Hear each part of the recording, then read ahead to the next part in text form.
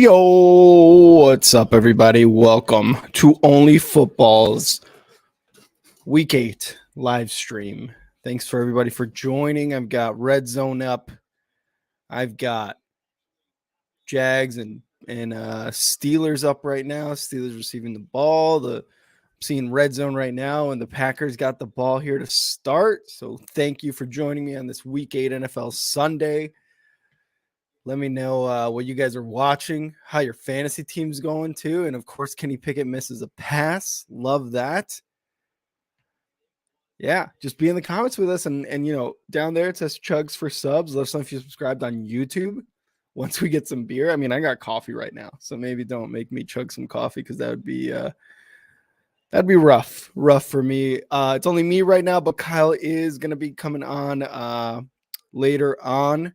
So it's going to be a party. It is going to be a party, but let me know what you guys are watching right now. We've got the ticker at the bottom. If I miss something on the ticker, if I miss a score or something, don't be afraid to let me know. I'm sure we're going to get a couple people in here.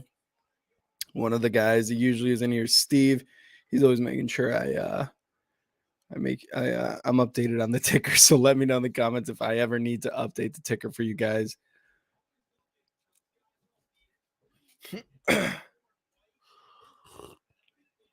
We got some good matchups right now. We've got, let's see, LA Rams, Cowboys, obviously Steelers, Jags. We had Packers, Vikings, NFC North showdown. Dak just got sacked. We got Miami, New England. Go, Kenny's trying to get out of it. Almost intercepted. Holy shit. I got Jalen Warren going for the Steelers right now. And that's it. Fairbairn for Carolina, or for Houston is a kicker.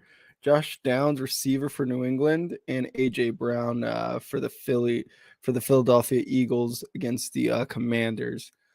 In fantasy football, let's see. It looks like the Steelers are punting.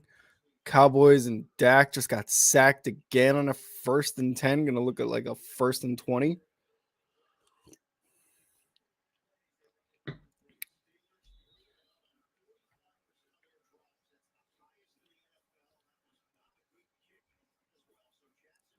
Here comes Trevor Lawrence out for the Jags. See if they can do much better on offense. God damn it.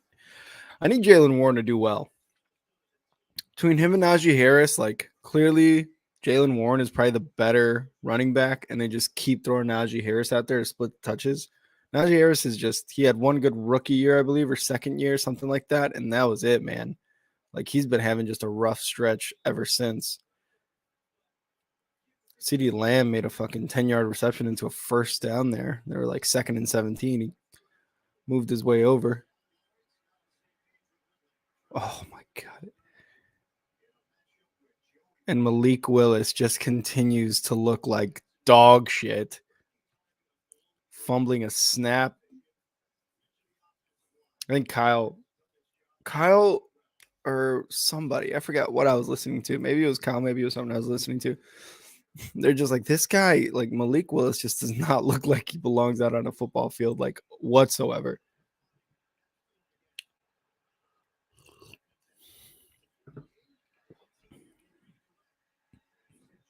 Oh, Zach Wilson just got sacked, stripped. Giants recovered. There's a flag, but it looks like that's it. Like, it's a fumble.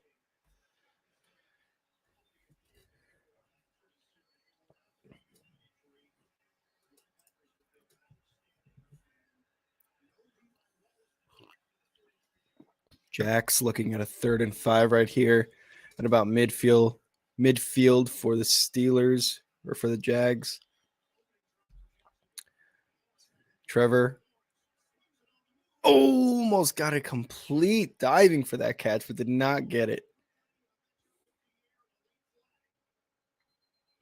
And we got Jinja in the chat. Jinja, what's up, man? Got my little holiday mug. Have a knife day. Little mic action. Hopefully you guys like it. Had a Halloween party last night, so that was fun. That's why my voice is probably a little crazy right now, a little not as not as loud as I usually am. Let's see, 3rd and 4 for the Giants inside the 13 yard line right now, the Jets. See Tyrod Taylor looking. He's throwing long. Almost completed there in the end zone for a touchdown. Giants are looking at 4-4 there. All right, Jacksonville made the first down, so they're going down at the 34-yard line of the Steelers. Travis Etienne with the ball, moving right. Oh, he's getting some good yards there. Got about 7. And it looks like Desmond Ridder and the Falcons are driving down the field. I can't remember who I picked in this game. Got to double check because both of these teams are just terrible. I picked Titans. Yeah, I was like Titans, I guess. I don't even know. If I had known Malik Willis was fucking starting a quarterback, I wouldn't have picked the Titans. And the Falcons are in the red zone. They're at the 11-yard line. Oh, and Trevor Lawrence just got sacked. Oh, no, Travis Etienne. Sorry, just got a loss. Dolphins are moving down the field right now for the Patriots.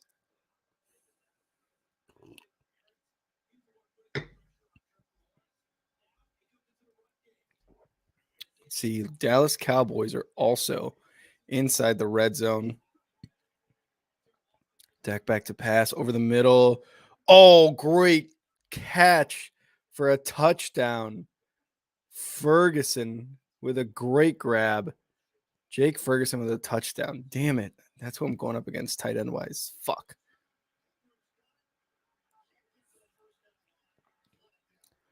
Right over the middle, right over the linebacker of the Rams. That was a great throw by Dak. If you guys are watching that was a great throw by Dak. And if they get the kick, we will update the ticker. Desmond Ridder inside the 10-yard line. So you're going to throw it off. It looks like Cordero passing. Oh, he's going to pass it. Oh, he just overthrew it. I don't know if that was Cordero Patterson or not, but that looked rough.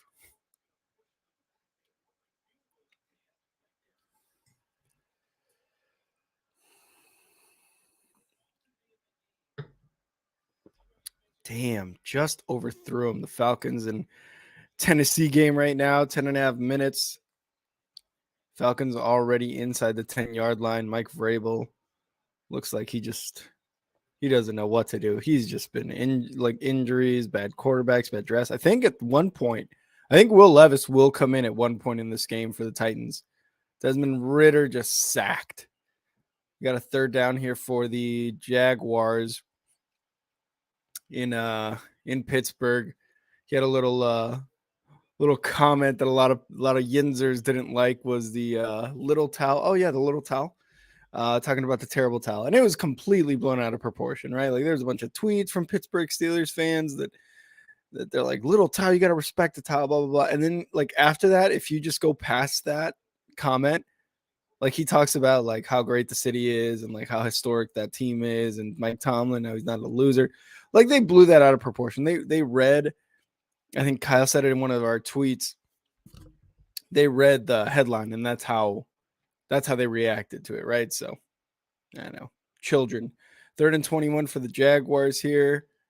Going to go over the middle, try to get a few yards. They get to about the 31-yard line, and it looks like Jacksonville might just try to go for a field goal here. And we got some updates. Let me update you guys right now. It's going to be 3-0 Giants. So the Giants get a field goal. Let's see where the Giants. There we go. Giants got a field goal. The Falcons also got a field goal. Dallas Cowboys did get that touchdown and are up 7-0. And that kick was good for Jacksonville, so they are now up 3-0 on Pittsburgh. On the Yinzes. Make sure I got Jacksonville, Giants, Falcons, and Dallas Cowboys. There we go. We are update on the ticker here. All right, finally some Philadelphia Eagles offense. I've got AJ Brown. I need another like 125-yard game from him. That would be sick. They're going to start deep in their own territory at about their 11-yard line. Boston Scott. That was a 2nd and 7 there, actually.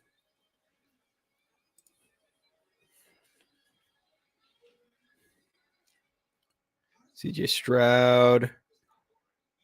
Great first down run by him. I need the Panthers to stay winless. I really do need them to stay winless. I don't need them to get their first win until maybe like week 12, week 13, something like that. Because that'd be great. Let's see. The Colts are in the red zone right now. Josh Downs. I got Josh Downs. I need him to score. That'd be nice.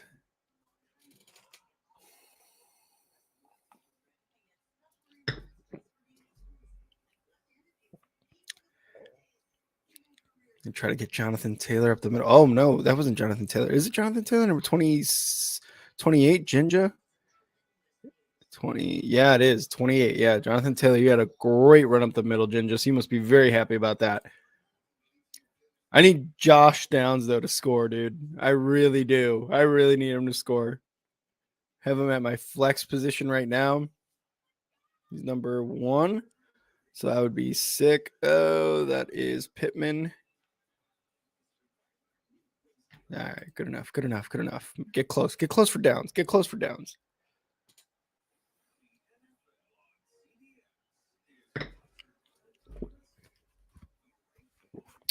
Whew. Zach Wilson, man, he's already gotten strip sacked. He's already like they're putting a lot of pressure on him. This Giants defense.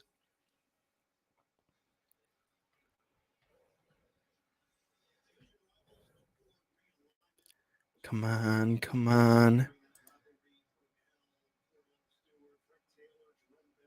Get that first down, Pittman. God damn it. Colts are probably going to go for a field goal here. I don't think they made that 3rd down.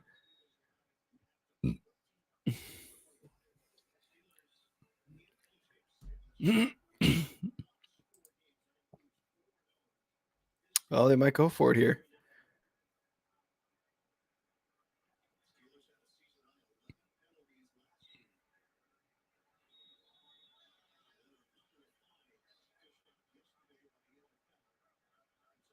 Fourth and 1. The Colts may just try to. Yeah, looks like they're going to take the delay of game here and go for the field goal. They look like they're going for the tush push. I don't think Gardner Minshew was going for that.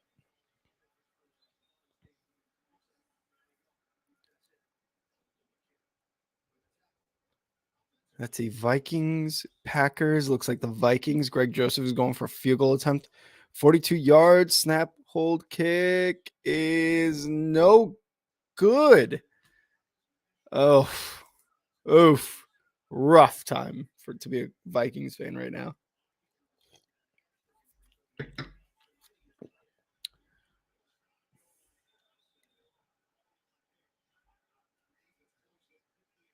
Colts do get the field goal. Ginger, Colts are up.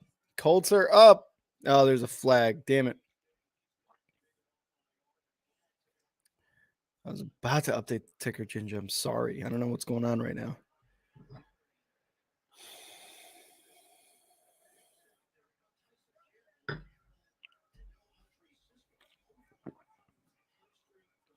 This be a first down for the Colts. Minshew's putting his helmet back on.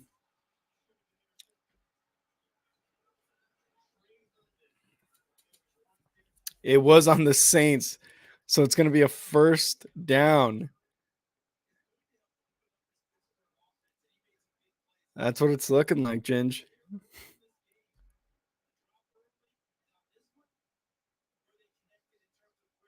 Wonder what happened. I didn't really get to see what the call was, but it's going to be a first down. 440 penalty yards entering week 8 for the New Orleans Saints. That is the most in the NFL right now. And Jags get the ball back here on a punt. They're at about their own 33-yard line. Let's see if the Colts can do something, Ginge. I would like downs, but let's see if they can do something here. Oh, it's going to be Pittman. Dive for touchdown. Touchdown, Pittman Jr. Touchdown, Pittman Jr. There you go. We're going to update the ticker here after the PAT. But yeah, like you said, Jen, we need to capitalize. They did. They were able to get a touchdown. The Colts got the touchdown. Great job. Great job on that call. Looks like the Rams are inside the red zone now. I'm going to update the tickers as soon as the kick goes through.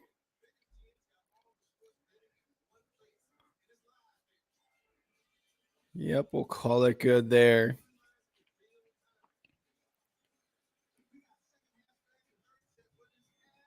All right, let's update the ticker. Indianapolis Colts are up 7-0. Where are they? There you go.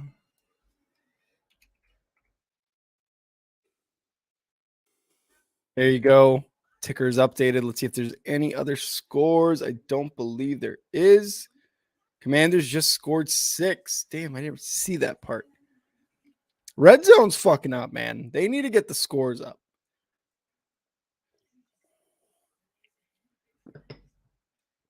How are you going to let me be the one to find out about scores? Terry McLaurin for a touchdown from Sam Howell. Guess they're waiting on the kick here to see what the deal is. Are you talking Ginger? Are you talking about Pittman Jr.? Because he's somebody that I feel like, you know, like as a Bears fan, I probably would have wanted him last year. You know, the Colts had given him up in a trade, you know, for the number 1 pick. Commanders did just get 7 points. Wow, Sam Howell, a little touchdown to Scary Terry.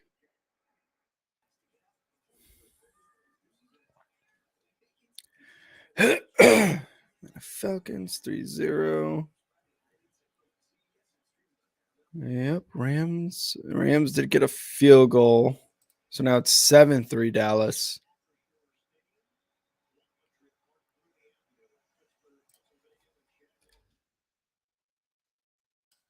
There you go. Ticker seems to be updated right now.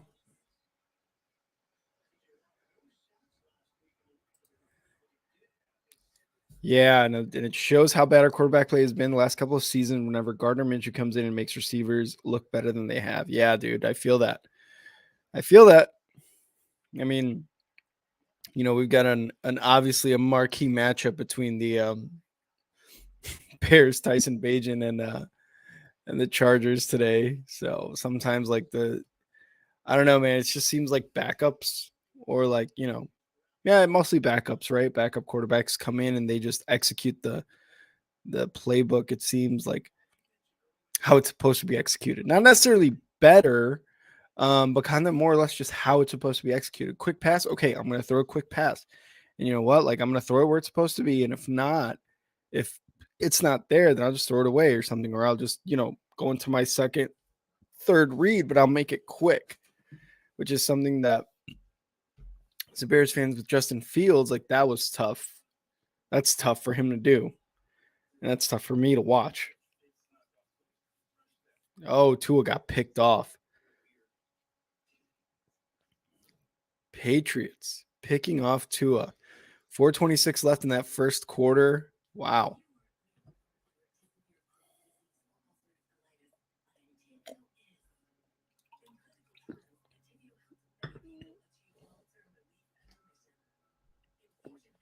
So the Patriots are going to start at the 30-yard line of the Dolphins.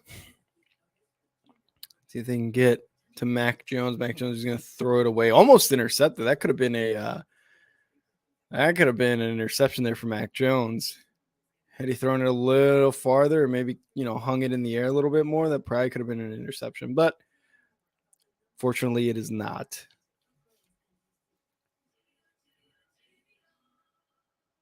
So that's what's going on here in New England and in Miami. I wonder, man, I picked Miami, and it was kind of like, it seems like the obvious answer, but Kyle and I have said it before, this season has just been completely up and down every week. No matter what you expect to happen is not going to happen. Obviously, until the first 5 weeks, you would always pick the 49ers to win.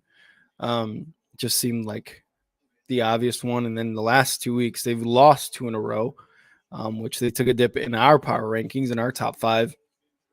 So, yeah, man, this NFL week is weird. It's just hard to predict anything now. And the Saints get into about the 40-yard line of the Colts. Let's see, back to Patriots, Dolphins. Patriots over the middle, Mac Jones, touchdown pass. Is that Bourne? Bourne, he's becoming a great offensive weapon for the Patriots right now. Maybe the wide receiver they need. Kendrick Bourne, wow. After that interception of Tua, the Patriots are able to score. Mike McDaniel's looking down at his play sheet like, that's not what we drew up. That is not what we drew up. We were not supposed to give it up, and they were not supposed to score. See, they're going to 3rd and 1 to Zach Wilson and the Jets against the Giants. Let's see what happens here. We're going to hand it off, and no good. It's going to be a 4th and 1 on a 2nd and 17 here in Jacksonville or in Pittsburgh. Trevor Lawrence gets about 10 yards for a 3rd and manageable.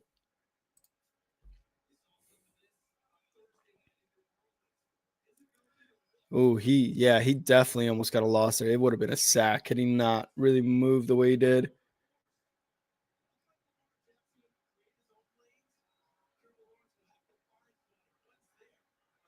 Yep, we got to update the ticker for the Patriots score here.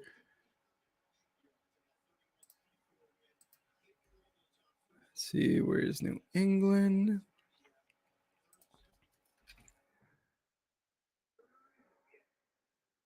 Oh, and the Jacksonville Jaguars are in Pittsburgh territory right now at about their 39-yard line. Just want to make sure I got all the scores updated, and they are. Ticker is updated, everybody. So at the bottom of your screen, check out that ticker. And if there's anything wrong with it, let me know, because sometimes I do fuck up.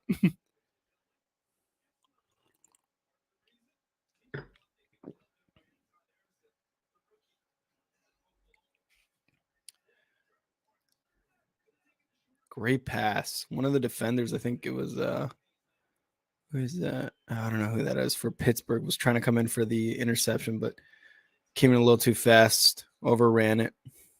Oh, Minkah Fitzpatrick is out right now for the Steelers. He had an injury in the first quarter. Alvin Kamara up the middle, touchdown Saints. Touchdown Saints. Alvin Kamara with a pass over the middle. Takes it all the way into the end zone. Ginger, I'm sorry. Dennis Allen, that's all you got to do, man. That's your best fucking guy on the field right now for the Saints, is give it to Alvin Kamara. 2nd and 10 here from the 39 of Steelers. Our Jags, and it gets knocked away. Was that Watt? Yeah, Watt was there.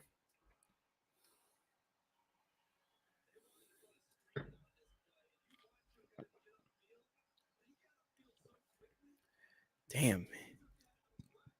He made that move from the right side. All right, let's go. Eagles, come on. 3rd and 7 here. AJ Brown, give it AJ Brown, give it AJ Brown, give it AJ Brown, give it AJ Brown, give it AJ Brown. He's running. And Jalen Hurts is going to take it for a 1st down. All right, back to Jags. Steelers, 3rd and 10. Trevor Lawrence going for it here. Great pass to the right side of the field. Not enough, about 8 yards to Evan Ingram. Jags are up 3-0 right now. 6:20 left in the first quarter. I think they keep the lead. I don't see them losing the lead. against Pittsburgh, really.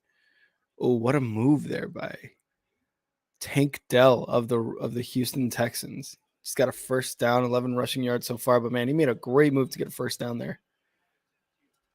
McManus for the Jags for another field goal is good. Now we got to update the ticker one more time for the Jags. Let's go. 6-0 Jags up right now on the Stillers. On the Stillers.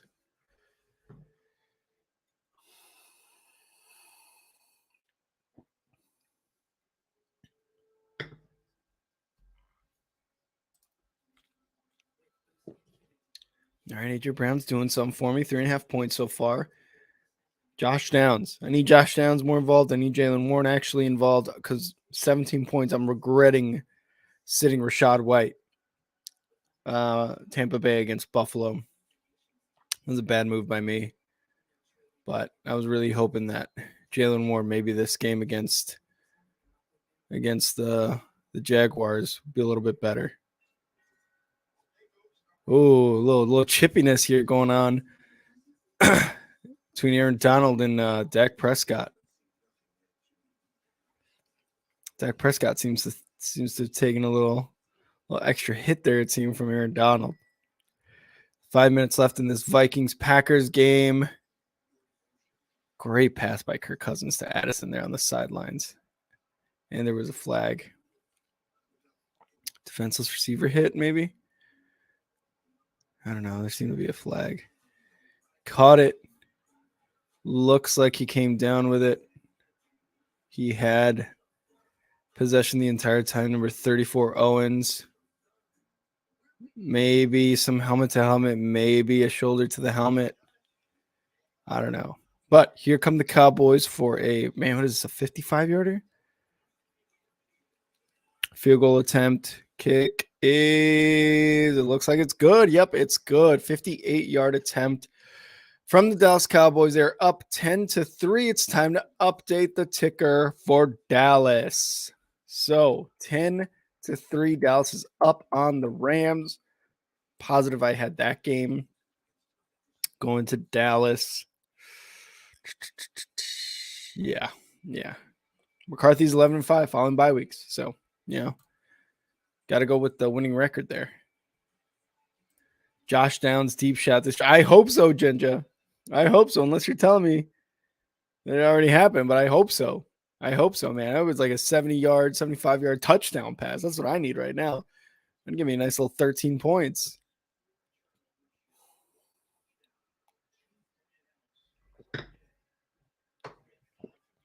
Oh, I think Will Levis is in for the Titans, and the Titans score.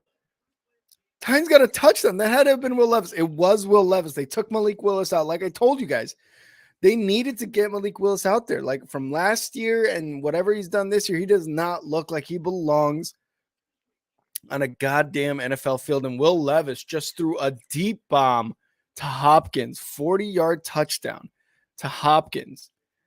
And Hopkins looked like maybe he may have done a little extra there, some laundry maybe, trying to get out of the way.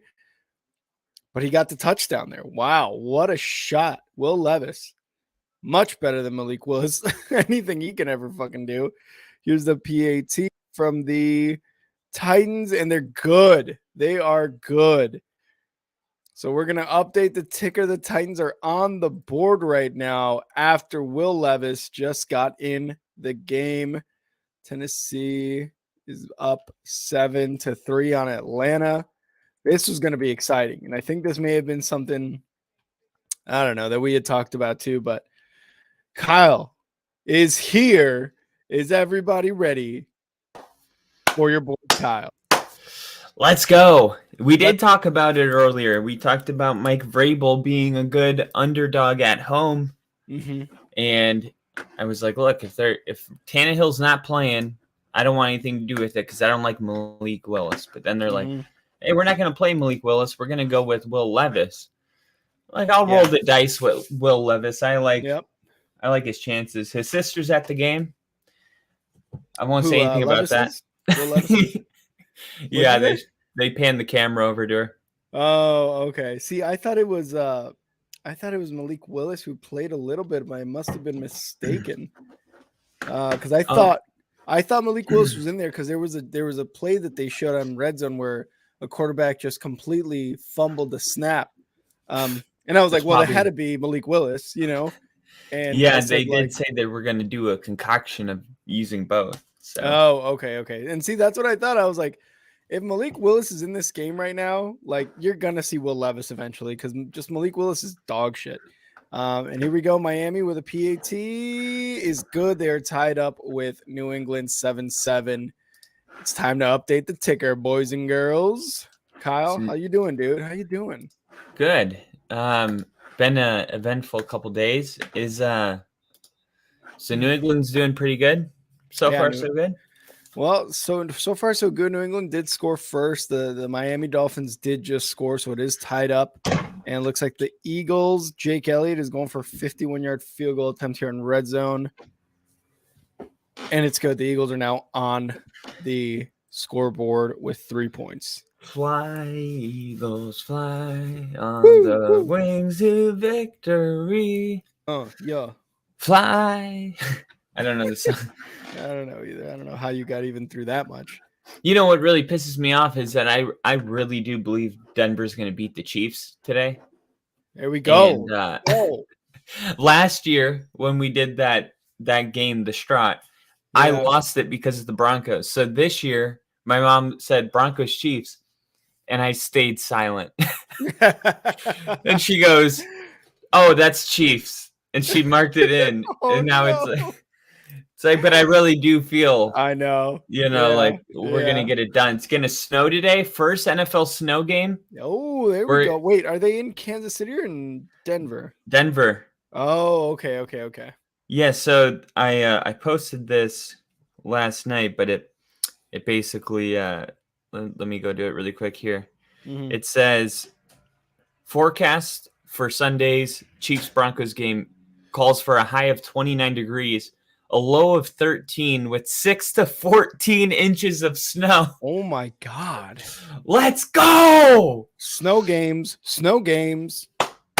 Yeah, I'm so fucking fired up. And then I was like, man, it'd be funny if the Broncos ruined it again, but in the opposite way they did last year. But in the snow this time. We got E-Dub in the chat. E-Dub, what's up? Welcome to the stream. Ginger says, what's up, E-Dub? What's up, Kyle? Oh, man. Good to see you, Ginger. Hope you had a good work week. Hope you're getting some rest. Just laying in the couch, watching some football. And I think the Cowboys just got an interception, a pick six. The Dolphins? Fuck. No, the Dallas Cowboys are up 17-3 now on the Rams. 17-3. Yeah. Let me take a look. Ooh, I'm watching the Titans game right now. Oh, really? Yeah. Because I'm in Tennessee, so I guess locally. Yes, of course. I got Jags Steelers on right now, and I got some red zone. So let us know what games you guys were watching in the comments. And of course, if you guys look at the bottom, chugs for subs. I've got coffee right now, but eventually I will move to alcohol.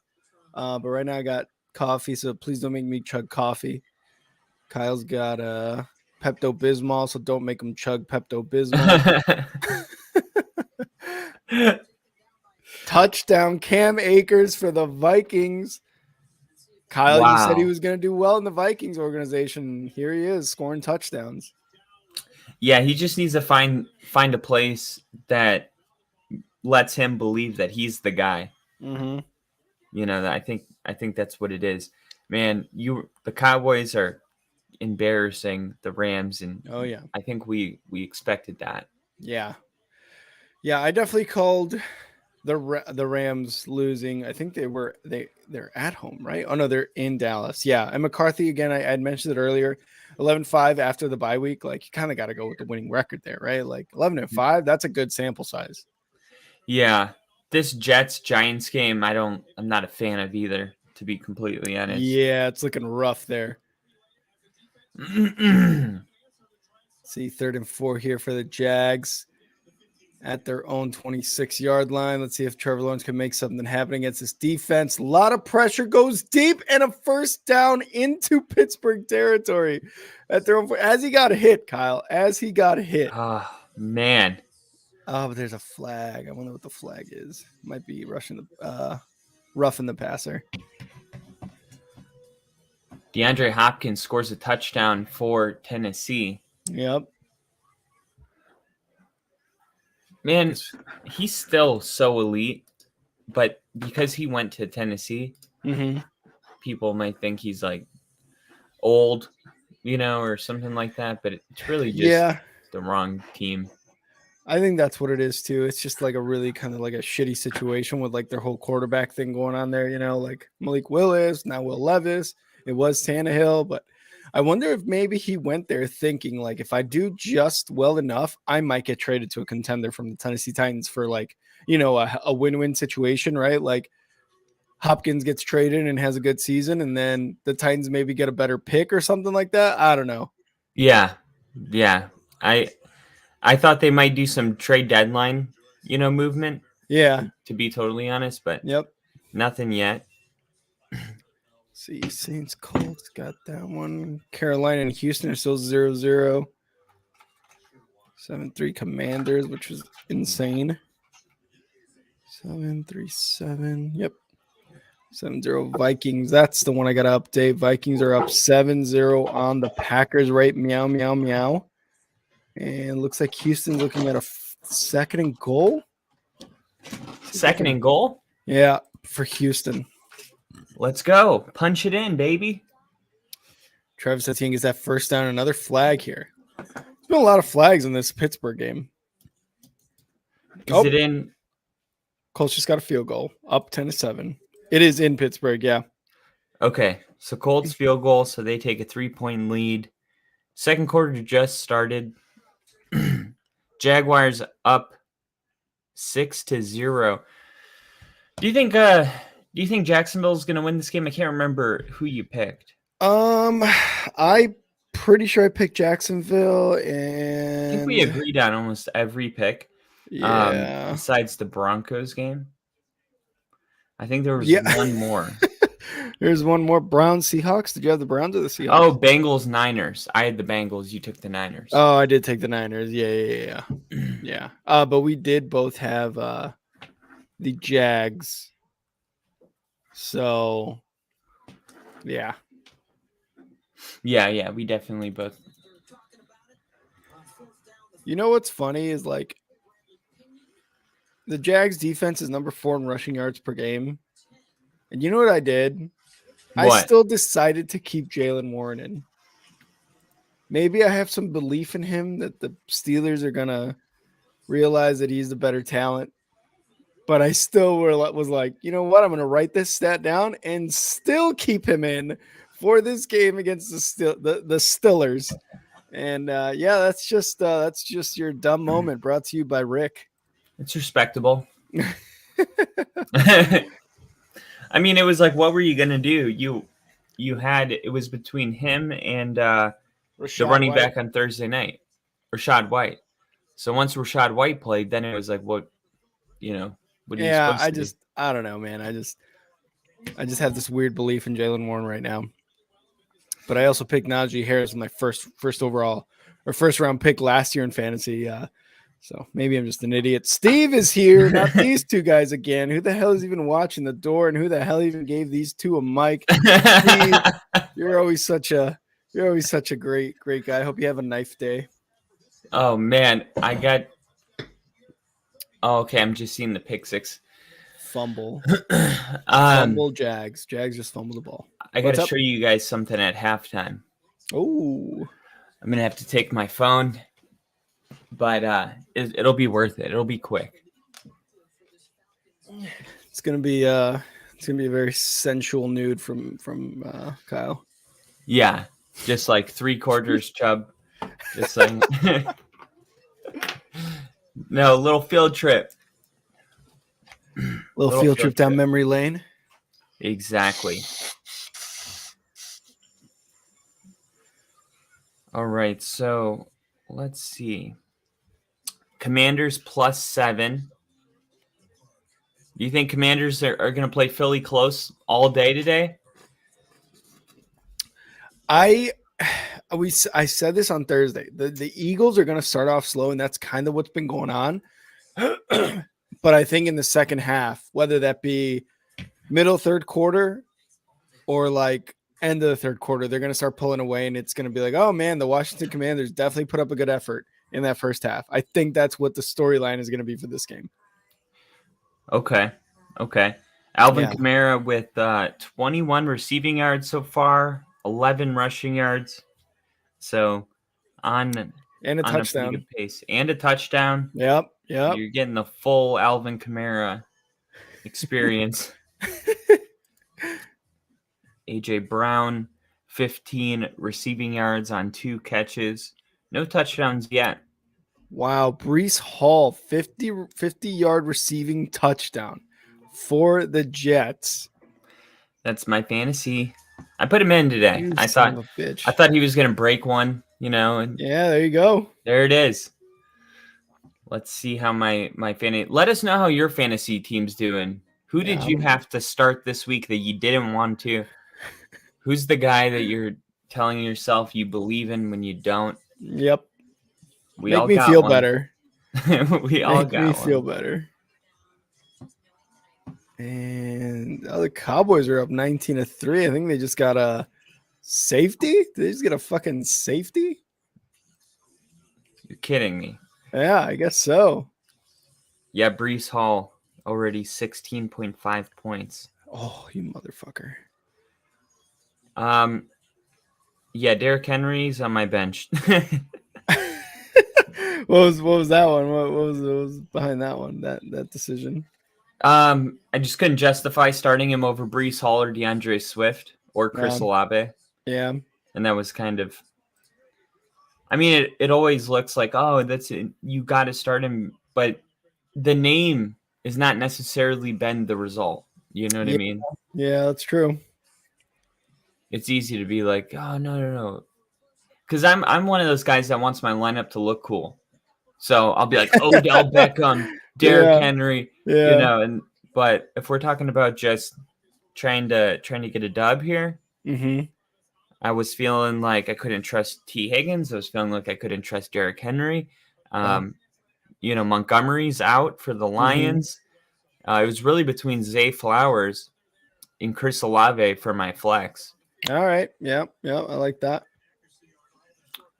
And then, Mike Evans already played, and he got me 13 points. A long touchdown kind of saved the day at the end there. See who you're playing. Forget who I'm playing. Oh, man. Yeah, I'm getting fucking smoked right now. Oh, well, he had Josh Allen play already. So. Yeah. So, I mean, I still have Lamar. I still got Lamar. I still got Joe Mixon going. So, I really need those two to have a day today.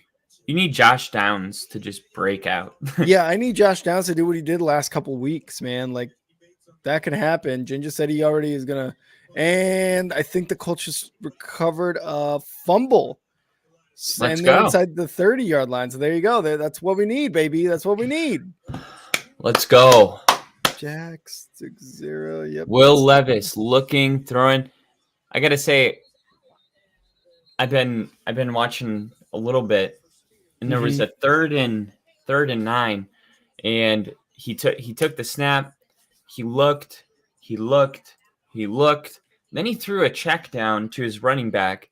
That was a very hard throw. The sideline to sideline's 50 yards. So I mean, but he threw that ball so hard, and it was 2 yards short of a third down. But the speed he went through his reads and the ball that he delivered just looked like he belonged in the NFL. Yeah. It just had that look, this guy doesn't look like a rookie. Trying to throw a screen on 3rd and 12 to get the first down, and they're going to end up getting 10. So Tennessee's struggling to stay out of that 3rd and long range, and then on 3rd down, they're getting most of it back, but having to punt on 4th and short. Yeah, and I think when they picked Will Levis, I was like, oh, man, this is it. They're not going to think They're no longer gonna even like have Malik Willis as a second stringer to Tannehill anymore. And we saw how that went, but I was like, there's no way, right? Like, there's no way. They picked this guy. I think he was what? Was he like a top 15-ish pick? If I'm not Downs. mistaken. No, Will Levis. He was supposed to be like a top 3 pick, and Yeah, he but fell all the way to day 2. oh, it was day 2 he fell down to. Wow. Wow. So Yeah. they may have gotten some good value here if he's, able to continue doing what he's doing so far in this game. I mean, he already threw like a 40-yard touchdown pass, and you've already described what he was doing that check down. So, Yeah, I mean, the punter maybe they found their guy. The punter for Tennessee is like all pro. I didn't realize how good he was. He pins him back again. Ooh. I think they're on the 3-yard line. So Panthers threatening to score inside the point of no return. And they're going for it. Dolphins are going for it here on 4th and 4. Tua Tagovailoa up the middle for a first down. Second quarter with 9:40 left in that game. Let's see if the Panthers could get it in for a score. He may have broke the plane there with the ball. Who was that? Is that Chuba Hubbard? Maybe. I'm out of here. I'm going to the Jacksonville game. Oh yeah. I'm just more interested in it than the Titans game. Yeah, that's true. Here we go. This game, I really think's coming down. This game's going to come down to the end. Jags, Steelers. Yeah, I could see that. I think the Titans game will too. But what's the better game? True. Oh my God! On 3rd and goal, the Texans defense stops the the Carolina Panthers. That's some good defense right there at the goal line. Man, the Texans defensively been so surprising. They really have. AJ Brown going against the Commanders. The Commanders are up 14-3, by the way. Yep. It's looking rough. I think who was it? You or was it Bill who said that? Like, for some reason, the Commanders always seem to have the Eagles' number, right? Like, they were their first loss last season, and it just seems like every single time they play, it's just a tough one for the Eagles to get through the Commanders. Yeah, I think the Eagles will make it a game. They're probably a couple big plays away from making it 10-14, and it just may be a high-scoring game. Mm-hmm. This one is in DC, so you got the crowd into it. True, and all that's going on. So 1st and goal for the Colts here. Come on, Downs over the middle, No. Stop them, Saints. Stop them. Okay. Ginger, I want them to score. Don't get me wrong. I just want it to be Josh Downs. Please, God. And Miami's already inside the hot zone trying to score here after that Waddle reception. If you're I hope you guys enjoyed football yesterday. We get to see the Georgia-Florida game. Growing up in Jacksonville, that's a historical game. Every single year they play it between Athens and Gainesville, which is Jacksonville, and wow, it's a hostile environment. Just a bunch of racist people just trying to kill each other over who's the bigger racist. Oh my God! And that was Florida, University of Florida versus Georgia. Georgia, Florida, yeah. Oh, okay. Yeah, they play once a year. And they always play in Jacksonville. And it's like just shootings and stabbings and fucking wild shit. Yeah, sounds like Jacksonville. Yeah. Murder capital of Florida. Dude! Ball! If you guys ever go down to Jacksonville and you've ever been to another big city-ish, and you've ever been to that big city's downtown, when you go to Jacksonville downtown area, that is like a ghost town. Like, honestly, like, you don't expect that. When I went down there, Kyle and I were down there for some time during the Navy. I I remember going to that downtown and being like, wait, it's like 7 p.m. and there's like nothing going on right now. What the fuck? But it's just it's like a ghost town, really. Yeah. And in a lot of places, how does the saying go? If you're outside and no one else is, then you're not supposed to be outside. That's a good way to put that. It's like, yep, you know what? Get back in the car. Let's get the fuck out of here. Jacksonville with the ball right now. ETN up the middle. Some weather playing a factor here in Pittsburgh. Looks like a light mist, but just enough to keep the ball wet. Colts scored, Ginger. Colts are up 17-7 on the Saints. Colts up 17-7. I had the Saints on this one. I think we both had the Saints in this game. Yeah, it's interesting because so close. I was trying to see. I'm like, okay, did I fucking the Saints, dude? What? They're just fucking it all up right now. Mm-hmm. I'm happy for Ginger. But it's $100K.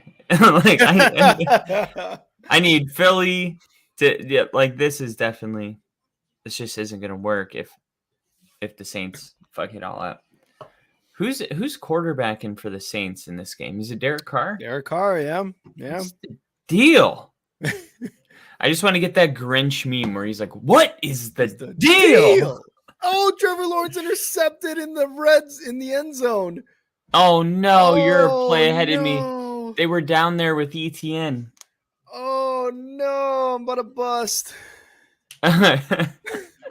Jesus Christ. He threw it in a triple coverage. What are you doing? What is the deal? What is the deal?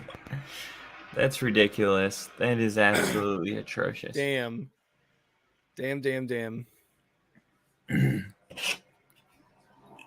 Kyle, what did he do there? Why did he do that? Why? I have no idea. I'm watching it right now. Here he is looking, trying to throw it off his back foot. I think this is definitely miscommunication between Ridley and Trevor Lawrence because Lawrence threw it like right before he broke. Yeah. But he wasn't. That was just bad. Yeah, that was rough, dude. That was rough. Minnesota up 10 points on the Packers. Let's go, baby. AJ Brown in the red zone. Let's go. Hey, Ginger's on your side, guy. He said, I would definitely take you winning the money over a meaningless W, any W in the regular season, probably even the postseason. Appreciate that, Ginger. We appreciate you. Yeah, by the way, if I win, you win. Because if I win $100,000, the first thing I'm doing is giving OGs a stack. There you go. Ginger's like, yeah, I'll definitely take the stack over a dub any day because it's a dub regardless. All right, so we do got our 4:00 games. I'm super excited for. I'm really excited for the 49ers, Bengals, and the Broncos, Chiefs, and the Browns, Seahawks. 100%. Wonder which games I'm gonna get for the later slate. Let's see. I got Bengals, 49ers to look forward to. And that might be the only game I got in the late slate other than, red zone. That might be the only that looks to be the only game I got. Yeah. I wonder, I guess I should probably play the Colts game too, because I'm really curious about that one. Like, are the Colts game? Yeah. It's like, are the Colts driving with the football? Where are they at on the field? They're dead. Are they dead? Well, they did just score, so it's going to be Saints ball here in a bit. Oh, there we go. We got a touchdown. Yeah. We got a touchdown. Who scored? I think it was Taylor, I believe. Ginger, who scored? Who scored for the Colts? CeeDee Lamb scored for the Cowboys. CD's nuts. Whoa, Kyle, this is a PG show. What are you doing? Sorry. You dumb fuck. Oh, man. Damn, that was a dumb interception by Lauren. Sorry, I'm just still kind of like, what were you doing there, dude? It was so dumb. Yeah, let's see. I'm gonna check the games here if I have to update any of the tickers so far, and I will do that. Okay. 7-17 Saints Colts, 10-0 Packers Vikings, Texans 7 Panthers 0. We got Philly 3 Commanders 14, Jags 6 Steelers 0, and the Cowboys 26 Rams 3. Nice. And looks like we're back in Lucas Oil. Saints with the ball after the touchdown.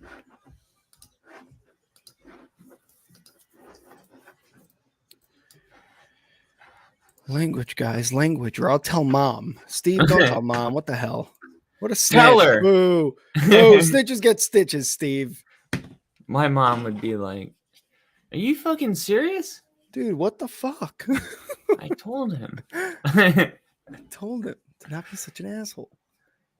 Hill. Oh, pass interference on the Jags. The Steelers are going to get a first down and get into like midfield.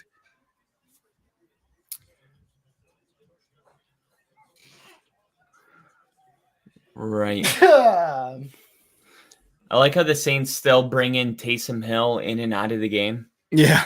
They're like, yeah, we got him. We're going to keep rolling with this guy. See if the Dolphins can score. Oh, great pass by Tua, but unfortunately, no, he cannot get it. So that is a 2nd and goal now for the Dolphins. Ooh, trying to get 14 points. There's a goal situation going on right now. 2nd and goal, baby. Oh, and Dallas are at the 10-yard line again. Intercepted inside the red zone is Dak Prescott, and he's always good for one of those. Interception off a tipped pass. He was about to score again.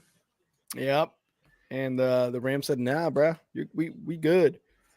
Is there a defensive touchdown scored in the Cowboys game? Yes, there was. No. I think it was a safety. Dolphins just scored. Cedric Wilson Jr. with a touchdown reception. Okay. Because I'm looking at this and I'm like. You're looking at the score? Yeah, I'm like, how did they even get the ball that many times? Yeah. You know, how did they have 26 points already? Yeah. It's just kind of rare. Yeah, so one, it was obviously the safety, right? And then they punt it to get it back, and then I think they scored on that drive after the punt. Derek Carr taking a shot downfield. It's going to be caught, and it's going to be Chris Olave with the reception. That's going to bring the Saints into the red zone. Oh, wow. Let's see, 40, 30. Okay, so it's not. It's going to take him to the 28, but this next play will take him in the red zone because Fantasy Football just told me that Chris Olave is in the red zone. Don't you love just like being not at the same time with everything else? No, I can't stand it. Let's see if Pittsburgh can get something going here because I definitely need some more points from Jaylen Warren.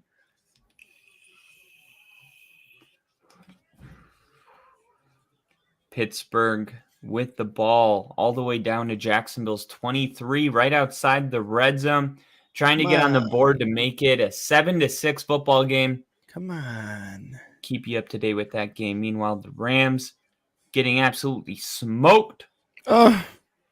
Indianapolis plus 1 point right now. They are, way ahead of me. Touchdown. What's that? Saints. I'll just say it. The Saints scored a touchdown. It's a big play, whatever happened, because I'm telling you, I'm still on like the 20.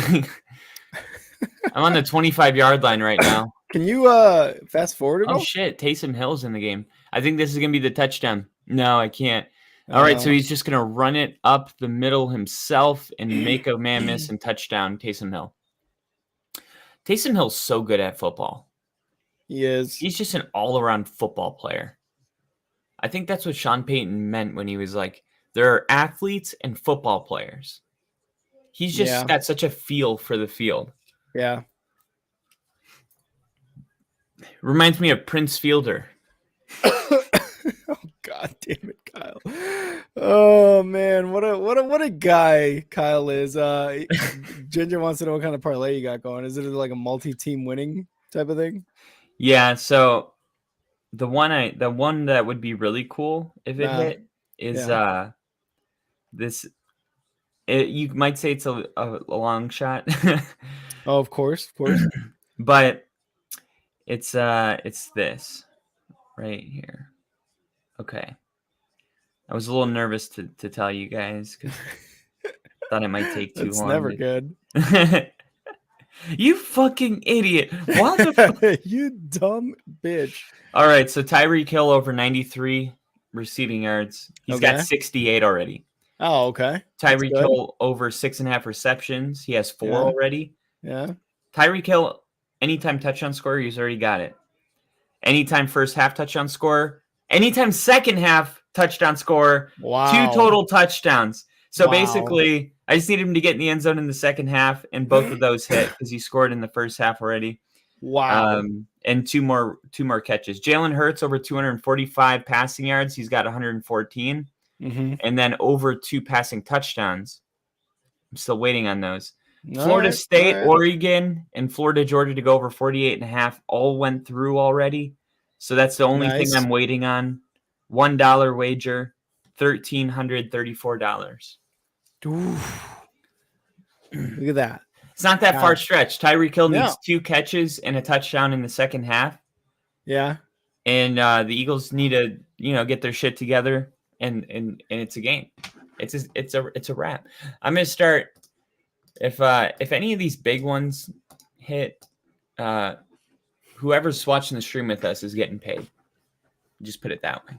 Oh, Steve Ginger. We'll see. Dude, I'm so glad I put in Dalton Kincaid for my tight end because Waller was just rolled out for the rest of the game and he's only had 1.4 points. Oh, of course. I know I'm not like over here being like, oh, thank God, thank God. But no, I know what you mean though. It's just like, I mean, need a win. Yeah, like no one ever means that. Yeah. It's when you get to like that situation we got into. I think what were we watching Thursday Night Football when it was like a player had scored a touchdown and had gotten like maybe like 14 points and he got hurt and it's like, well, at least I got my 14 point. You know what I mean? Like it's not that situation. Yeah. But yeah.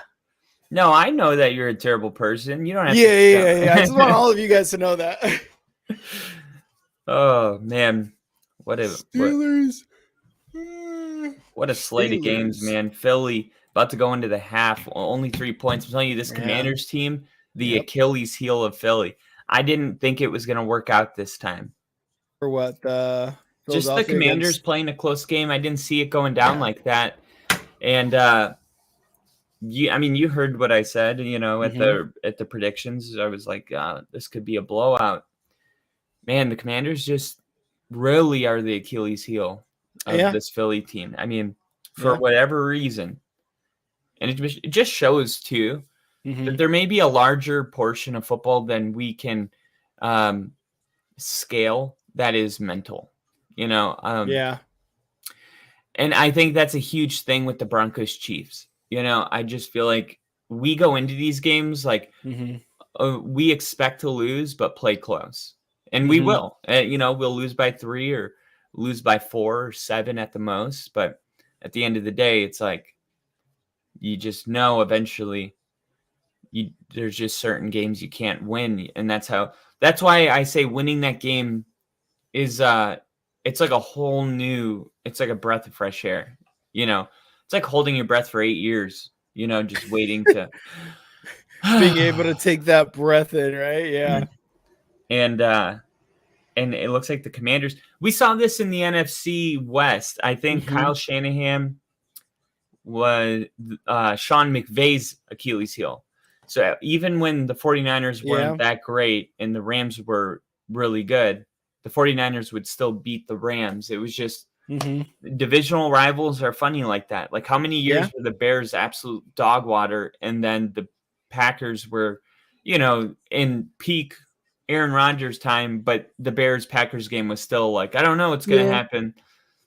Like we think the Packers are going to win, but the divisional rivalries are always such an unknown. They're in just the NFL. insanity. Yeah. And we've said this a lot too, like on this show is like, oh yeah, this team versus this team sucks. This team's good, but they're in the same division. And yet they know each other that much better versus like once every 4 years type of opponent, right? Like you played these guys twice every single year. You are definitely going to get to know them a lot better. So yeah, they play them hard. And like you said, it's going into the end of the first half and we don't know what's going to happen with the Eagles, but right now it's looking a little rough for the Eagles. It is. And I'm trying to see right now. It looks like hold Titans the phone. just scored. Did they? Yeah, another DeAndre Hopkins touchdown. Good for DeAndre Hopkins. Yeah. Somebody that was working close with the Titans facility, they did a game in London and they got to sit down with DeAndre Hopkins and he was talking about how what I was talking about earlier, when you go to a team and it just seems like, oh, he's kind of on the downslope of his career. Do you know DeAndre Hopkins is running faster, like miles per hour, as he ever has in his entire career? Like this guy is, this season, because of the work he does in the offseason, the way he keeps his body in shape. Yeah. Like DeAndre Hopkins is truly in his prime right now, but it is being completely wasted by Tennessee. I mean, he's got 2 touchdowns today, so it's not a great time to tell this story, but how this year's gone. Overall. Yeah, exactly. Yeah. So, I think he's got a lot of football left in him, and that's why I was kind of hoping maybe they would even trade him before the deadline to a contender. I want to see that guy win a ring. Yeah, because I did see something earlier this week, I believe, about just not getting the right offers for like Derrick Henry and Hopkins, that the Titans would pull the trigger on any sort of trades. So right now it doesn't look like anything's going to happen. But of course, I mean, the trade deadline is until Tuesday at like 4 p.m. Eastern or something like that. So there's still time. There's still time for things to happen. There's still time. The Titans organization came out yesterday and said that Derrick Henry's not on the market. Oh, okay. Then maybe it was just Hopkins then that I saw. I thought it was also Henry. I'll double check again. Yeah. But they've been saying that, for 3 years now. All right. Let's see. Jags have the ball right now. Yeah. Dallas over the middle. The Titans have Rams territory. Sorry. The Titans have informed running back Derrick Henry that he will not be traded despite inquiries from other teams. Period. There you go. You heard it here first. You heard it here first from another source. On Only Football. Let's see. The Panthers are threatening to score again. Bryce Young looking for someone to get it to. Touchdown, Panthers. They finally get on the board here. Last team to get on the board. Oh, no, wait. That's the Packers. The Packers are still scoreless. No, the Panthers' last team, though, this season to finally get in the end zone. This is the Panthers' first touchdown of the year. Came at week 8. Let's give it up. Yeah, let's give it up. Bryce Young, first touchdown. Could you imagine, dude? That would be so rough. Yeah, that was my life last year. Yeah, so if you're a Panthers fan, Kyle knows exactly what you're going through. Absolutely. Let's see. I think we're waiting for the PAT here. What do you think about Vegas? Would you ever live in Vegas, Rick? Oof, I don't know, man. What if Barstool sponsored us and they were like, we want you to shoot your podcast out of our casino? Yes. But here's the catch. You have to live in the penthouse. Oh, 100%. 100%. I don't think the wife would be too angry about that either. So I think I could I think meet we'd you be in the good. lobby. We'd run past each other all the time. Yeah, Oh, what's yeah. up, buddy? Kyle would be up for 6 to 10 days straight just on the slot machine. Brrrr, ding, brrrr, ding, brrrr, ding, and I'd be like eating. I'd be at the fucking all you can eat buffets with all the shrimp cocktails. Like it'd be a great It'd time. be a great time. I'd probably just be in the sports book staring at the numbers, We would get waiting for it to fat, calculate. lose money, just like Oh bags no, in our eyes, but we'd be happy. I see. I look at it differently. I say we take some of our salary and we get Yeah. personal trainers to come wake our asses up. And Oh, see, there you go. There's one way. There's You one know. way. See, Kyle already knows. Kyle's got I already got a fucking plan for that. answers. I'm Yeah, not he's gonna got let us leave. I'm not gonna leave us up to our own vices. We'll die. we will die. Oh, Kyle's like, no. We will die. It is 100% correct. We will die. So we cannot do that. In all seriousness, I used to bartend at a place called the Rec Room in Miami, and I worked with 4 people. And basically, this was like a real ratchet like hip hop where people could smoke cigs inside and twerk on each other. Loved it. And I joined the Navy because I had to get away, Yeah. because it was too much partying. I had to get away. And one of the bartenders died when I was in Pensacola, and it was a huge deal. Like he was so big that they would always ask him. He was a famous cocktail guy, so they would always ask him. And I say cocktail guy. I could get way more into it, but if you're not in that world, it's like brand ambassador, all this stuff. Yeah. But I went out to a bar in Pensacola and I ordered a bottle of Dom Perignon, which was his favorite champagne. The bartender was like, "What's the occasion?" I said, "John Lemaire died." And he was like, "Oh, this is half price because I know John and John," like in Pensacola, a random bar in Pensacola. So then when I was, in Jacksonville, Richie, the other bartender, he died of heroin overdose. And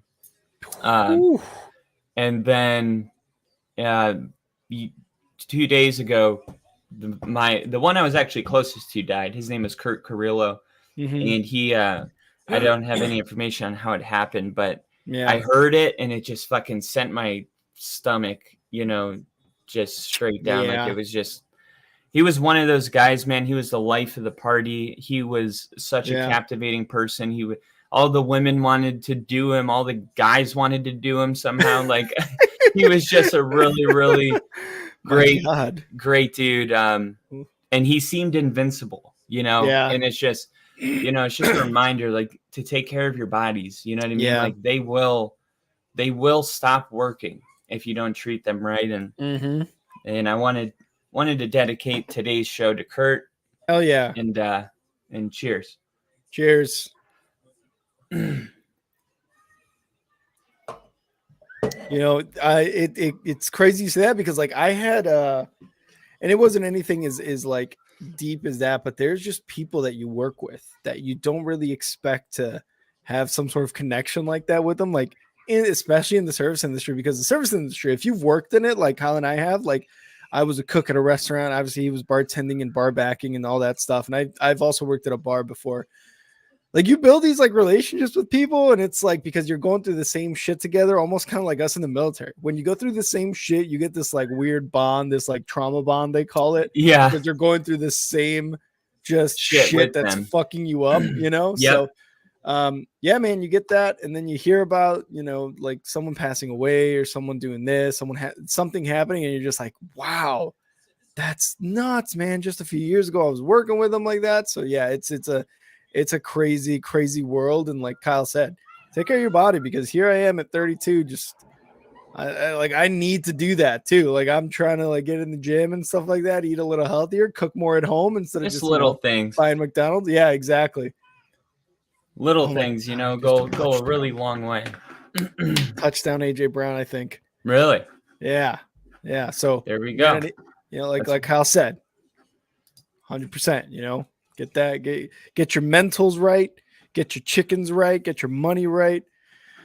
Yeah, service get it industry all right. is rough. And if you can't do it, find someone that can help you. Yeah, like Kyle and I. No, like a licensed therapist. Yeah. No, that's totally what I meant. That's totally what I meant. No, but we're here too. If you Yeah. always here. We are always here streaming football for your entertainment, and we hope you have a good time with us. Dude, a lot of scoring has happened. We just got one with the Eagles from AJ Brown, which was great for me because I got points, and I think a few other scores. So I'm gonna update the ticker here. And Kyle's gonna tell you a story. I don't know what it is, but Kyle, go ahead. Just on the spot like second. that. All right, I will tell you a quick story. There was an opportunity. So when I was 18, I was dating this girl that was 34. And she had a lot of money. She was really successful. She went to Villanova, super smart girl. And she got relocated to California. And the GMs of the hotel I was working at said I couldn't take a week off to go drive cross country. And this was like a once in a lifetime opportunity. And it was Kurt that fucking went through because he was the manager. He fucking slammed through and told them like that I am going on this trip. And you know, he fought that battle. Get a manager that fights for you. Nice. Get a manager that fights for you. We miss you, Kurt. We miss you. Yeah, man, I was like having such a rough couple days, and I was like, you know what? You know, that's not because you're thinking, oh, am I going to be able to be good enough to go on, you know, and do the football? But it's like, it's not so much. It's like, I need this. You know what I mean? Like, I really need that. Yeah. There's days. I was just going to say real quick, just kind of like go along with what you were just saying. There's days like, you know, from work and stuff, you get home and we start to get like Thursday night football, right? And then we start making our predictions, and then like Friday comes, and then all through Friday, I'm like, man, this week of NFL is going to be fucking sick, and I can't wait to watch it. I can't wait to be on the stream. Like, it's going to be great because, you know, that's how it is sometimes with some people. Like, you are very in tune with something, and you love it that it gets you excited for that thing, almost something like to look forward to. Exactly. You know, some people have like another thing for us was like Halloween decorating, you know, going to parties, dressing up, things like that, doing events. Like for my wife and I, like we love Halloween like that. We do that and we live for shit like that. But football every weekend, I'm just like, dude, this is gonna be a great week. So many games, this and that. So yeah, feel that. Absolutely. And I did something pretty cool here. You'll see in a second. Kyle's about to show us his balls.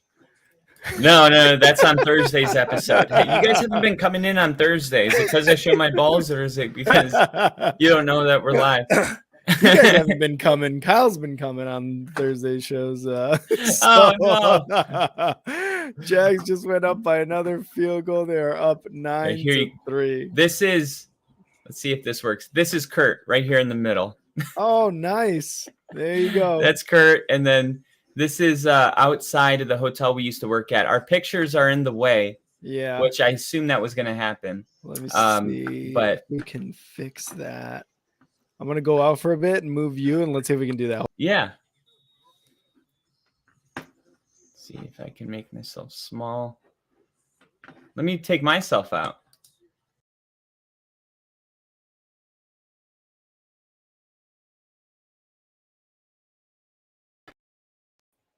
On the far right side, on the far right side, that was my brother. On the motorcycle right here, that was Richie. John Lemaire's the guy in the sunglasses in the back. You know, he was so big that Miami made a John Lemaire Day when he passed. His funeral, like the whole city, the mayor showed up. You know what I mean? Like it was such a big deal.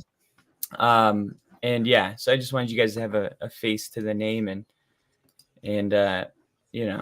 praying for the family and his brother, man, Luke. He's as close as I am to my brother. You know what I mean? Really? So like, that's just like, you know, I can't even imagine. Yeah, prayers up to that family. Hopefully they'll get better. But you know, when a loss happens, it's tough. It is. But every storm runs out of rain, you know? 100%. 100%. Jacksonville just got a field goal. They're kicking it back off with 1:04 left. Let's see if the Steelers I'm thinking they'll probably want to get a field goal, make it a 3-point game. But if they happen to get a big chunk play, they have one timeout. Maybe they could score a touchdown and go up 1 at the half. We'll see. George Pickens has not been a factor in this game. It's really been Deontay Johnson all day. Wow, good return Yeah. all the way to the 34-yard line. Who is Deontay Johnson. Yeah. The returner was Igwabuki. I'm probably saying the name wrong. I just reading it at this point. I never heard it. We don't do names here. We don't do names on Only Football. Remember that. Sometimes we do. When the Bears and Broncos are playing, we're great at names. Yes, that is the only time we can do that. Or if it's like, for example, like Tua Tagovailoa, like if he was just a nobody quarterback, we'd probably be like Tua Tagovailoa, you know what I mean? Like, unless they're big fucking names, you know, then we don't really do names. Kenny Pickett going no huddle right now. 45 seconds. Steelers already lined back up. Looking about 10 yards away from midfield. Has to roll out to his right. Keep the play alive. Throw it. It's a low ball. The ref's going to say it's they're going to talk about it. There's a flag on the play. They're going to say it's a catch. Ooh. 34 seconds. The clock is stopped because of the flag. I think he was down in bounds anyway, so we'll see if the clock resets after the penalty. Okay, so it's going to be holding on the defense. That's going to be declined. That was against Lloyd. Oh, well, they got the first down there, right? Yeah, they got the first down there. They got 34 seconds. They got one timeout. Oh, God. Come on. Maybe give it a warn somehow for a touchdown. Yeah, that's what they're thinking. Run the football. Hey, on a pass, he could catch the ball. Steve's saying not a fan of Titans wearing the Houston Oilers uniform. And I don't know if you guys saw this, but JJ Watt also said that. JJ Watt was like, no, it's a Houston Oilers, not the Tennessee Oilers like they are, but that's just who the team was before. You know, what can you do? Yeah, and there's a little scuffle going on out of bounds. Not a good time for Jacksonville because Kenny Pickett did just roll out to that field goal target line, ran out of bounds right at it. So they are in field goal range. Any kind of penalty here would make the field goal much easier. Wow. No penalties called. Both teams separated. 27 seconds left.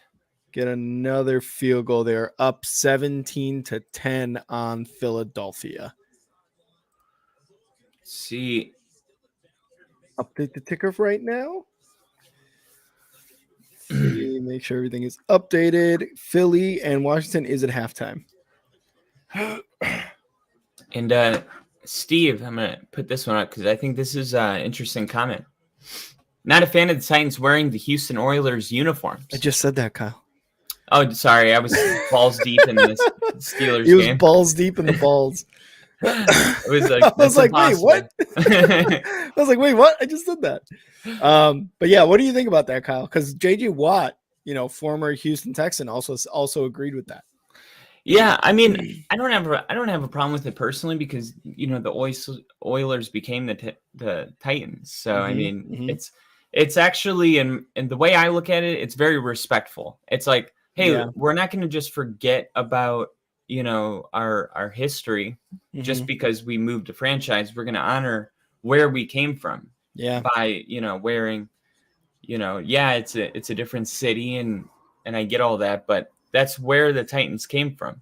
Exactly. You know? So it's like paying respect, paying homage to, you know, the players and all the stuff that came before you ever were, you know? Yeah, I agree because I mean it would be a little weird if I don't know if it wasn't like if the Houston Texans put on the Houston Oilers uniform, those are the Tennessee Titans colors. You know what I mean? Like it would be weird if that was the thing too. So it only makes sense for the Titans, who used to be the Oilers and who used to be in Houston. It makes sense for that to happen. I don't know. For me, that it's not a big deal, but you know, JJ Watt, big Houston Texans like supporter still, you know, because that's where he had majority of his career. I mean, he's got to say he's got an opinion. It's just, to me, it's not that weird. Yeah, absolutely not. And I will be right back, Kyle. It is. Got it. It is for Steve. It is for Steve. Steve's struggling with this one. All right, so they're. All right, so it looks like they're going to say that Kenny Pickett fumbled the ball, and the ball went out 1 yard further, so they're going to move the ball 1 yard back. I don't think it matters all that much. It's a single yard. But unfortunately, there is is that a 15-second runoff because of the fumble? So the clock goes down to 17 seconds. And Pittsburgh elects not to use a timeout here. So they could have used a timeout and avoided the 15-second runoff. Instead, they allow the 15 seconds to run off, and they keep the timeout.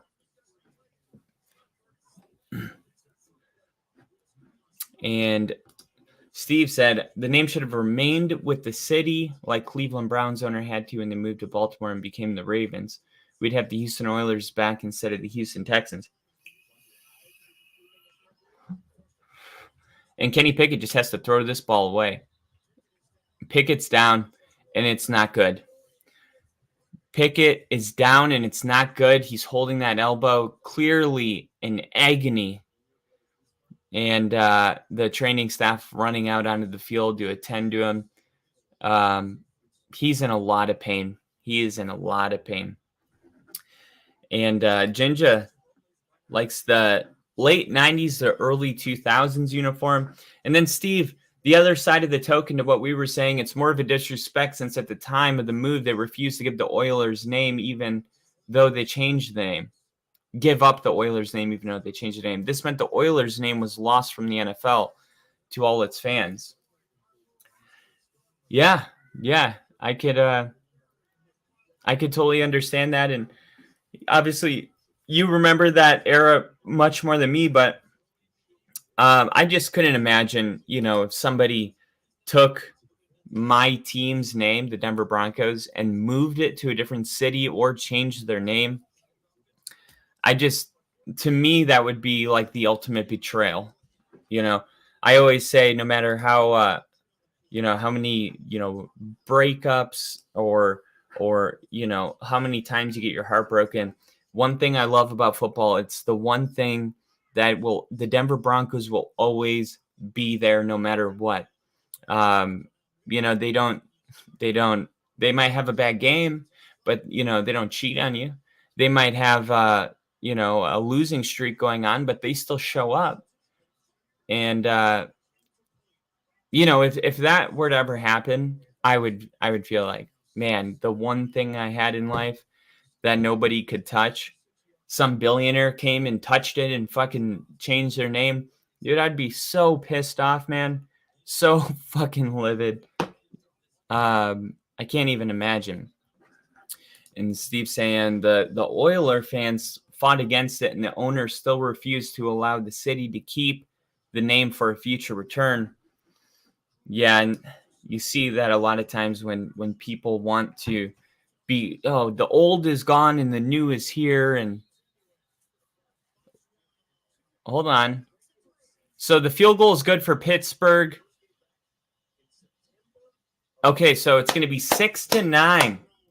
6-9 at the half. There's a flag on the play.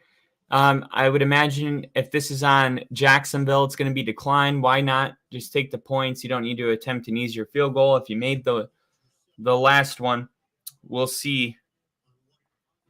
We'll see what they do here. In the meantime,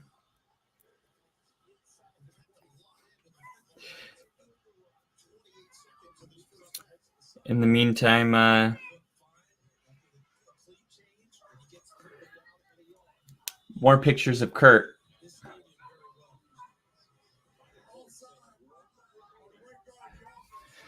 Awesome guy, man. Awesome guy. Awesome guy. I mean, All right, so there's a flag here, and Mike Tomlin's deciding what he wants to do with it. He is talking to actually a friend of a friend. That referee, I actually know somebody that's their best friend.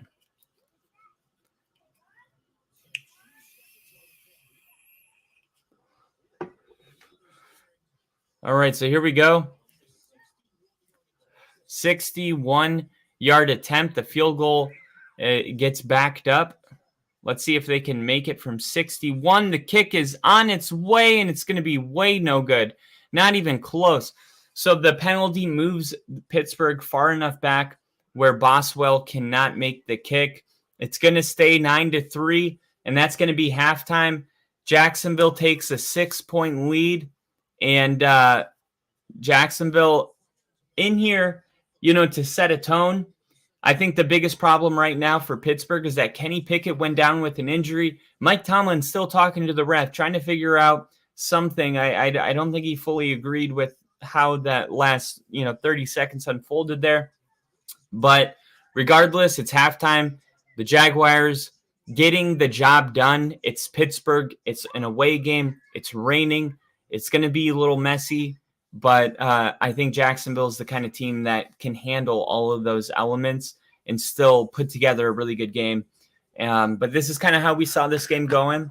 And for right now, Jacksonville stays on top. We'll see if there's a quarterback change coming the Steelers' way, because Kenny Pickett, that injury looked he just, when they're shaking and their legs are banging, it didn't look like something that he would come back from, but maybe it was just a stinger. I don't want to speculate. As soon as I know something, I'll let everybody know what's going on. All right, so that's halftime for that game. Let's bounce to a different game. We got the Commanders. Let's see, is the Commanders-Eagles game out of halftime yet? Dude, I would do anything for some water. I am such a snob when it comes to water. Like, I can't drink tap water, but I didn't have time to go buy water. So even better yet, it's time for me to show you guys what I wanted to show you. All right, you guys ready for this?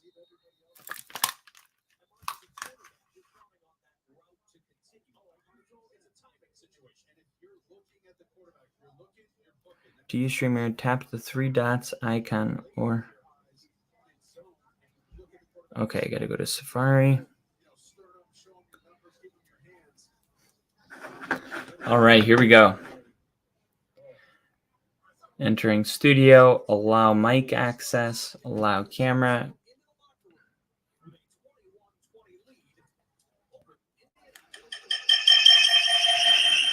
Whoa. All right. Can you guys hear me all right?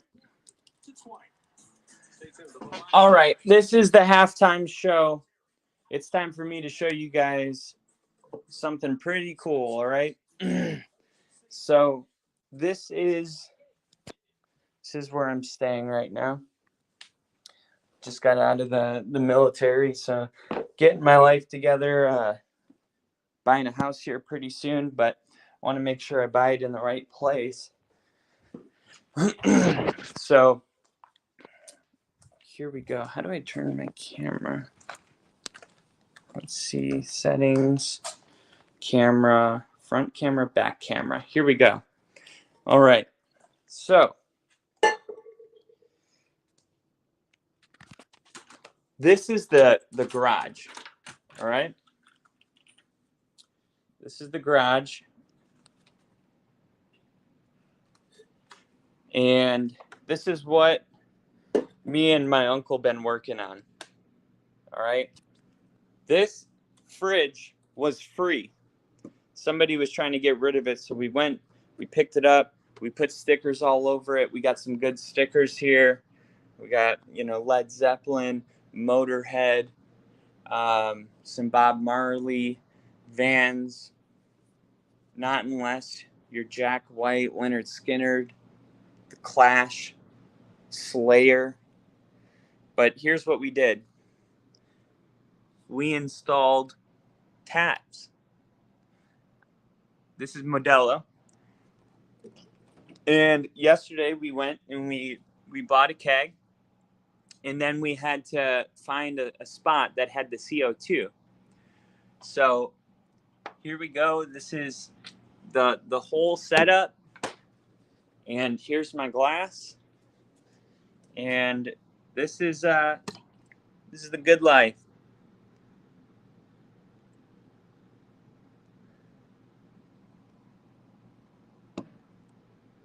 Perfect pour.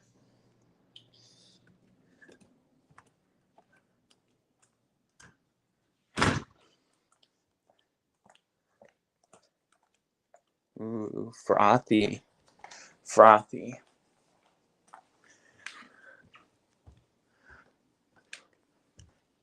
Hey, animals. Hey, Charlie. Where's Woody? Where's my dog? Woody! Did they take Woody? They must have taken Woody. Is he over here? All right.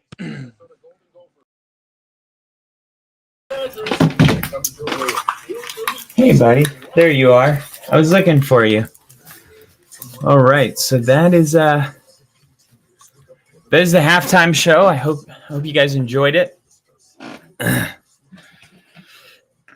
Got ourselves a bar in the garage. That's kind of how it feels. All right. So Indianapolis Colts and Saints is where I'm going to pivot to while we're at halftime. And Steve. Oh, snap. Stafford is hurt. He's going to play like a bat out of hell now. There's a little bit of truth to that. Stafford he definitely plays better when he's hurt. I don't fully understand it, but it's true. You remember that one game where he broke his rib and he had to go back into the game and he made the game-winning throw, and then he was having a really, really tough time. So the Steelers down 9-3. Let me work some ticker magic here. And Steve says, nice. I would have had a Newcastle keg, but to each his own. Even with those poor beer tastes. You know what? The place we went to, because we didn't order it ahead of time, we just had to kind of go with what they had. So they had some kind of wheat. I don't really like wheat beers.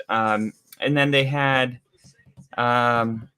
another one that was definitely not that. I think it was Blue Moon or something. So I got Modelo, but I gotta say I like Modelo, and it tastes way better out of the tap than it does in the bottle because, Texas produces most of Coronas, right? A lot of people are like, oh, it's coming from Mexico. Actually, Corona Familiar, which I actually have downstairs, is one that's actually made in Mexico. So we do Taco Tuesday over here.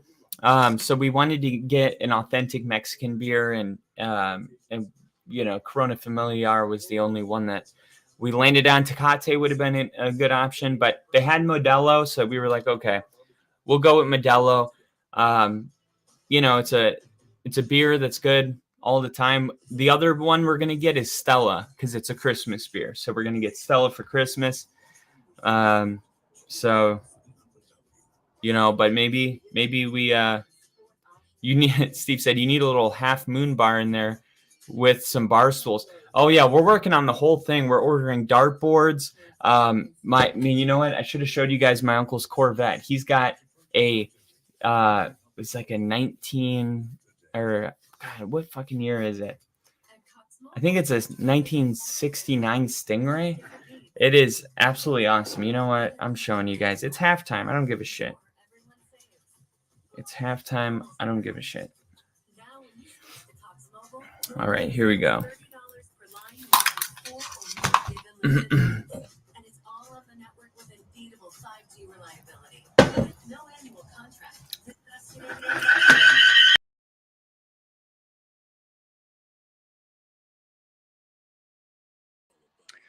All right. Check this shit out.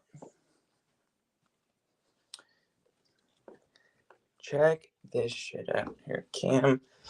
Let's see. Settings, camera, front camera, back camera. All right, here we go. All right. Jeez.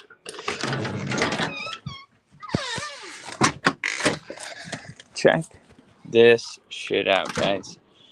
This shit is fucking awesome. Kind of a gloomy day here in Nashville. Woo. There's my car. I got her cleaned yesterday. Car wash. She's looking mighty fine. But look at this. This, man, I'm telling you, when you turn this car on, the whole thing shakes. Gas. The gas. This thing is, you got to watch your legs when out.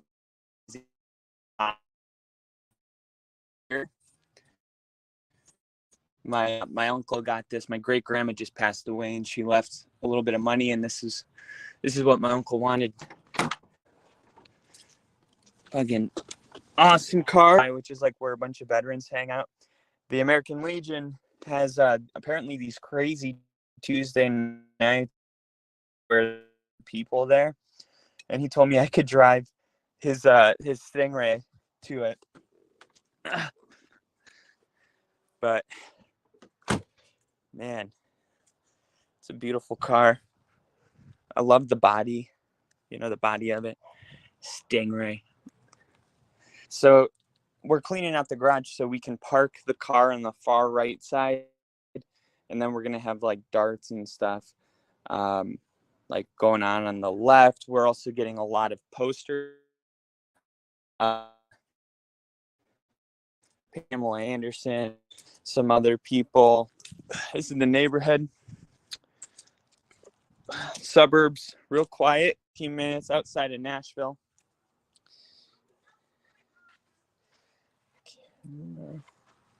Front camera. All right.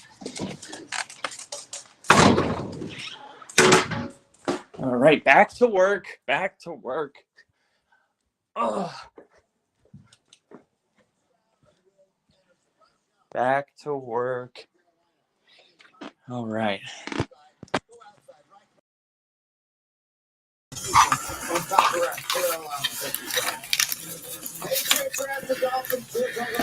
All right. Steve said, usually need to pre-order your keg to get your preferred beer, but that's a decent beer you ended up with. Yeah. My uncle had a 70 Stingray with removable top in white. Was awesome. Hell yeah. I've always been a Corvette guy. My one of my dad's relatives, he owns a car dealership, and he collects Corvettes. So when I was a young kid, Corvette was like the first car that I ever saw that I was like, I want a Corvette. And I've always been a big Corvette person. Like, I understand that there's way cooler cars, McLarens. But when you're talking about like a classic Corvette, like that white one, there's really nothing more that I like. There's nothing more that I would ever want, really. I mean, to me, that's such an amazing car. I mean, it's American woman. It just, I don't know. There's just a whole vibe with it. I'm telling you, it smells like so much gas when you're running it. It just smells like America, I mean, I don't know. It makes me nostalgic about an era that I didn't even live in. That's how powerful the vehicle is. So, all right, we will officially talk football. Here we go into the halftime show. We got we're getting some highlights of the Colts and the Saints right now. Ooh, Jonathan Taylor back into form, I would say.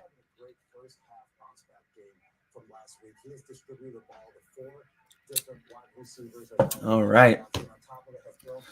Let's check on. Come on, is there a game that's not at halftime?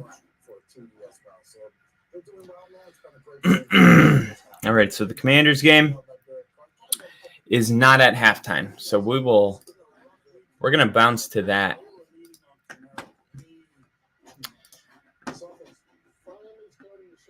And as we bounce to that, it looks like the Steelers game's back on. Oh man, I'm a little behind.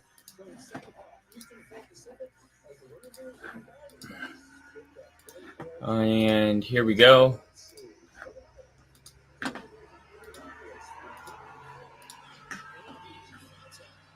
Oh, a pass intended for A.J. Brown in the end zone gets flagged. Let's see what's going on here. First and goal, and it looks like they're gonna go with the tush push. And wait a minute. What happened?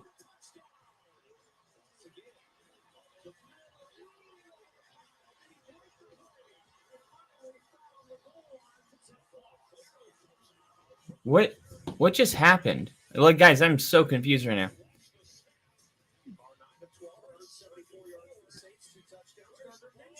Oh, the ball. They tried to do a tush push, but nobody had the ball. And it looks like the Commanders had the ball. They take over on the 1 yard line. So a lot of points left off the board for the Eagles. And let's see if they can overcome. American Muscle Cars. There's a reason they have cars. There's a reason they have cars housed for them all over the world. And Hurts is hurting after that last play. Yeah, because that was to tie it, man. That was to tie it. They really needed that. Jacksonville right now has the ball, and they're at the Steelers' 49-yard line. So going on a good opening drive for the Jaguars. And I'm gonna do some work here on the ticker, get our ticker up to date. Let's see what we got. Okay, so the Commanders is still 10-17. 10-17. Yep, we still got it. 33-9. All right. 33-9. We got 9-3. Jacks. Yep, we still got that.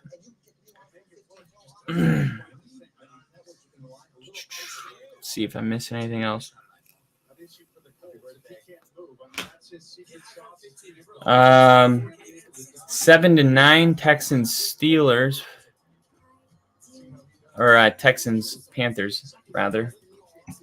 7-9. And it is the Panthers with 9. 10-3 Vikings and Packers. So Packers get 3, not 0. 21-20 Saints. What a game all of a sudden. And 10-17 for New England with Miami with the lead. And Jets 7, Giants 3. 9-3, and then 6-14 for Falcons Titans. 6-14. Falcons Titans.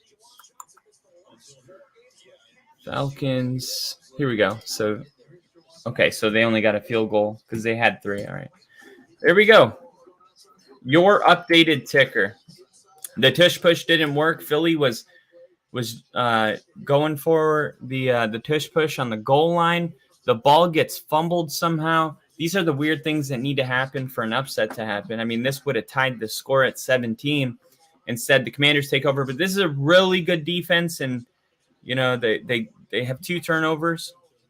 The Commanders defense. Now on the other side of the football, they're on the 1 yard line, and the Eagles defense is better than the Commanders defense. So see what they do here. I mean, they don't have any room. They're going to go empty backfield and then they're going to, motion Robinson to the back.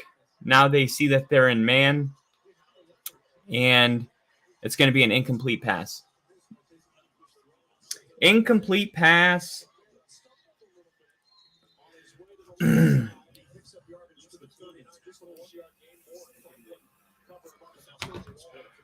Jacksonville had to punt the ball to the Pittsburgh Steelers. And the Steelers are on the 36-yard line right now. The Rams have the ball. They just scored a touchdown again. So now it's 17-33. Hold the phone on the Rams being blown out. 14 unanswered points. The Commanders throw the ball out of the end zone for a 20-yard gain. That gets them way out of their own territory, because they were on the 1-yard line. So a lot of breathing room now for the Commanders. Looks like that was is that Jahad Dotson?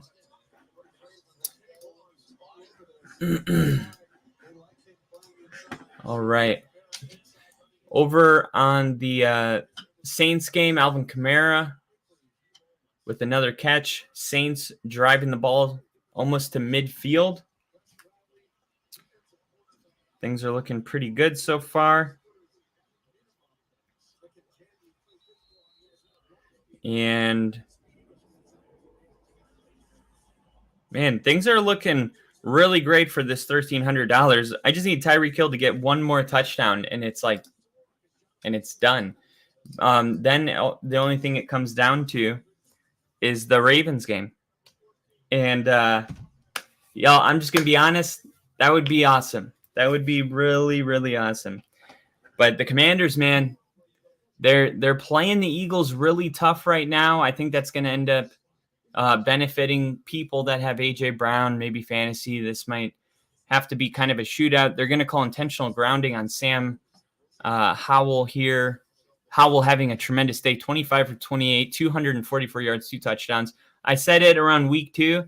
This guy can play football, and he's the long-term quarterback for the Commanders. I'm back, baby. I'm back. I'm right around Savage in Atlanta. All right, calm down, Kyle. Calm down. All right, this isn't Miami. Calm down. Dude, when I went to the American, my uncle was like, "You got to go to the American Legion and talk to other vets." I'm like, "That sounds awful."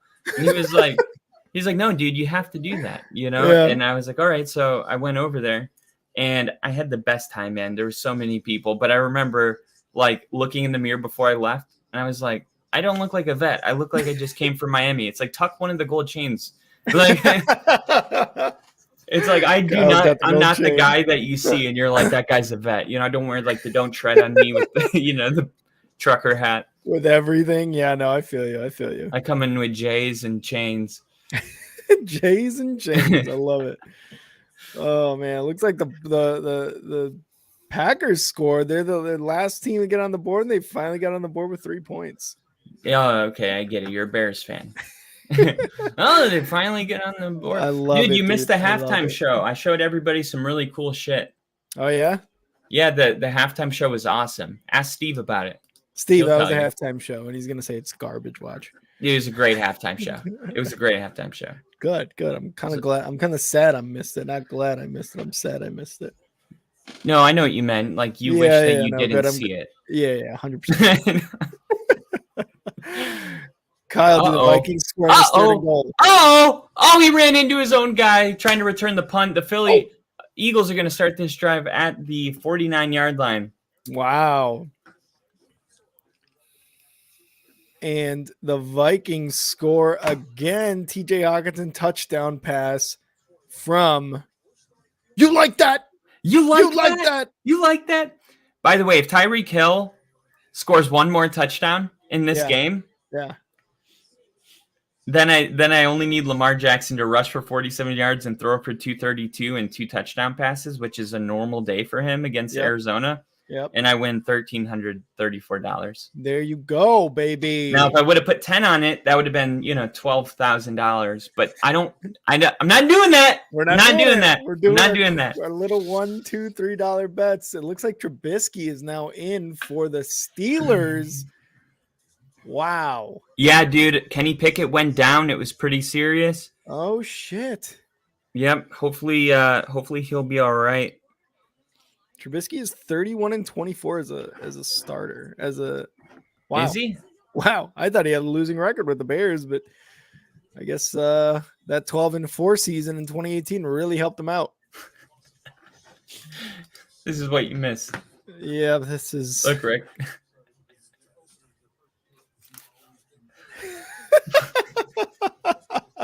I knew it. I fucking knew it, Kyle. You feet finders, motherfucker. No. He was showing you his feet. No, if wasn't he? I'm doing it, it isn't feet. It's not feet. It looks like a foot, but it's not feet.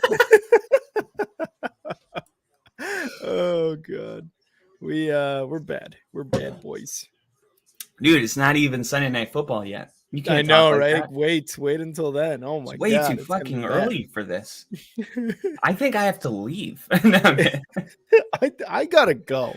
I have gotta go. Is Travis Etienne gonna score a fucking touchdown? Let's get in there. No, of course not. Travis Etienne's turned into a top 3 running back this year. Has he? I mean, fantasy wise. Okay. Yeah. Jonathan Taylor back into form. If you're just missed a little bit, I did update the ticker, which isn't scrolling. So let's get that scrolling. I'm updating it right now. There's Miami's up 24-10. Let's see. Titans are 14-6, 17-3 Vikings. Got to update that one. And 33-17 Dallas over the Rams. The Rams, though, they're scoring some points right now. So yeah, the Rams making a comeback. 100%. You heard it here first. Kyle's calling a comeback. Well, Stafford's hurt now, so Steve called it first. That's true. But they do have, I think, 14 unanswered points right now. Steelers looking like they're just having a tough time protecting the quarterback. Do you know if Pickett went down on a sack or was it on a run? Do you know? It was like he got sacked, but it was like he was holding his elbow. Like it reminded me of the Brock Purdy injury. Oh, okay. When he threw it, yeah. Yeah, just something weird. It was like he was definitely favoring his elbow. Mm-hmm. I mean, I can't tell really from here, but it didn't look like he was coming back in the game. I'll say that. Gotcha. Okay. Well, shit. Well, son of a bitch. You dumb bitch.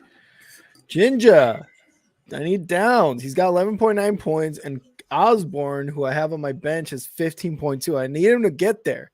Jinja. I need it. We do have a Dolphin down. Uh-oh. It's David Long Jr. Yeah. He's in his 5th season out of West Virginia. He is their starting linebacker, so we'll keep an eye on that. Jalen Hurts trying to get back into the line of scrimmage here after a good pass to Devontae Smith is favoring one of the legs right now. All right, 3rd and 6 for Hurts in the shotgun. He's got Swift in the backfield with him. He's going to roll to his right, throw it quick to Devontae Smith. Smith going to get wrapped up right away, and it's going to be 4th down. Wait, did you say that they just got a 1st down? Yeah, he passed it to Devontae Smith there. Oh, so they go for it here? Oh, I guess so. I'm assuming you're 1 play ahead because it's 4th and 6 right now. I don't think they would go for it. They're going for it. 4th and 4. They're going for it. Well, I know what's going to happen. But it's still exciting. Yeah. It's still exciting because I don't even think you knew that was a 4th down, did you? No, I didn't. I thought it was like a 3rd or 2nd down. So here it is. I'll give you the play-by-play. Hurts, snaps, looking, standing in the pocket, standing, dancing, looking, throwing, firing, complete. Great play. That is why Hurts is a number 2 quarterback in the NFL right now. And look at how he look right now as he's moving to the line of scrimmage. Watch him. Saw that? Yep, I sure did. Yeah. That is definitely going to even in this play you saw while he was moving in the pocket, he was actually just moving back and back and back. I don't think he feels like he can run very well right now. And Hurts is just going to throw this one to the sideline on 1st and 10. And we will get an update on that injury for the Dolphins here pretty soon. The Saints Steve said, driving. seriously, Rick, after that halftime show of Kyle's, he has a serious fetish for the riding sex machines with that massive collection. Kyle, what were you doing in halftime, Kyle? What is the deal? I basically showed them a concoction Everything. of cool shit. So my my Concoction. uncle, he works with somebody, and they were like, "Hey, let's I've been trying to get rid of this fridge and nobody will pick it up." My uncle was like, "I'll be there in 20 minutes." So he picks up Yeah. this fridge. He rents a U-Haul, picks up the fridge, Yeah. brings it to the garage here, and then he orders all this keg stuff. And then yesterday we drove around and bought a keg, and the taps. I mean, it's on tap. Like I just went out there and poured myself a beer on tap. Are you serious? Yeah, and it was awesome. And I showed him a 1969 Corvette Stingray. I think it's a 69 that my uncle is. He's parking here because he's got a tree that's dropping these leaves that mold, and it's molding the tarp that goes over the car. Oh, yeah. So he's going to keep it here in the garage, but it's cool because it's like we're building a bar. Like we got the dartboard coming. We got the Corvette in the garage. We got Pamela Anderson posters on the way. Oh, beer on tap. Love that. We're going to install a black light. I don't know what's going to happen. Oh my God. Kyle's getting freaky as Minnesota scored another touchdown. They're now up 24-3 on Green Bay. Dude, Green Bay is a bad team. Like just speaking like as a person who watches the NFL, they are bad. I thought they were going to be good, but they are bad. So I got a bone to pick right now because this hit here. Yep. This is some bullshit. This hit that this Dolphins guy just laid on this Patriot is the same exact hit that Kareem Jackson just got suspended 4 games for. All right. It's playing. Helmet to helmet. Clearly helmet to helmet. Yeah. That is exactly what happened with Kareem Jackson. Mm. And that's why I hate this, man. It's because like now we don't have Kareem for the Chiefs and the Bills. 2 very tough games. Meanwhile, people do this all the time and no one gets flagged. It's like, I don't know. It's like, oh, but he's been flagged for it in the past. So now we're going to call it even when we wouldn't call it on other people because we're more sensitive to it. I just don't get it. I think it's just a history of it. I think Kareem Jackson, if he has a history of it, it's tough it's almost like, I don't know. Maybe I think they had flagged Lane Johnson because you remember, right? Like with the Eagles, he's like always going off false starting. I think at one point they talked to him about it and they're like, if we see you do it again, we're going to flag you. And then they saw him do it again and then they flagged him at one point. I don't remember if it was in the playoffs last year or sometime this season. It's just a history of it. That's all it is. Yeah, no, 100%. And the player that got hit on that was able to walk off the field with some help. Mm-hmm. So 3rd and 10 for the Patriots here, trying to move the ball. They find themselves down 14 points.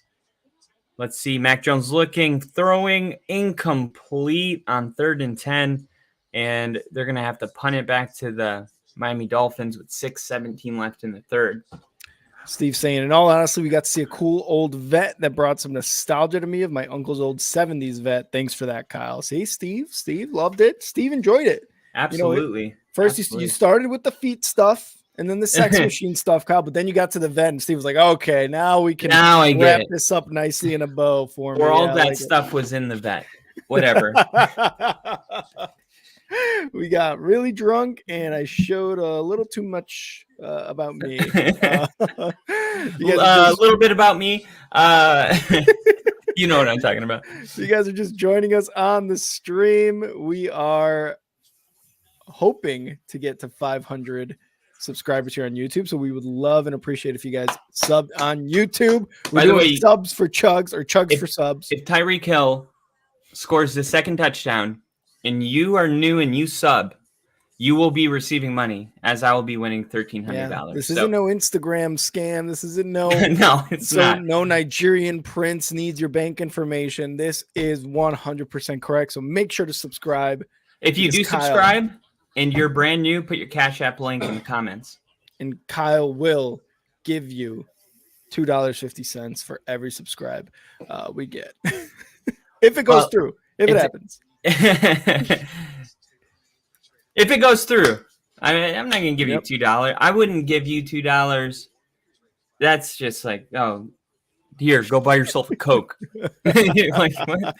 Dude, that's good. No, Cokes are like $3.50 now. Yeah, yeah. You're being generous with that. You know, back in the day, my dad used to walk my mom home from kindergarten, and they would give him a Kit Kat and a Coke. That was how my mom's dad, my grandpa, repaid my dad for walking her home. Oh, nice. Yeah, it's like a Cinderella story, but it was a really toxic marriage. So I like to just tell that story and not tell anyone else anything Cinderella else. Story that did not indeed work out the way you would hope so with the Kit Kat and the Coke.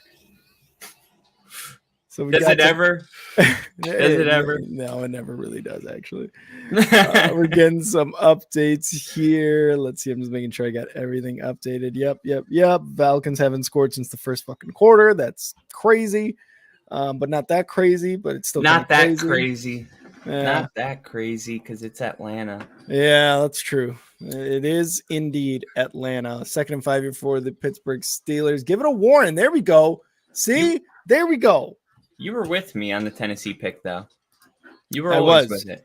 Do you remember? Because we were picking, and I was like, "These." Do you remember the notes I had, Kyle? All I said was Tennessee, I guess. Yeah, Tennessee, I guess. This game was just like, what is going on here? My note said, no Malik Willis, underdog at home equals Mike Vrabel win.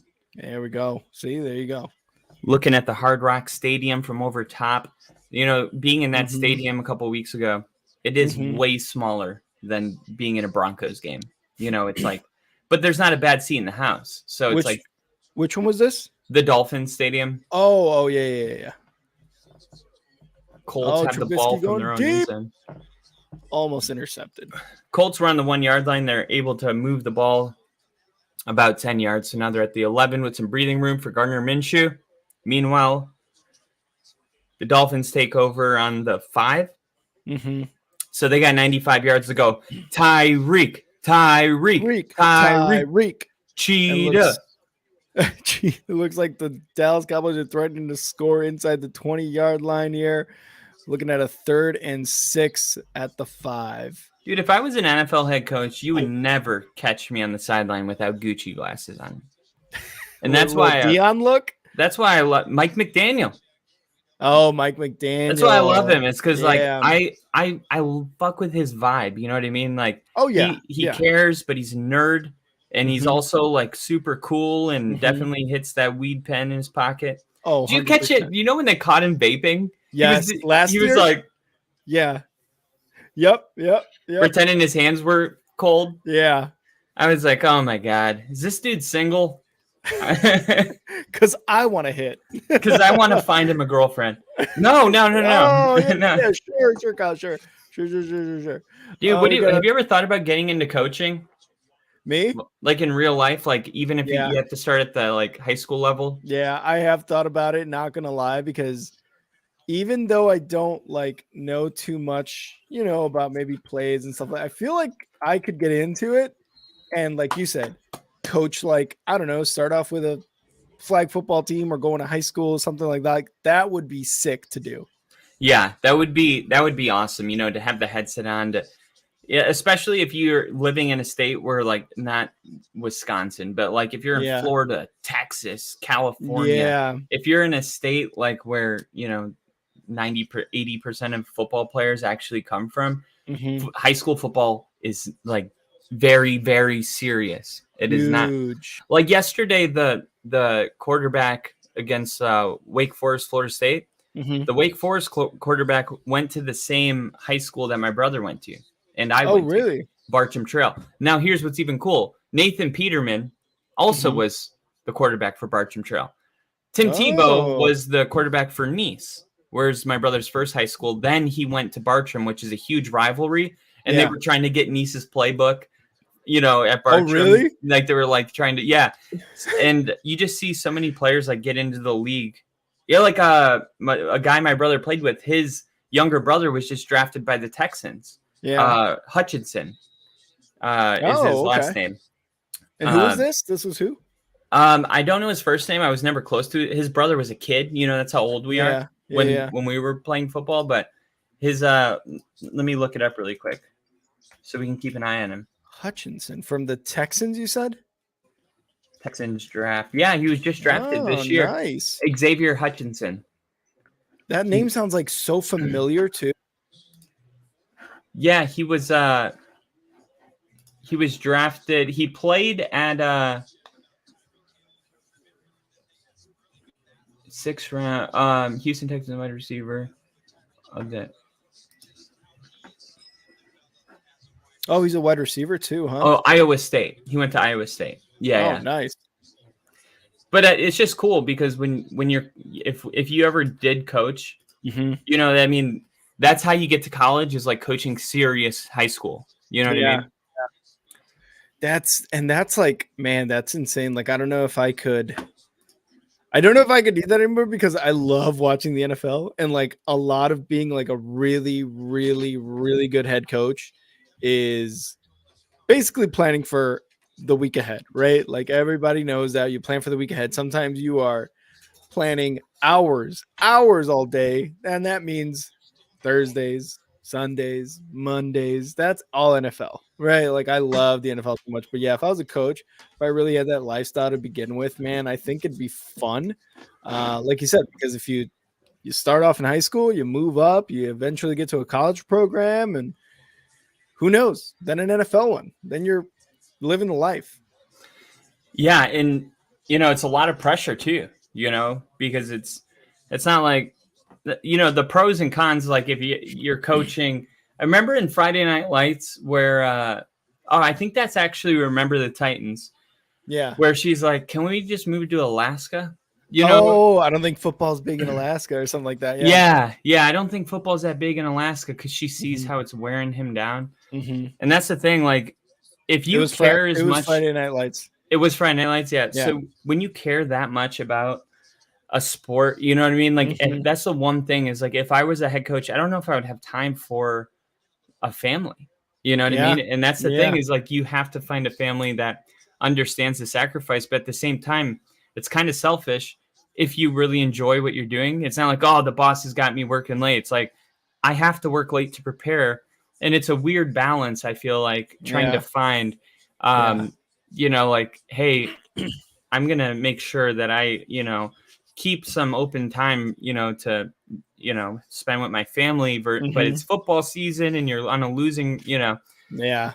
I see how messy it could get quick. Yeah. You know? Yeah. And all the moving too, like us being in the military, like we know what the moving is like, right? Like through, you know, in the United States, leaving for a long period of time. Like we know what that's like. And I will say that's one thing that I do not miss at all is all the moving. Like having a set schedule for me nowadays is just like, oh, that is just so relaxing and like not stressful at all. Yeah. It's like you can finally like let your shoulders. Yes, exactly. Like all that, like I don't have too many gray hairs anymore. Like they're starting to come in at a longer. I got so many gray hairs now that I never had. They come in right here, and people love to point them out. Yeah, and I'm like, that's fine. I'm gonna look great, salt and pepper. I'm embracing it as long as I don't bald. I don't care about gray. Same. I just do not want to go bald. That's exactly how I feel. That is it. And I don't think I'm going to. Like my family genetically doesn't really bald. But my mom's brother, he is thinning a little bit, which is a little concerning because I kind of pick up his genetics a lot. He is in his 40s. Yeah. And he still like has a full head of hair, but Travis Etienne touchdown. Really? Touchdown, Travis Etienne. There it is. Like a 40 That's what I needed. Touchdown pass. That's what I needed. Wow. And this Patriot defense is really good. Like as explosive as Miami is, they're really making them work for every first down. I keep seeing 3rd and 6. And, you know, Miami's converting, but they're also taking a ton of time off the board, and there's been no like big play kind of happen on this drive. Yeah. Wow. I just need the cheetah to be in the end zone one more time. One more time, baby. One more time. So, Ginge, did you coach? You said like even at the lowest level, did you coach at all, Ginge? Let us know. Well, I think he might have mentioned it this offseason, when you Oh, were okay. on deployment, but he was Okay. coaching Little League baseball. Oh, okay, okay. I thought But football, but let even us know if baseball, right? let us know though if you coach any other sports. Yeah, for sure. Because that is, like you said, it's got to be satisfying because you're like you're somewhat of a like a not A authority figure. figure, but like a inspirational figure to kids, man. That's got to be kind of cool. You got to And take that that's seriously too. one of the things that I always said, like I intended on getting out of the military. I was a little Hmm. torn on it, Hmm. but though I always said the only way I would stay in is if I could have gone to Great Lakes, which is where we do our boot camp training. And it's not because I Yep. wanted to punish anybody. It's because I loved the opportunity to be able to influence 120 people that are all going through a really vulnerable moment in their life, and they really need that kind of direction and that leadership. And Yeah. I, I think that's what life's about, is like, okay, somebody helped you, now who do you help? Yeah. But Um, it's also fun to just get 120 people to do push-ups for an that would be ungodly funny amount of too. time. That would be funny too. That would be funny. That's that little bit. That's for me. That's for me. Okay. That's because the Broncos lost, and I'll be honest with you all, it's going to be a bad day if the Broncos lose on Sunday. Oh man, that's great. That is great. That I would, would yeah, be. that would be I cool. I'd be terrible at boot camp, dude, because I would literally be like, "Yep, you guys are cleaning the entire barracks for the rest of this Bears game." Yeah, yeah. If we Don't. start winning, I'll come out and stop you, but don't Yeah, plan on it. do not plan on it, especially this year. Oh shit, man, I would be terrible. Yeah, and then I thought though, like, everybody, even the instructors there, everything is so like tight butthole. Like it's Hmm. like, oh, is an officer driving you? Like in aviation, where me and Rick went, and I tried to explain this at the American Legion the other day, was like, we weren't in the Navy. We were in the Navy, Yeah, but we weren't in the Navy. in Like the Navy. aviation is like way more chill. Yeah, We 100%. it's just a totally different set of rules. So I thought about going to Great Lakes, and I'm like, I would have to be, my military bearing would have to be perfect, and I would have to Hmm. always have my head on a swivel. Fuck Hmm. that. Yeah, I also that didn't really have a choice, but also didn't really have much of a choice.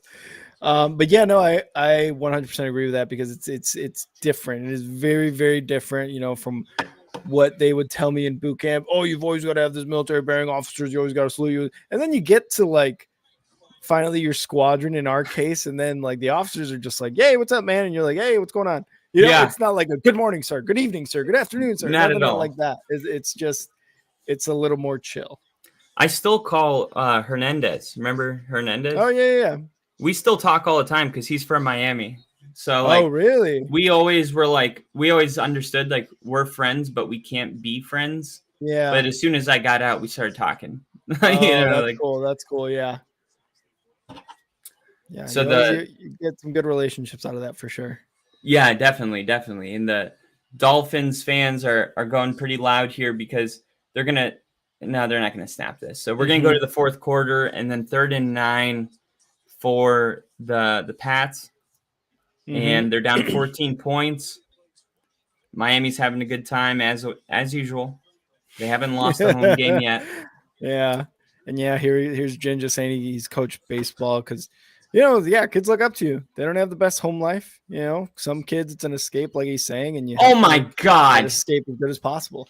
Alvin Kamara just had wow. such a nasty run. I just saw it. Yeah. Wow. He is that guy. He is him. If you have DeAndre Hopkins, Jesus, you just got your 3rd touchdown, and oh no, one of our guys has him on the bench. No, I started him. No, not in our league. I know. I was like, not in our league. Dude, you can't blame him. How Yeah. the fuck are you ever supposed to know when a guy's got 3 touchdowns in the whole season that he's going to get them all? But Will Levis, dude, Will Levis is throwing the ball. Yeah. Let's take a moment and appreciate this. If Malik Willis was starting this game, there would be 0 touchdown passes in this game. He's killing it right now, Will Levis. What if Tannehill's not that good? What if Mike Vrabel's that good, and Derrick Henry's that good, and DeAndre Hopkins is that good, and now Will Levis comes in? and he's able to really kind of pull the potential out of this team. This is depending on how the rest of this game goes, there may be some chance for Will Levis to, regardless if Tannehill comes back or not. Hey, let's keep rolling with the hot hand. You know what I mean? I 100% agree with that. 100% agree with that. Hat on Fire is here. What's up, Hat on Fire? Hat on Fire. Let's go. Packers finally made a tutty. Let's go. As Nate Hackett would say. Yeah. And for the Commanders, they're going to kick the extra point after a touchdown to make it 17-24. Logan Thomas, the recipient of the touchdown for the Commanders. Sam Howell feeling it. 12 minutes left. 304 yards, 3 touchdowns for Howell. Dude, I just got to say, like, even if Philly comes back and wins this game, I think they do. Like, if there's any more questions about Sam Howell, I'm not going to entertain them. Yep. And even on this show, if you start anything like, the Commanders draft a different guy, I'm shutting it down right away because this team was not ready to compete the way that they are if Sam Howell wasn't who he is. You know what I mean? He's a 6th-round draft pick. He's going to get better. He is Kirk Cousins. The Commanders found Kirk Cousins. They found their Kirk Cousins. And he's going to be around for a while. He's a winner. He's a winner. Funny. The moment's not too big for him. He's got balls. He throws the deep ball. He's not afraid to. He trusts his guys. He trusts himself. His team trusts him. It's like, I just don't know what else you look for. You know what I mean? A cooler name. Who cares? The Panthers have Bryce Young, and they can't win a fucking game. Why does it matter, if you like the name or not? It's about winning. And Sam Howell is doing his best because, he is still, I think, the most sacked quarterback this year. So really what you have to invest in is, if you're the Commanders, is a fucking offensive line, right? Your defense will probably eventually get there. Like, there's still a lot of talent, and we say that week in, week out. There's a lot of talent on that defense. They just need to start, meshing a little bit better, playing a little bit better. And I think they will eventually play to their potential, I guess you could say. But yeah, man, you got to invest in that offensive line because you have already a ton of offensive weapons. You have found your quarterback. That's how you got to do. Get the offensive line in check, man. Yeah, and for the Patriots, it was 3rd and 6. They had a receiver that caught the ball. It looked like it was definitely short, but then he dropped it as soon as the Dolphin player made contact with him, and it looked like a bad drop. But he went down and grabbed his MCL area, and we had to go to a commercial break. So number 84 for the Patriots looks like a serious injury. What happened? George Pickens scored. You playing George Pickens? I'm playing against him. Yeah, damn it. I love it. I love it. Really hoping it was going against going for Jaylen Warren. God damn it. D for the P real quick. Gotcha. 3rd receiving touchdown for Pickens here, as the Steelers start to make it a bit of a close game. They got to 9 points here, and here's the PAT. Let's see what's going on. And it's good. The Pittsburgh Steelers got 10 points after Mitch Trubisky came in and threw a touchdown pass. So let's put that up on the ticker. And let me just update all the other scores as well, just to keep everything in check for you guys. So that way the ticker, when you guys, tune in every once in a while and are looking down at the screen, everything's nice and organized for y'all. And yes, I think I saw just now, Head on Fire, you said Washington with the lead 24-17. Saints are up 28-20 right now on Indianapolis. We got Kyle back. I'm just going over the scores right now, trying to edit this stuff. Let's see, 28-20 for the Colts. And what do we say? Yep, 24. You're Washington, right. I did change my shirt. Oh my God, Kyle, what the fuck? Well, I was wearing a Brock Purdy shirt, and it's Broncos Chiefs, man. Yeah, that's true. That's true. Giants have the ball. They're up 10-7 right now against the Jets. This has been a close game. This was my game of the week, the New York versus New York. Either way, I'm getting New York tears, and I think right now Bill is he's liking what he's seeing. What do we got right now? What's our score? 10-7 Giants, and they have the ball right now in the third quarter. I took the under in that game. Oh, you did? Yeah, I was like, what was the under? Do you remember? Yeah, I think it was 43. Oh, okay. And the ticker has been updated, everybody. Because the Giants just started playing good defense, these last 2 weeks. So there was no reason to believe Zach Wilson's going to I did think Breece Hall would, right? Mm-hmm. I was like, and that's what we said in our predictions. I was like, it's not Zach Wilson thing. It's a Breece Hall thing. Yeah. And that's why I started him on my fantasy team. And right when I got on here, you're like, he just had a 70-yard touchdown reception. Yeah. I'm like, well, let's go. You're like, oh, okay. I mean, it's like one thing to predict it, and then it happens, and you're like, of course it happened. Predicted it. You idiot. Things are looking really good right now. I don't want to jinx the 100K, but there's not a single game I'm losing right now. Nice. I love it. And it looks like in this Pittsburgh game, I think Deontay Johnson may have gone to the blue 10, or he may have gone out of the game with another injury. And you hate to see that because he just got back from an injury. Imagine I win every game. Just like last year, I play this once a year. Last year, it was the Broncos game. They were running the clock out the Raiders. The whole thing. Mm-hmm. Well, imagine this year, the Broncos beat the Chiefs, and that's my one game that I fucking missed, dude. That's the one? Yeah. I will fucking throw my hand through the drywall for the third time in 3 days. Oh, my God. I'm just kidding. I don't do that. I meditate. His name's Kyle. I meditate. I definitely don't have built-up rage that I'm just looking for someone to take out on. And the Falcons have scored against Tennessee. They are now down 21-16. Kyle is a Kyle. He puts on a flat bill, and he drinks a Monster, the green one, and then he just punches hole in drywall. That's who he is. Can we get a hell yeah up in this bitch? 1, 2, 3. Hell yeah! Thank you, Steve. Thank you. I like to put a brother at the end of it. Brother. Hell yeah, brother. Oh, and Brandon Cooks, another touchdown for the Cowboys. Cowboys are up 43-17 right now. Damn. Cowboys are putting a 50 burger on. That's why when that game first started, I was like, do we got a defensive touchdown? You're not supposed to have 26 in the first quarter. I know, right? And you could just kind of feel, I think I know what's going on here. There's a full-on route happening, which we predicted. Yeah. Well, I did say, I think I may have said 10 to 13 points, but I mean, this is just even better. I said 20. Wrong. No, you didn't. we gotta take our predictions, clip them, and then put the final result in a short. I'm gonna work on that later. And the Eagles just tied it up on a Devontae Smith receiving touchdown. Fuck, why not A.J. Brown? I know. I needed that. Even though he's already got 32 points. I needed that.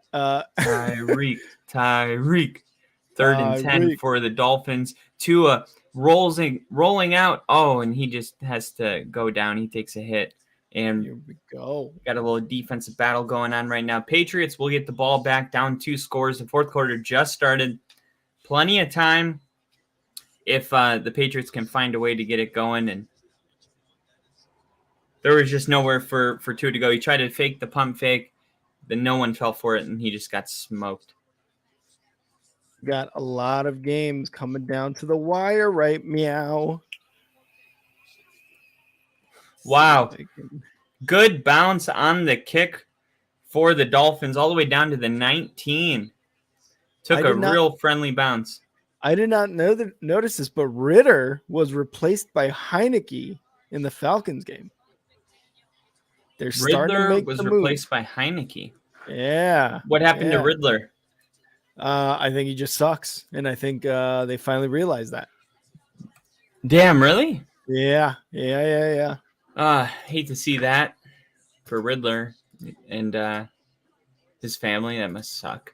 It must suck making it this far. You know what I mean? Yeah. And then and just realizing that maybe you don't have it. I mean, That's how it be sometimes, man. That is how it be. Jacksonville is up 17-10 on the Steelers. That's still going on. That is in the fourth quarter with a little over 14 minutes left. 11:30 left in this Vikings Packers game. 8:47 left in Philly, Washington. 14 minutes left. Saints, Colts. Jets, Giants just finished up the third quarter. 8 minutes left in Texans, Carolina. And let's see, Miami and New England, 13 minutes left. Falcons and Tennessee got 14 minutes left in that fourth quarter. So a lot of these games coming down to the fourth quarter now, the witching hour, as we all like to call it. So let's see what happens here. Yeah, we got the Saints moving into the red zone after a deep shot gets completed. They were fighting over a ball, and they're saying Colts ball. There's no way, because I know that I'm delayed here, and there's absolutely no way. Yeah, they're reviewing it right now, but the initial call from the ref was going towards Colts ball. Yeah, the initial call did say Colts ball. Mm-hmm. This is going to get reversed, and then it's going to be Saints ball in the red zone. They're going to say that the tie goes to – well, this happened last week. Surtain and a player caught it in the end zone. So here's the thing. I'm gonna nerd out with you guys for a second. If two players on the offense and defensive side of the ball both catch the ball at the same time, the tie goes to the runner, which would be the offensive player. However, if you look up what consists of a catch, right? Mm-hmm. It's a player possessing the ball with both feet down. So when you have two players fighting over the ball, mm-hmm. and nobody is on the ground or down yet possessing mm-hmm. the football, the tie actually doesn't go to the runner. The tie goes to which player possessed the football first, meaning that a knee, an elbow, two legs were on the ground first. Yeah. So last week, Surtain, they gave it to the Packers, the touchdown, but Surtain actually was the first player to come down with it. I think they're going to learn from that, and the Saints will actually get the ball here since the receiver was actually down first, and the Colt was kind of like laying on top of his body. So yeah, that's exactly what one of the guys who does the plays, I don't know what they call him exactly, he reviews the plays and gives his call. He's like, yep, his feet the were NFL down rules first. Analyst. Yeah. So he's like, hey, his feet were down first, so that's how it's supposed to be determined. Look at that. I'm not even watching it, and I nailed that. Oh no, I was saying last week here during that thing. Okay. Yeah. Because I don't think anybody has come up for this one yet, and I think they're still reviewing the Saints Colts right now. And Jags right now getting that first down, 12 minutes left in the fourth quarter. Jags trying to get another score to make it 24-10 to see if they can really try to put this one away against the Steelers. And the Patriots on the Dolphins' 30-yard line, 30 yards away from scoring a touchdown. They're going on a pretty slow drive that involves a couple 2-3 yard gains from Ezekiel Elliott. But you know what? It doesn't really matter because they could take about 4 more minutes to get these 30 yards, and they still make it a one-possession game with 7 minutes. So time not a factor. It may feel like it, but as a coach, you got to remain poised here. 10:35 left, about 27 yards away from scoring here. Patriots going to throw the ball there in the red zone. First down. That one was to Henry, the tight end. And, man, we got the tie ball game going on in Washington. Yeah. That's going to be a good one going into the fourth quarter. Jags 2nd and 10 after just a dropped pass from looks like Calvin Ridley. We talked about how Calvin Ridley doesn't get targeted that much, and then he just drops him like this. Yeah, you got to. It's almost like he's not expecting to get the ball. He's like, "What?" Yeah, he's like, "Wait, why are you throwing it to me? Oh shit! When did you start throwing it to me? I was a decoy." I've been a decoy. Oh man, I need a couple more field goals from this Texans team because I picked up their kicker and that was not the move. Patriots going on a pretty good drive right here after the pass. They're going to say it wasn't a first down. 2nd and 1. They're going to hand it to Ramondre Stevenson, and he's going to – wow! He's going to take a couple Dolphins with him down to the 2-yard line. And this guy's a baller, Ramondre Stevenson. Yeah. I was actually a little disappointed about. Oh my God, the Eagles took the ball away. The Eagles took the ball away from the Commanders. They are dancing in the end zone. They are doing the jump on it. Jump on it. I'm assuming that means that there was a fumble. I haven't seen the replay yet. Wow. Ron Rivera looks stunned. Let's see. Nick Sirianni trying to. They're going to do a personal foul here. 8 minutes left in that game, right around there. And TJ Watt gets a big sack on Trevor Lawrence for a 4th down year against the Jags. Huge stop. Huge stop. All right, so 2nd and goal here for the Patriots. And looks like they're in a running formation. They're going to hand it off to Stevenson, and he's just going to make it back to the line of scrimmage. 3rd and goal, 3 yards away. Wow. Dolphins D doing a pretty good job of standing up here. What are you thinking, Kyle? Touchdown? Touchdown? For the Eagles or the Patriots? The Eagles. I'm going to say both score a touchdown. Oh, okay, okay.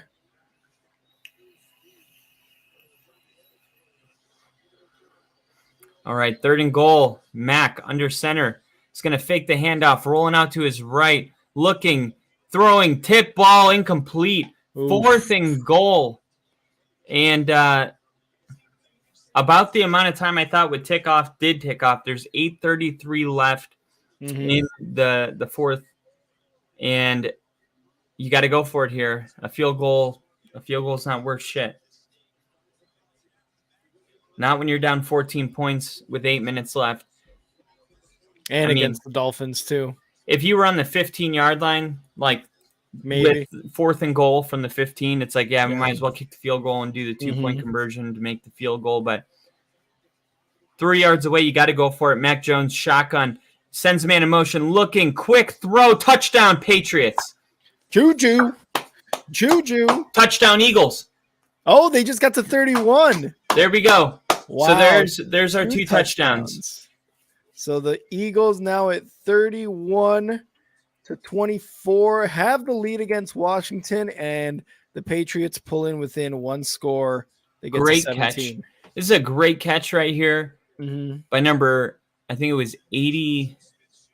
Yeah, number 80. Not a guy that stands out from this talented Eagles roster, but showing right there that he belongs. That was a great catch. Big body using his hands, meeting the ball at the highest point, and then being able to secure it with all the contested bats that came with it. That was a great catch. My God. An interception from the Packers. Oh, Packers looking like they want to come back. Of course they want to. No, they look like they never want to. Oh, and we got a touchdown. Saints. We got Taysom Hill again. Getting into the end zone. Jinja, I'm so sorry. Man, yeah, I mean, it looked like the Colts might have been the team the way this started. What was it, 17-3? Yeah. I did say this may be a high-scoring game just because of the games they had played last week, too. And, I mean, I don't know what the over-under was, but it looks like they're getting the over here in Indianapolis. Yeah, you're a little bit ahead. So they will score here. Yeah. So it's going to be 35-20 with around 11 minutes left. 35-20 Saints. Yeah. 35-20. 35-20. Damn. Damn. That's 55 points. That's 55 points. That I'm telling you right now, that wasn't the over under. Yeah. They definitely did not hit the under. Definitely not. Definitely not.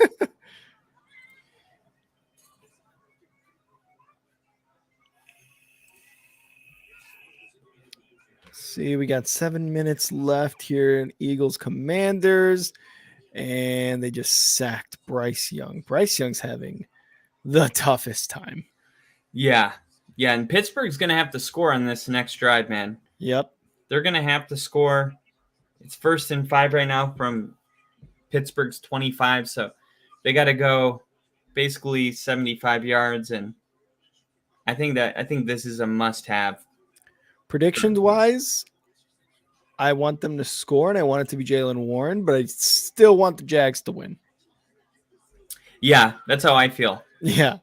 That's where I'm at right now. Oh, dropped pass for a first down. Jalen Hurts has 4 passing touchdowns now. He did, which means the Eagles went through. So all we wait is for Tyreek Hill to score a second half touchdown, and we're done. Which is crazy. If Tyreek Hill gets one more touchdown, it's gonna be a great day for everybody that decided to tune in.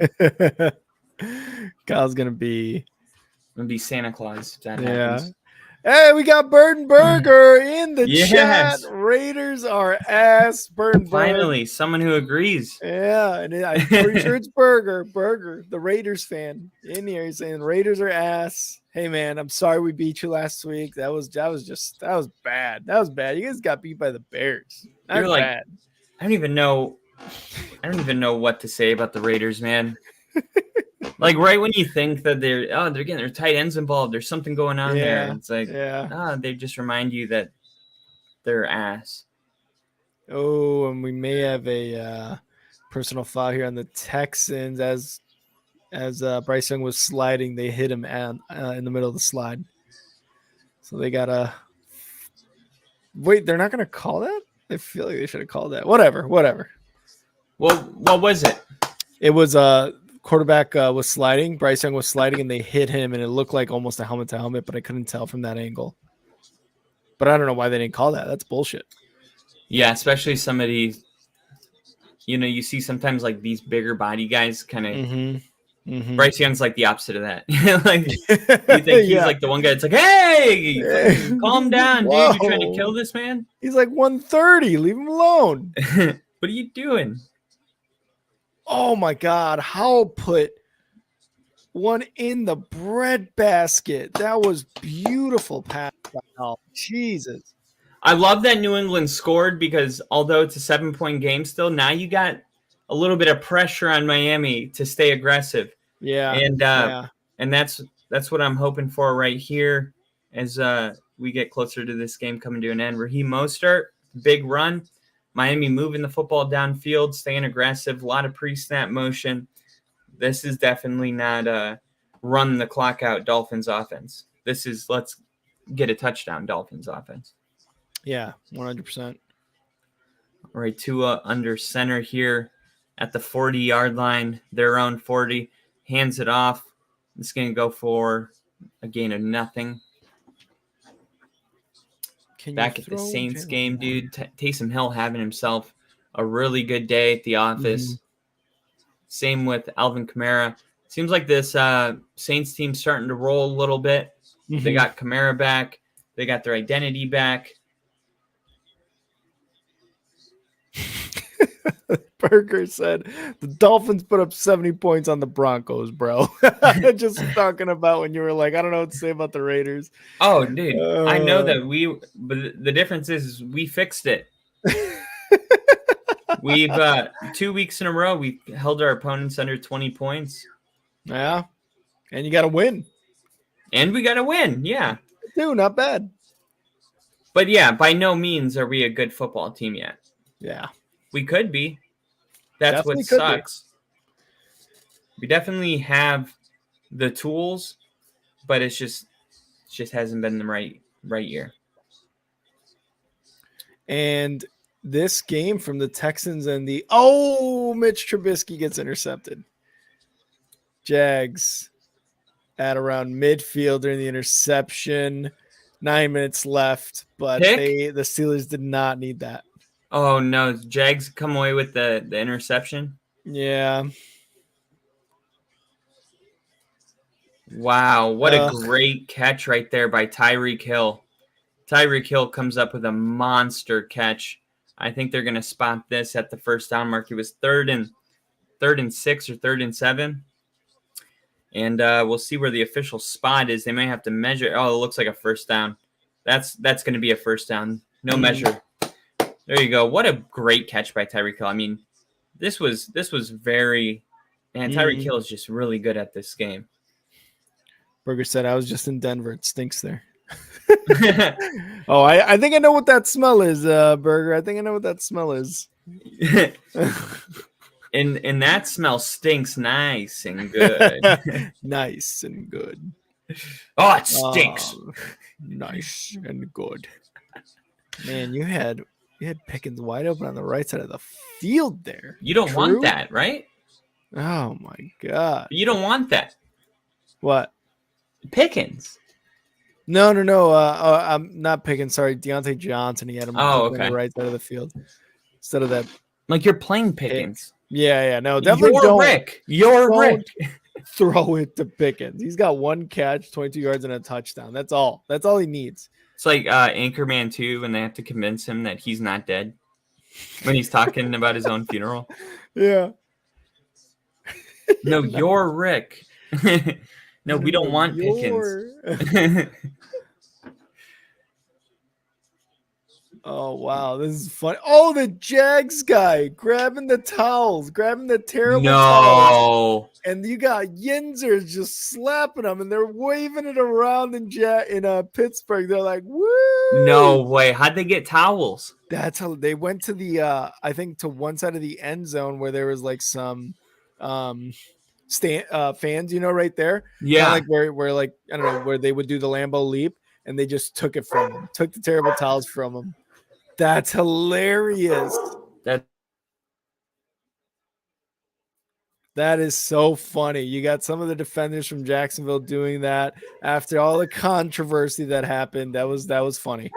Yeah, because that was the dumbest controversy I've ever saw. Yeah. And you read the rest of that article like we did, and you had mentioned it in the tweet too. Like a lot of people just reacted to the headline, and that's it. Okay, so Miami continues moving the ball right now, trying to put that nail in the coffin.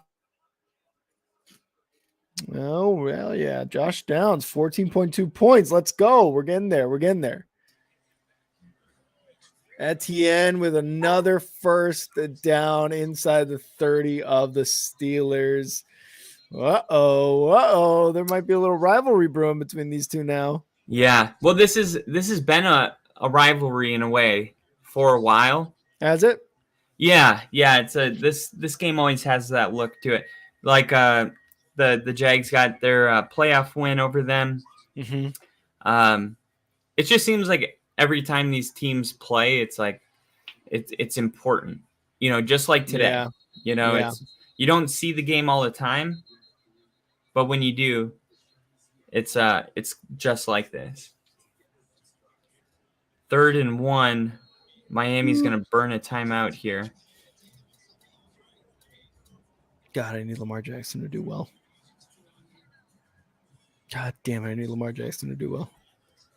You need him to step it up for everybody? Yeah. There's Ingram inside the red zone for the Jacksonville Jaguars. Jesus. New England still with 2 timeouts. What Touchdown happened? Colts. What a pass by Minshew. Yes. Really? They are down. Let me see what the score is. They're down by a score right now, 35-27. What a pass by Minshew, 35-27. All right. Bill Belichick trying to get the ball back for his team. Let's see what the Dolphins do here on the 31-yard line of the Patriots.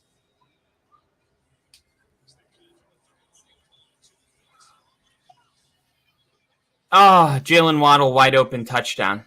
That's game. Ooh, we're not going to get Tyreek. I thought we were going to get Tyreek. Damn. What a play, though. I just wanted they showed a sign, and they had to take it off the screen right away because it wasn't appropriate. They're like, nope. No, wrong sign, wrong sign. This is the Miami game. Jackass. 28, that's what it is. And just went up 28-16. And I think, yep, another throwing touchdown by Will Levis. It is Levis time in Tennessee, Kyle. Is it? Oh, yeah. 4 touchdowns, 238 yards. Absolutely. He rushed 4 times for 14 yards. He's only taken 1 sack. Definitely Will Levis time in Tennessee. And what's going on with the Steelers and Jags right now? 2nd and 9 for the Jags here. So I think they're still inside the red zone, and it looks like there may be, I don't know if there's an injury or if it was just a timeout. It looks like it was just a timeout from the Jags or Pittsburgh, one of them, because they both have 2 timeouts left, so I can't tell. But it looks like they're inside the 20-yard line, threatening to score. And then the Carolina Panthers are about to get their first win, it looks like. Did they score? It looks like they're on Houston. Oh, you're right. To kick the game-winning field goal. Wow. There's 22 seconds left in the 4th quarter. 3rd and 9 for the Panthers. They're taking their first time out here, and yes, they're well within field goal range. Not a ton of time, but we've seen these kicks go the wrong way. Yep. We've seen them go badly. We've seen them be complete dog shit. See if Jacksonville can get a first down here. Gonna give it to Etienne. Etienne's gonna shed a tackle. Instead, he loses about a half yard. 22 seconds left here. Carolina Texans at the Texans 18-yard line. Let's see what they do here. And Bryce Young's just gonna take it closer to the middle of the field on the right hash.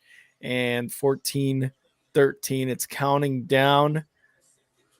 They're gonna lean on the leg of Pinheiro, former Bears kicker, and they're gonna take a timeout here with 3 seconds left. Bryce Young hugging his lineman, kind of like a celebratory hug. They might get their first win of the year right here on this kick. I felt like it was possible. Yeah, I did. And then with the Steelers, do they have the ball right now? So it is 4th down now. McManus is coming out to attempt a kick. 5 minutes left in this 4th quarter with the Steelers and Jags. To make it a 20-10 lead? Yep. And Washington has the ball right now with 3 minutes left in the 4th quarter. They're starting at their own 20-yard line. Let's see if Sam Howell. Oh, here's the kick for Carolina. And they're going to take a timeout. Oh, but there was a flag also. I thought there was a timeout, but there's a flag. Uh-oh. What's the flag? No, we will see here in a bit. Jags go up 20-10 on that kick from McManus. Okay, so the Jags do take that lead. Next, we're going to have the Browns, Seahawks, Bengals, Niners, Ravens, Cardinals, Broncos, Chiefs. Should be a lot of fun. All right, there's a flag. I think they're still going over it in Carolina or in Houston. I forget where they're at exactly, so we'll have to wait to see what that is. Offsides on the defense. They're going to decline that, and they're just going to go for the kick here. Houston is out of timeouts. Carolina had one more. There's a personal foul on the defense, and I think they're going to take that one, so they're going to get an even closer field goal for Pinheiro as they're moving up the field. See where that is. Not bad, not bad. No, not at all. All right, they're showing Carolina getting ready for this kick here. Pinheiro pointing to the sky saying, please, God, let me get this kick in just so I can have a payday and so I can get a win. Panthers might get a win here. 28-yard attempt. Snap, hold, kick. is good. Kick Panthers is get good. the But first there's a win. flag. There's a Uh-oh. flag, and it looks like it may be on the Texans. Did they jump the line? I don't know what's going on here. Oh no, what happened? This is becoming one of those games. It looks like the right side of the defensive line. Yeah, there was definitely some offsides. Definitely some offsides. They're gonna have to. I don't know what's gonna happen here. Offsides, defense. The penalty is going to be declined then.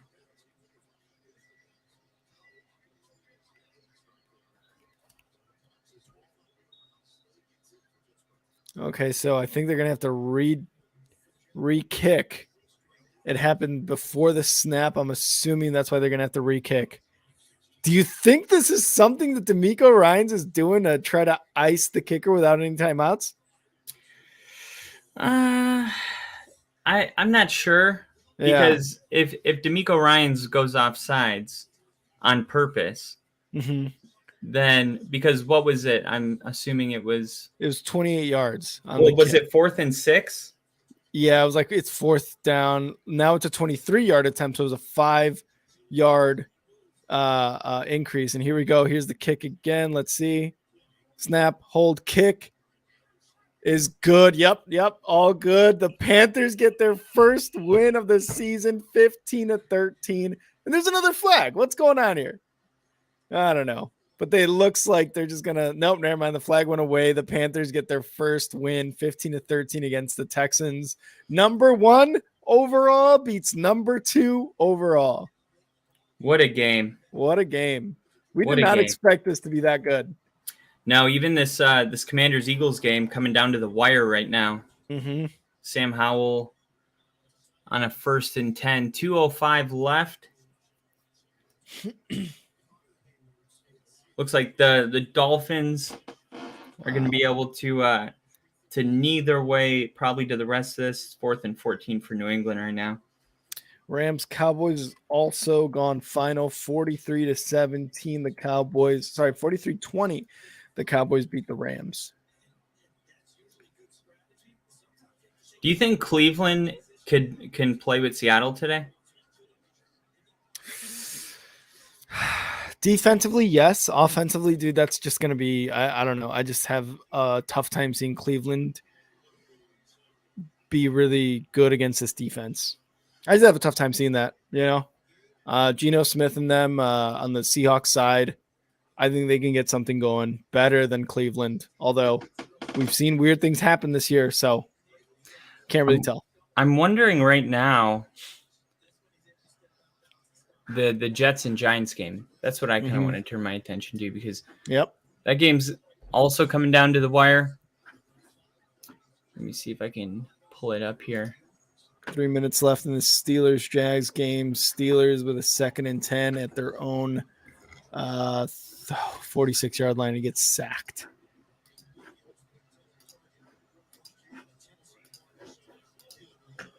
All right.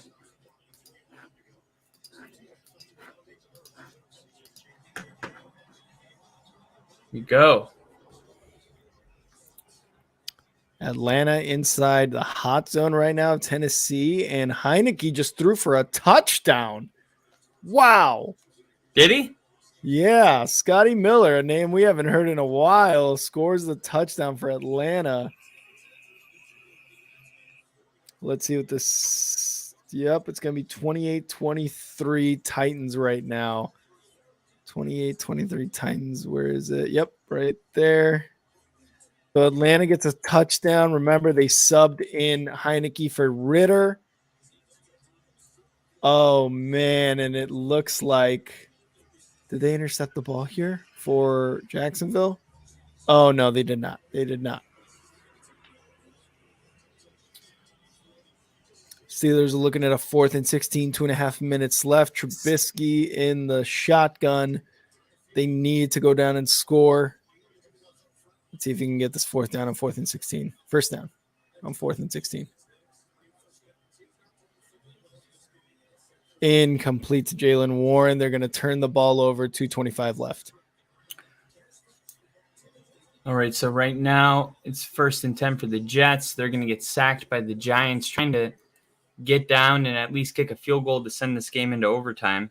Mm-hmm. This is a home game technically for the Giants. Technically, just like Technically. just like the Jags, it was a home game for the Jags in London. It's like, is it really though? Is it? Yeah, is it? Is it?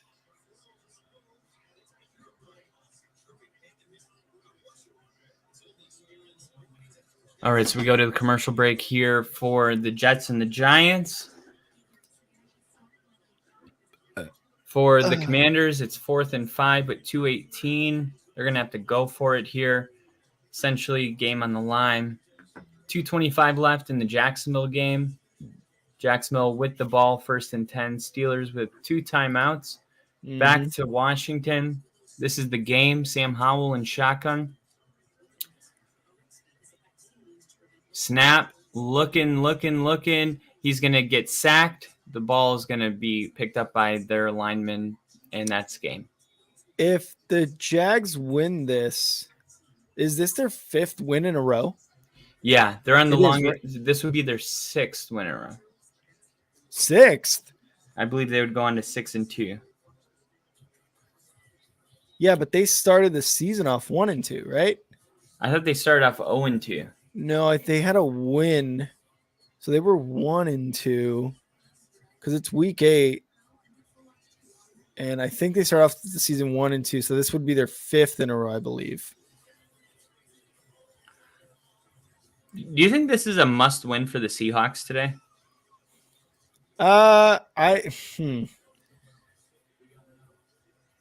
Must win. I think it might be a must win in terms of if you win this game and you look good against the very dominant Browns defense, you're not going to be one of those teams that's looked at like, because I saw earlier Sports Illustrated had them as a pretender instead of a contender in terms of playoff teams right now. If the playoffs were today, they had them as a pretender team. And if they win against dominant Cleveland Browns defense, I think they start to get into contending. Like this team is legit. This team's for real. They're going to go far in the playoffs type of team. That's fair. Yeah. And then for the Ravens, you still think that's going to end up being a blowout? Yes. That's what I think. For sure. Because I think Lamar Jackson's about to go off. And I need him to go off. Completely off. Off. He needs to get off. What? 126 left in this game, and you're talking about a Jets-Giants, man. This is going to be a good ending. Yeah, I definitely thought this was going to be potentially the first win for the Panthers. Mm-hmm. Something about it. I still went with the Texans, but man, there was something about it that felt like the Panthers had a chance today. Let me see what I said about this game. I definitely had the Texans winning. I didn't really say too much. I just thought the Texans would come out a little bit, maybe with some more points. I feel like they probably should have had a lot more points than what they did. Because that's just, you manage 12 points? Like that's dog shit. Yeah. Oh, come on. Quick touchdown here to AJ Brown, please. Man, this Giants Jets game's really coming down to the wire here. Yeah. It's 4th and 10. The Jets see what they dial up here. Because are they even in field goal range? Not yet, but there's plenty of time. Yeah. Oh no, they're all the way. They're still in their own territory. There's a big play right here. They're only 16 yards away from the field goal line. So it's 4th and 10.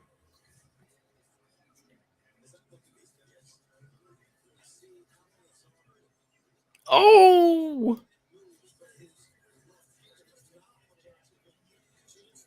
Whopper. Whopper. Look at this free chair I found on Marketplace. What the? Oh, dude, that looks so cool. Doesn't it? Pick it up right now. I'm not right now, but I'll send a message. Be like, I need this. You don't understand. Can I have it, please?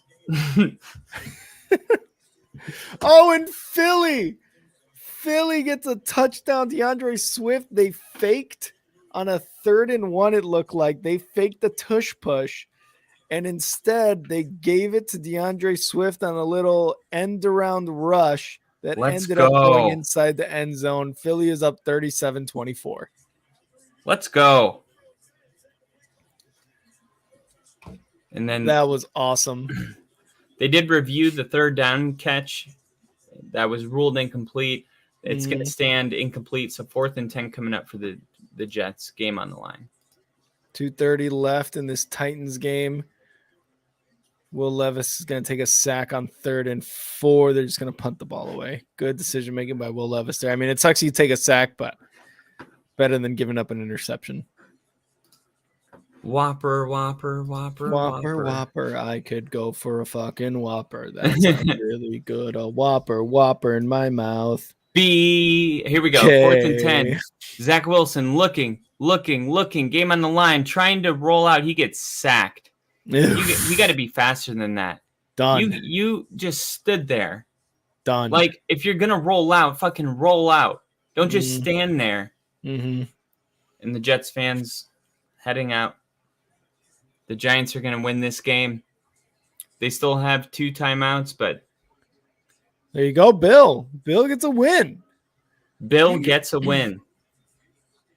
2 minutes left. Jags, Steelers. Steelers are able to get a stop. They're going to punt right now. The Jags. Let's see if the Steelers, even with Mitch Trubisky, see if they can come down and get something going. And you're starting to see, that time of the year now. Man, It feels like football season just started, but you're starting to see the time of year where the weather's playing a factor in these games. Yep. It's colder. It's rainy. It's snowing. Mm-hmm. Miami and New England just went final. Miami 31-17. 31-17? Yep. So did Green Bay and Minnesota. They're getting the win 24-10. And Swift got me that touchdown. You love to see that. What's going on with the Saints? I just saw something. Can't remember what it was. But I think the Saints had scored, if I'm not mistaken. 35-27. No, I think they didn't score, but they got a big first down. All right, we'll step over into the Saints game. 35-20. E-Dubs Eagles got the dub. Eagles dub. That's what E-Dub stands for. Eagles get a dub. Eagles fly on the way to victory. Shibbity doop bop bop bop dee bop boop boop. Shibba-dip, dabba-dap, doobba-doop, dabba-doop, dabba-dabba-doo-da bop.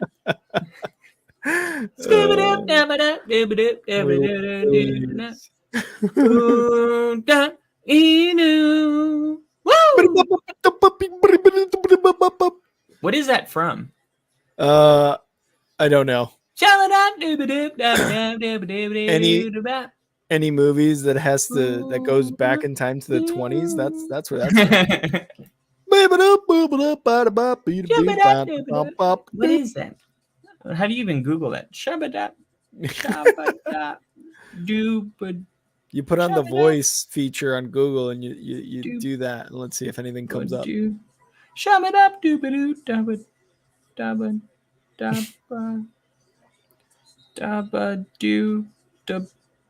Giants miss a field goal. 24 seconds left. Kyle, can Zach Wilson get him in a field goal position for overtime? Yes. Oh, shit. Oh, shit. That's not it.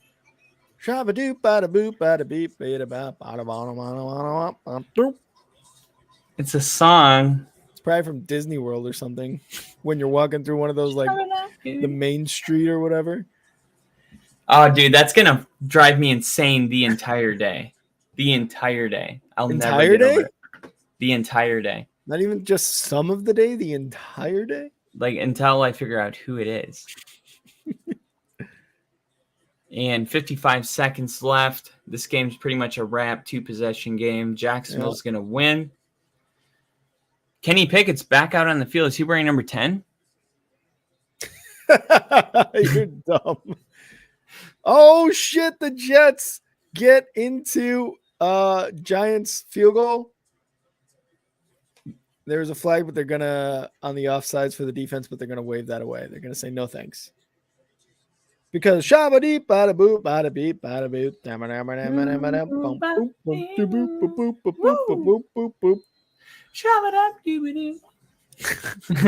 like, what the fuck? It's like if I sing it more, it'll come to me. Oh my God. Oh, he missed the field goal. The Crowder's field goal's no good. The Jets are going to have a chance to tie this game. Graham Gano comes out and misses the field goal. So the Jets, with 24 seconds left, need to get in field goal range. He just pushed it left. He just pushed it far left. Oh my God. Oh my God, Sam Howell's balling? Yeah, dude. You just saw that? Wow, what a play. Why is the Commanders still getting points on the board right now? Because Sam Howell's like that. It is exactly 30. Where is it? It's a 7-point game. 31-38. See if Mitch Trubisky can get anything going here. 1st and 10. Trubisky looking, firing. What is that? Yes. You're down 20 points and you're going to throw a 2-yard pass? Yes. Why? Yes. What do you expect to achieve on that? And the Seahawks and Browns have started the game off here. Seahawks early in the red zone. And the Saints lining up right now to make it an 11-point game. Still a 1-possession game with the way the score stands now. This should be a chip shot from 27 yards and essentially end the game for the Saints. And the kick is good. The Saints are going to beat the Colts. Here we go. Oh my God. Oh my God. They got a big pass downfield. They got to spike it. Are they going to have enough time to spike it? Are they going to have enough time? 3, 2, 1. The ball spiked with 1 second left. The Jets have done it. They made it down to the red zone in one play. Spiked the ball with 1 second left. The Jets kicker runs out onto the field. Robert Saleh in disbelief. Brian Dabble, one of his balls has fallen to the ground. He now is a man with regular testicles. Here we go. This kick for overtime in the Meadowlands. Wow. Jacksonville, Pittsburgh has gone final 20-10. Jacks get their 5th win in a row. We just saw him miss kick. The Giants tried to make the kick to seal the game, right? It would have been a 6-point game if they made that kick. They miss it. A chip shot. Zach Wilson rolling out to his right, throwing across his body, finds Lazard in the middle of the field, and they're able to run up and spike the ball with 1 second left, get set. Here we go. Is he going to make this kick? We just saw the kick missed on the other side of the field. Not the best conditions for this, but something tells me this kick's going through. Here we go. Kicker lining up. 35-yard attempt officially. The Giants bringing in a different personnel group, it looks like. Here we go, adjusting the balls, giving him some room, some range of motion. Big balls. And all Jets fans, hold your breath. Colts, Saints have gone final. Saints win 38-27. Snap, hold, kick. Good. It's good. We are going to overtime in the Meadowlands. Woo. Wow. What a turn of events. Woo. I mean, 15 seconds ago, the Giants were kicking the game-ending field goal 15 seconds ago. And now we're going to overtime, and the Jets What a game. Salah's Yep. got a smirk on his face. He knows the job's not done, but it's great to still be playing ball for one more quarter with a chance to win. He's got a smirk on his face because he's like, holy shit. He's like, we just did that? Yeah, Did we just literally do just that? got an overtime. Was that Zach? Yeah. Somebody go make sure Aaron Rodgers isn't on the field. Yeah. Somebody make sure he didn't put on the number 2 jersey. That'd be funny if Aaron Rodgers' first game back, he was wearing like all of Zach Wilson's, like the sleeve, the visor. It says Wilson in the back, but it's really right? Aaron Rodgers. He's like, gotcha ass. Intercept. Wow. Did the ball hit the ground? Oh, the Saints. Okay, Saints game's over. Saints game's over, like you said. All right, so the Saints gonna get the old dub. The old dub. And Jacksonville's gonna get the dub. The Eagles get the dub. The Giants are going into overtime, and that means the Denver Broncos game's about to start. So fuck all these other games. Yep. Let's go, baby. Jets, Giants all day. This is why it was my game of the week. This is why. And I could not tell that this was going to go in overtime, but hey. No, you could. No, you out for me. Stick with that. You called overtime. I was listening. I heard it. You were loud and clear. Listen to Only Football. This is why you watch us, because I said Saints Colts might be a high scoring game, and that Giants Jets was my game of the week. Of course, we got some predictions wrong, but hey, who knew that the fucking Panthers were going to get their first one against the Texans? All right. Yeah, that was kind of a swing. Yeah. That could have gone either way, and yeah, that was the only game that I missed, unfortunately. Liam is in the chat. Liam, what's up? Sorry about the Pittsburgh Steelers, the Steelers losing. Hopefully your fantasy team is going well, though. All right, so the San Francisco win by more than 4.5 points or less? Will he win? The 49ers. That might be a toughie. Right? That's a toughie. That's a tough one. That is a very, very tough one. Broadway battle in OT. Indeed it is, E-Dub. I am up 73.5 to 71.96. I've got 1, 2, 3 players left. 4. 1, 2, 3, 4 players left. My opponent has 1, 2, 3 players left. Kyle, do I win this? Oh yeah, all day. Nice. All day. Nice. I'm tied with my guy. We're both. I just checked it. We're both projected around the same. Yeah, because right now I've got a 65% of winning percentage, or 65% chance of winning right now. Like, God, I hope I get this dub, because I would go back to, I think I'd go back to 4-4. Yep, I'm 3-4 now. I need that 4-4. Yeah, that's what happened to me. We're in the same exact boat. I'm 3-4 right now. Got to get back to 500. Brees Hall, luckily, still playing football, so hopefully he just breaks a nasty one open. Right now I'm projected 117. The guy I'm playing is projected 116. He has Saquon Barkley. I have Brees Hall.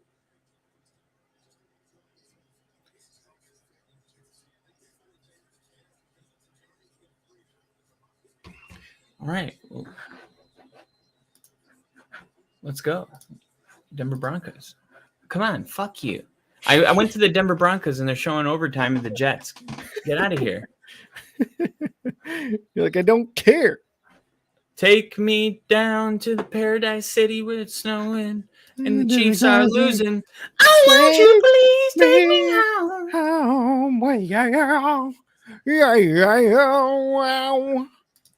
All the small things. Truth care. Truth brings. Truth brings. Truth brings. Truth brings. Truth My brings. show. You, man, I crushed it karaoke the other day. I crushed it. I did all the small things that everyone looked at me like, get this millennial out of here. Like, who is this guy? Who is this nerd? Because Kyle is a nerd. Let's be real. We've got some good games going on right now. Good. Seattle. We've got overtime in New York, if you will. All right. If they're not going to show the Broncos game because of this overtime game, I'm not even happy about overtime anymore. Get the hell out of here. Wait, does the game start at 4:25? Yeah. Yep. 4:25. So you got 2 minutes. Woo. Okay. Seahawks. All right. 3:25 Central Time. What's up? What's up? I might need to D for the P. I might need a D for the P. Grab a beer. Like it's Broncos time. It's 3rd and 21.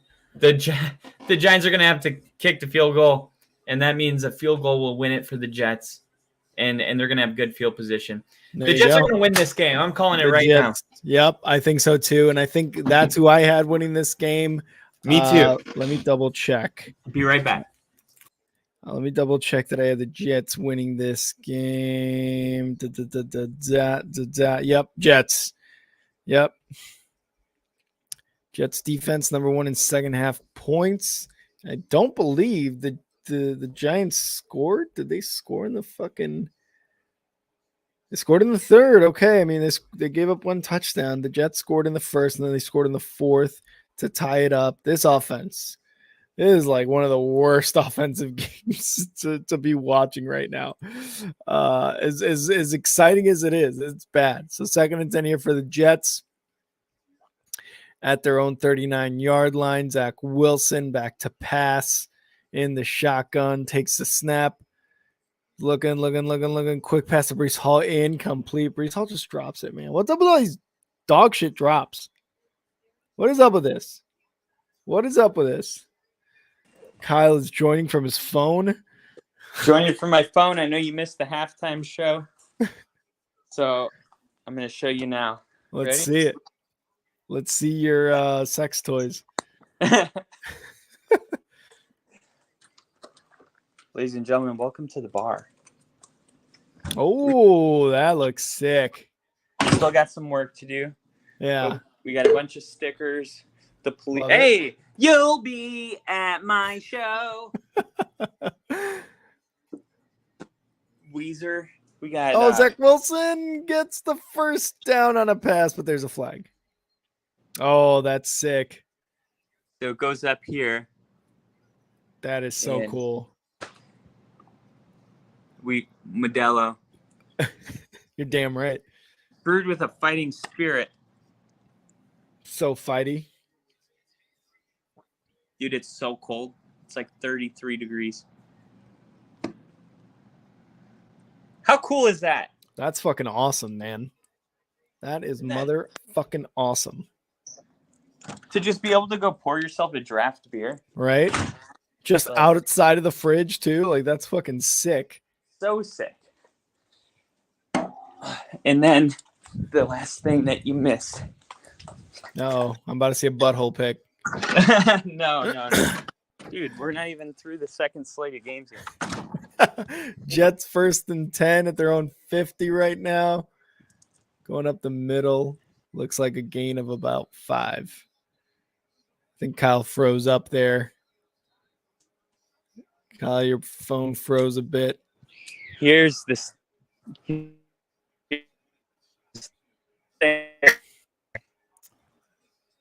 Gonna wait for Kyle's phone to not be frozen. Yeah, he unfortunately maybe the internet was a little rough there for him.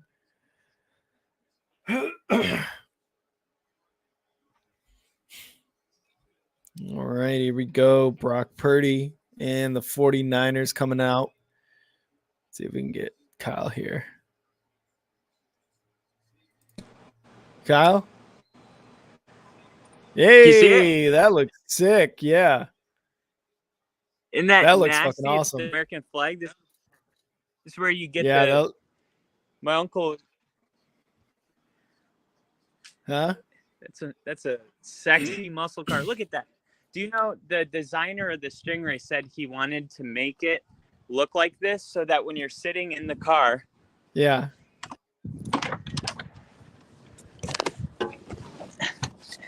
It looks like a woman's legs. That's what That's the designer hilarious. said. 3rd and 5 for the Jets here. Going deep. Oh, pass interference for the Jets. They're going to be down at the 10-yard line. Oh, wow. Isn't that awesome? That thing looks sweet. Defensive pass interference on the Giants. And the Jets are going to be well within field goal range. They might just score a touchdown here. As Kyle's internet went out there on his phone. He's probably going to join us here in a bit back at his desk. What a game it is in New York right now. Let's see if this game goes final after that penalty. So they're at the 15, not at the 10, but they're going to be at around the 15-yard line. The Jets inside the red zone. Here we go. First and goal for the Seahawks in the PM game in the afternoon slate here. They're threatening to score. They're at their own 10-yard line. Or I'm sorry, at the Cleveland 10-yard line. So they're threatening to score. Geno Smith hands it off. Looks like to Kenneth Walker. Oh, no, he kept it himself. And it looks like he's going to take a loss there. Kyle, you good? Let's go. Yeah. Woo! Let's go, baby. Dude, that was awesome. That Corvette looks sick.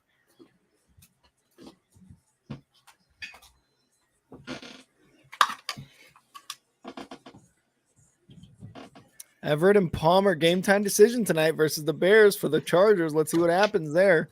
Might be a blessing in disguise. And the Jets coming up for a field goal attempt. Greg Zerline or whatever.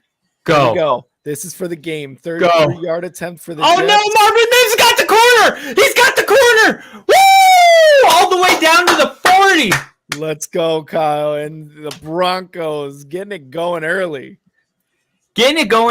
3 and out for Patrick Mahomes. And this defense, which, by the way, Bert, don't think I didn't see your comment. You can't fix that. It looks – hey, we did fix that. And that is why you got to give credit where credit's due, man, because it looked like it was unfixable. Here defense remembered how to play football. These cords are fucking pissing me off, dude. I'm about to launch this computer if I can't untangle this shit. The Seahawks just scored another touchdown with Tyler Lockett. They are up 13-0 against the Browns. Damn. All right, here's the kick. 33 yards from the Jets to win the game. Snap, hold, kick. Jets win. Is good. Kick is good. Jets win. Jets win. Kick is good. The Jets win it in overtime. And Dable looks just like a frustrated Baldy. Frustrated Baldy man. Oh, wow. What a game in New York. Kyle, initial thoughts? Initial thoughts is exactly what we thought this game was going to be. The Jets are going to have to grind out week after week and win these games if they want to try to get Aaron Rodgers back in. Yep. But the Giants, they played a good game. This is a Jets team that beat the Eagles last week. So, it is what it is. It's a 10-13 ball game. It's kind of not exciting. Yeah, but it was exciting. Go. Yes! Let's go! Dable again just throwing the headset on the floor. Oh, Dable does not look like a guy you want to play for this year. Jaleel McLaughlin right here, dude. 3rd and 8. They get him the ball in space. It looks like there's nothing there, and he's able to pick up the first down. Denver about to get into the red zone. 3 and out on defense. Offensively, moving the football down the field, and Russ is under center, 1st and 10 from the 26-yard line. Jerry Jeudy wearing long sleeves today. I've got Bengals 49ers on my screen. 3rd and 10 for the Bengals. Nice Joe run. Burrow looking to pass, get some pressure. Still looking to pass, gets sack. Oh, avoids a sack and is able to get it for a first down. Wow. What an effort by Joe Burrow. But there's a flag. It looked like he was sacked. It looked 100% like he was going to get sacked. Right, they're going to hand it off here on 2nd and 4. Javonte Williams picks up 3 or 4, so it's going to be 3rd and inches, maybe 3rd and 1.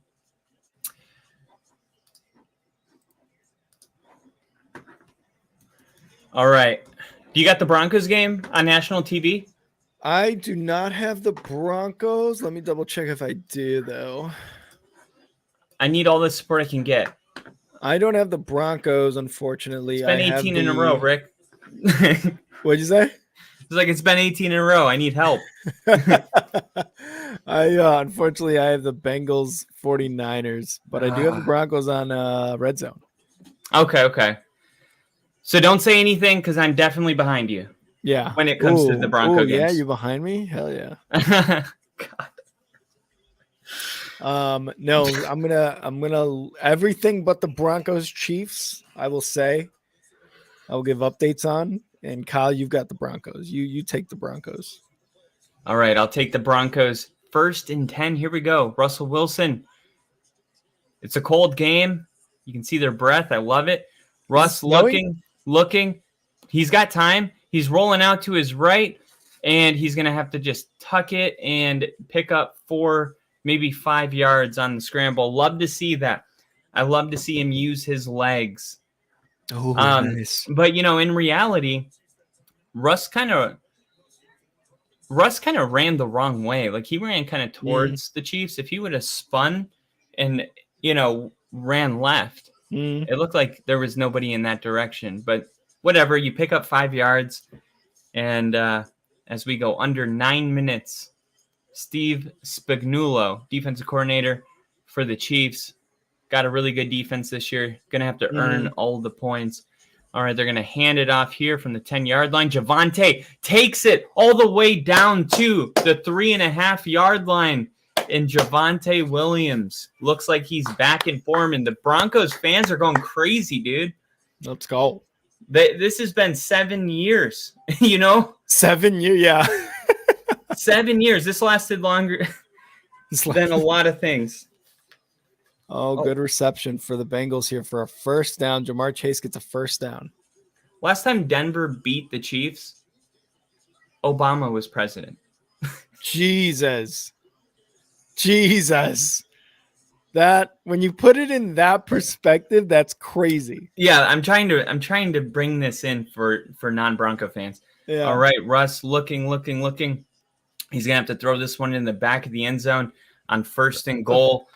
All right, let's run the football.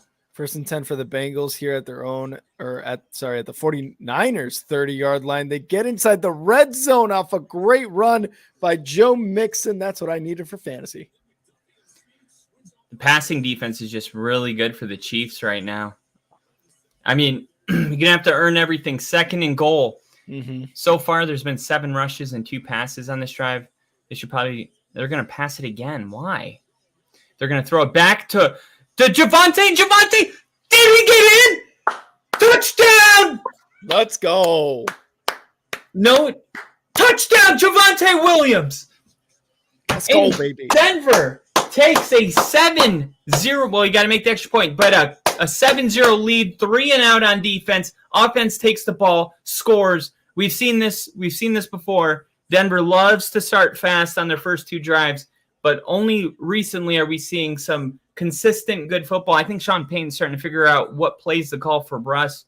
That was a 10-play, 39-yard drive, and we wait for the extra point from Will Lutz. Here we go. Snap, hold, kick, right down the middle, 7-0. Kansas City, let's go. Number 1 team in the NFL. We'll see. Let's go, baby.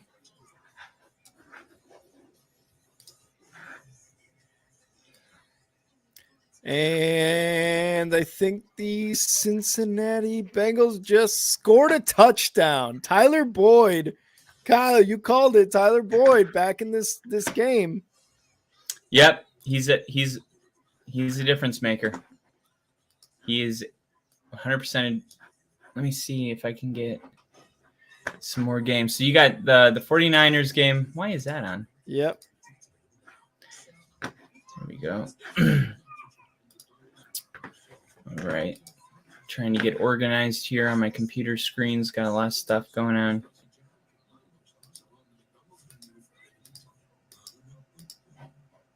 Ba-da-ba-ba-ba. I'm loving it. Man, the commercials just hit so much harder when your team's winning. You're just like, oh yeah. Oh, I know that. Who wants BK? You get to laugh at them. You get to have a good time. Oh, I feel you, dude. I feel you. All right, so here we go. Finally got this all cleaned up. So what do you think? Denver wins this game today or what? Don't bullshit me. You sandbagging son of a bitch. I'm gonna root for the Broncos. Yeah, 100% gonna root for the Broncos. Are the Seahawks rocking throwbacks today? They are, dude. And those throwbacks are nice. Those throwbacks are nice. All right. If Denver beats the Chiefs today, are they considered like a middle of pack team? If Denver beats the Chiefs? Yeah, because they played the Chiefs really closely, lost by a score. Then they beat the Packers. Now they beat the Chiefs. At that point, we have 3 games. It's almost half of our season. Mm.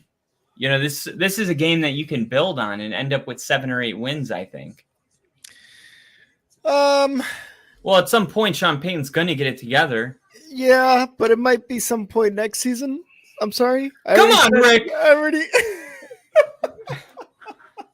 Those aren't the vibes that we need right now. I'm going to root so hard for the Broncos, Kyle. Every time we watch them play a game, I just have a hard time seeing them get it together this year. They're trading players away. They're cutting players. Like you said, Sean Payton needs to get a stranglehold on this team, and I think he will. This season might not be it. But if they can win, a few more games, like you said, middle of the pack team, that's totally possible. That was Javonte Williams' first touchdown of the season. Let's see what she's saying. Hold on.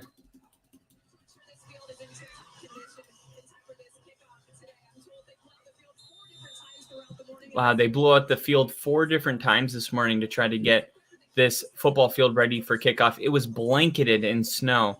Wow. So great job. I mean, watching the game right now, you wouldn't even know it snowed. So great job by the field crew. And here goes Pacheco. Yeah, it looks nice. 15-yard run. Fuck. Maybe we should have kept snow on it. So, all right. So Chiefs getting the ball. That should have been a hit right there by P.J. Locke. He's only playing because Kareem Jackson is suspended right now. He had a chance to come up and make a tackle right there, and Pacheco bounced off of it. Chiefs going pretty quick. First down. They're going to run it again. This is going to be a gain of 2. So 2nd and 8 coming up. See if Denver can try to capitalize on what they did right defensively. Cleveland on the board, 7-14. P.J. Walker's 5 for 7, 96 yards and a touchdown. Not bad. And then we're going to put Kelsey in motion. And we got... Oh, good D! Good D! We had a free blitzer coming in. That was Nick Bonito coming off the edge.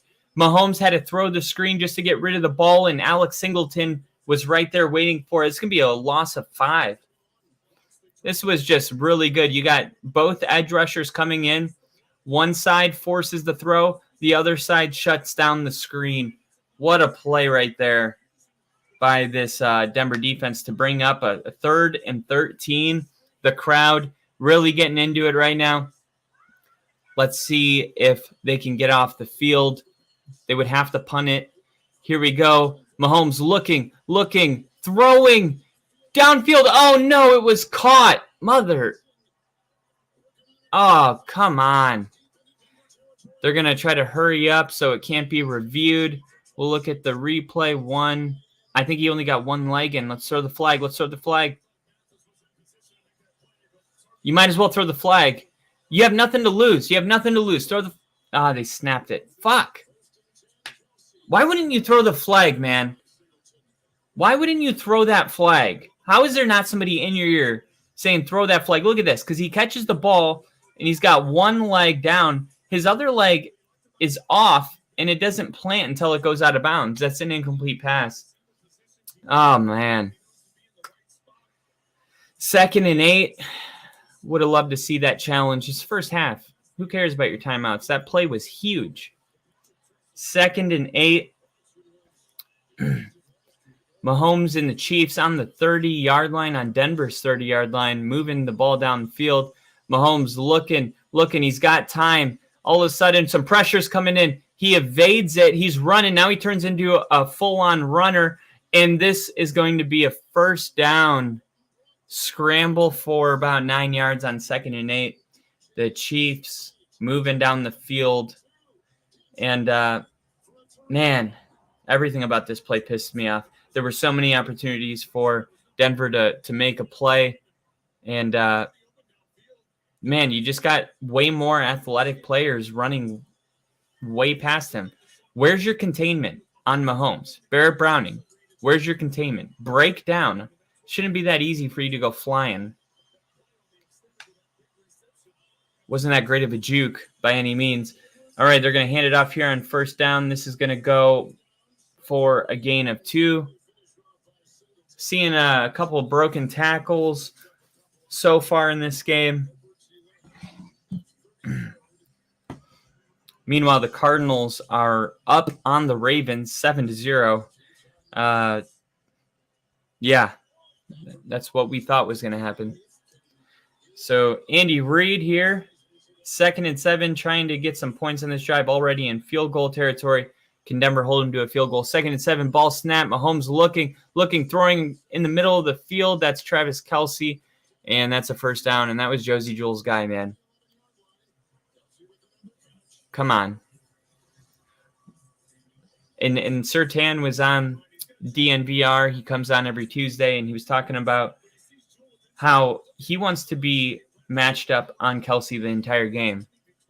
But unfortunately, Vance Joseph has different plans. All right, 1st and 10. All right, 2 backs with Mahomes. We're going to hand it off here to Kadarius Toney, and he's brought down for a loss. Zach Allen. Zach Allen, who we brought over from Arizona. I didn't want to bring it up, but I'll bring it up. I'll do it. Fine. Travis Kelce averages 108 receiving yards per game with Taylor Swift, 46 without her. She's not in attendance today. I just don't even know why any of that matters, besides the fact that I do think that he wanted probably to have better game with her there. But at this point, she's watching, There's Kelce again. It's going to bring up 3rd and short. And this is real important right here. 3rd and short. They're on the 3-yard line, trying to punch in a touchdown right here. If Denver can hold them to a field goal, that would be huge. Last time they played, Kansas City got down here often, but Denver's defense was really good in the red zone. We'll see if they can, continue that. 3rd and 2. Mahomes 5 for 5 for 41 yards on this drive. Rice in motion. They're going to do a little pitch, and that's shut down, and it's going to be 4th down. Let's see what Andy Reid wants. It's 4th down. Let's see what they're going to do.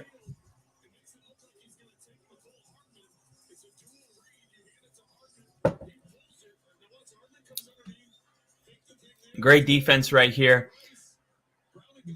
Barrett Browning, it looked like he barely even had a touch and tackle him. So 4th down. And Kansas City's going to kick a field goal. 16 consecutive field goals made, ties the second longest active streak right now. This one is going to continue the streak at 17. 3-7 in Denver. Kansas City responds with a field goal to Denver's touchdown. Great job by Denver's defense standing up in the red zone. It's got to be the offense keeping their pedal to the metal. They got to continue to go out and treat this game like Kansas City just scored.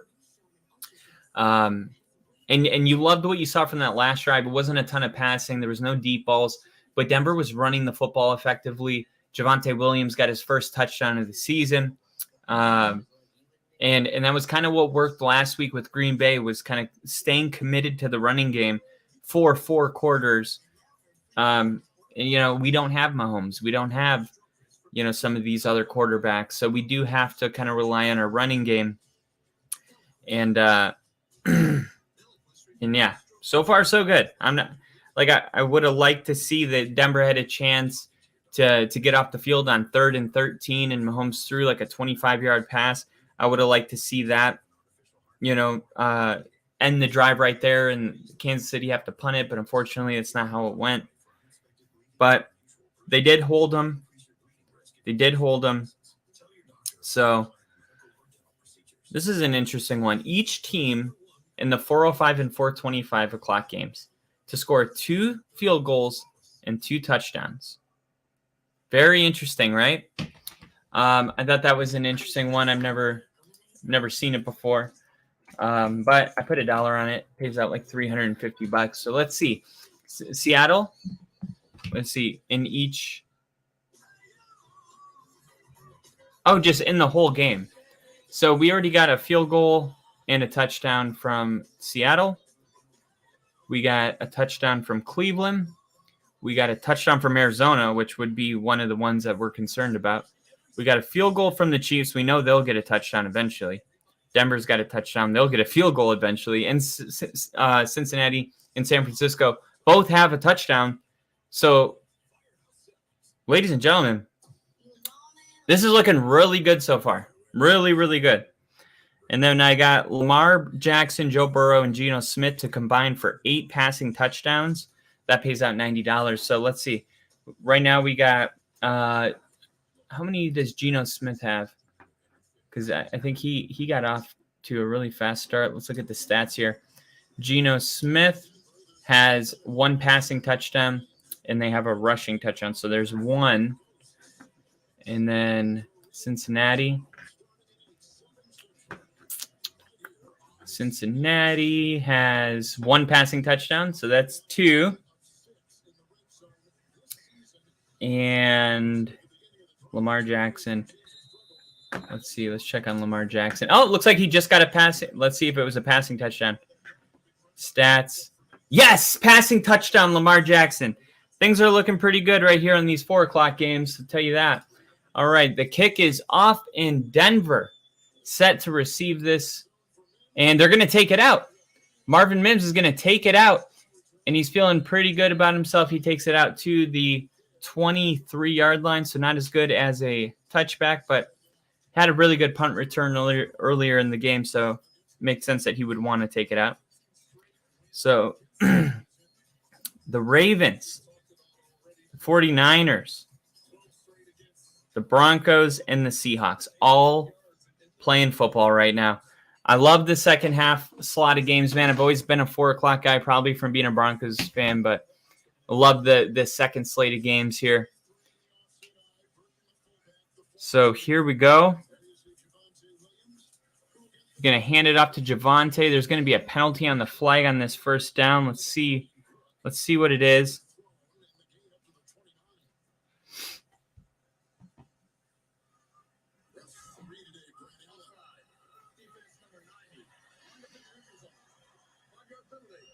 I really think that Bengals 49ers game is going to turn out to be a really exciting game. CMC scored the touchdown for the 49ers. And, that's what he does. He is a bad man.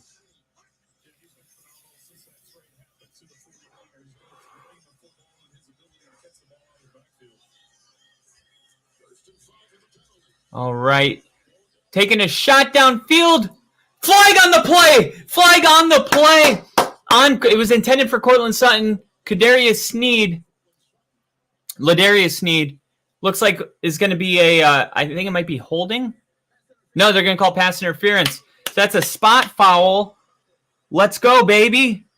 Let's effing go. All right. So Denver gets the big penalty, and that's going to move them downfield. 1st and 15. Why would it be 1st and 15? Pass interference. Okay, they called pass interference, but Denver's on 1st and 15 from the 20, so that's confusing. Wow, Javonte Williams with a really strong run. Looked like there was nothing there on 1st and 15, and looks like he's going to make it 2nd and 4. A real nice run. He's got great patience. He's got great vision, and then he's got the durability to make it through a couple of arm tackles and stay on his feet. That is a very, very strong runner. Reminds me of Nick Chubb in a lot of ways. So that's going to be the end of the first quarter. And the Kansas City Chiefs are down 4 to the Denver Broncos. And this feels like a game Denver's going to get, man. I'm feeling it. I'm feeling it more than I normally am feeling it.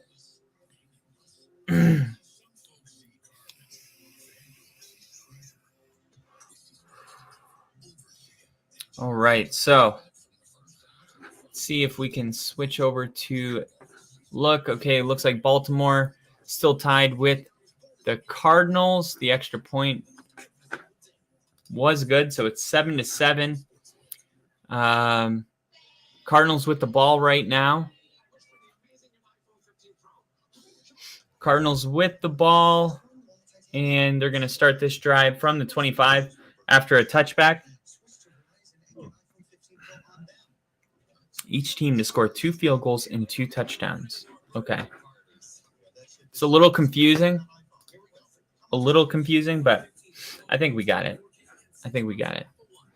So Cleveland with the ball right now, down 10 points. Seattle off to a really fast start. And let's see what their 4-yard run, Kareem Hunt, right guard, to Seattle's 28-yard line for 4 yards. And now the Browns going on a little drive themselves in field goal range. You love to see it. You truly love to see it. Hopefully they kick that field goal, and then that kind of knocks that one down. Let's take another look at some of these other games. We got the Baltimore. So Arizona with the ball driving. Cleveland with the ball in field goal range. What's going on with Cincinnati and San Francisco? Right now, the Bengals have the ball. Oh, Joe Burrow just threw a touchdown pass. Extra point is good. The Bengals are up 14-0, and this is what I thought was going to happen. I really thought, look, you got the Bengals who played really well the last 2 weeks. Like Joe Burrow finally got healthy and was able to start making those throws. Coming off a bye week? I mean, come on. You got to take the Bengals. I think it's going to be a good game. I do.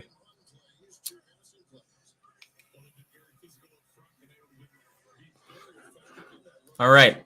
Denver starting the second quarter. 2nd and 6. They're going to hand it off to Jaleel McLaughlin, and he's going to pick up a couple. That's going to bring up 3rd down. So 3rd down for Denver. Let's see if they can convert. You run that play on 2nd down because you want to keep 3rd down manageable. You want to keep it short. Here we go. All right, Russell Wilson on 3rd and 4 in the shotgun. Some motion to the bottom of the screen and a quick throw and miscommunication with Jerry Jeudy and Russell Wilson. It looked like he was there. I don't know what happened.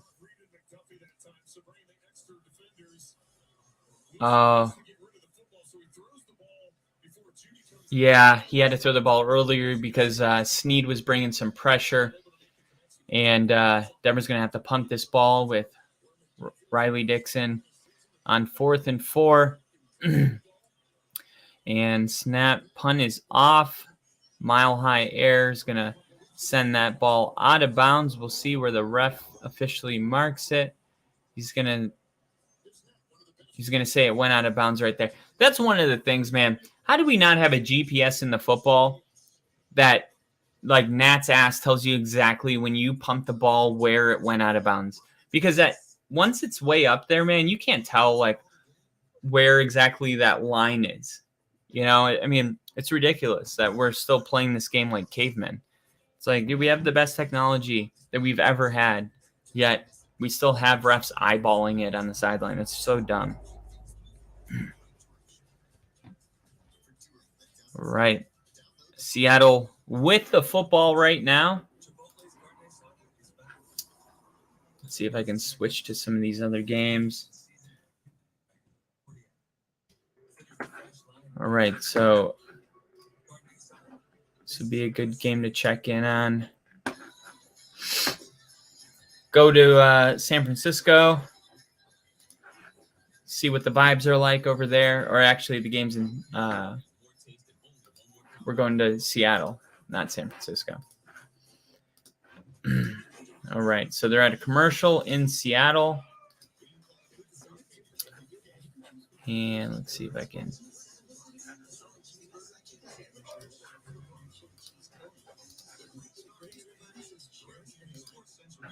There we go. All right, so we got that game. Now let's go to the 49ers and Bengals game. Keep you guys up to date with all of our 4 o'clock football games. If you guys are watching with us right now, thanks for joining. Big Broncos fan. Obviously, the story of my second half window is seeing if Denver can get a win over the Chiefs. I mean, it's been 18 in a row, 17. Who cares? It's been almost a decade, right? I said it earlier. Obama was president last time Denver beat the Chiefs. So yeah, that's the most important thing going on in my life right now. Great job by Cincinnati on the kickoff. 49ers wanted to take it out, and the coverage was amazing. I mean, they knocked them down at the 10-yard line. So good shit right there. And cool uniforms from the Seahawks today. All right, here we go. Mahomes, 1st and 10, standing at the 20, football on the 25, fakes the handoff. Surtain trying to get after him. Can't get there. Pass incomplete. 2nd and 10 coming up. Good defense by Denver. And looks like they were trying to bring in Surtain off the edge. 4.3 air yards per attempt. 2nd lowest of career. That was week 6 against Denver. This game just happened 2 weeks ago.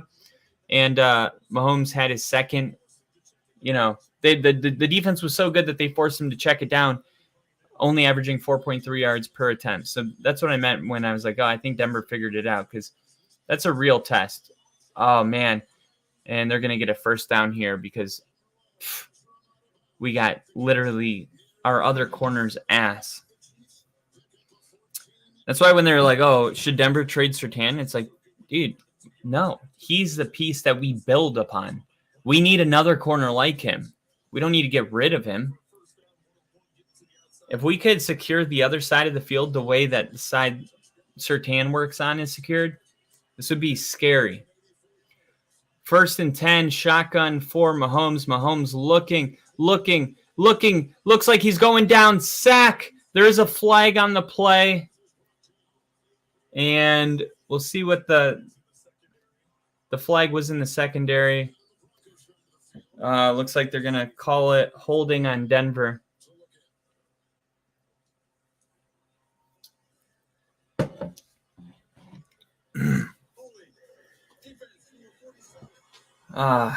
They're going to call it on Josie Jewell. So they're going to call it on Josie Jewell.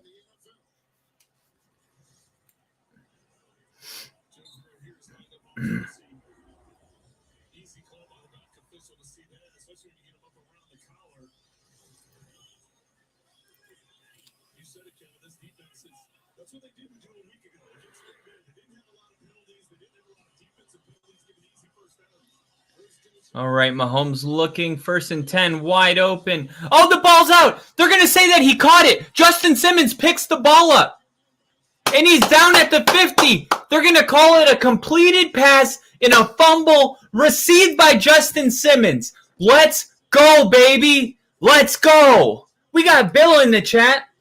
Well, the Giants suck again when we had it in the bag. Just needed 1 yard, and we trot out our injured kicker to miss a field goal. My life is pain.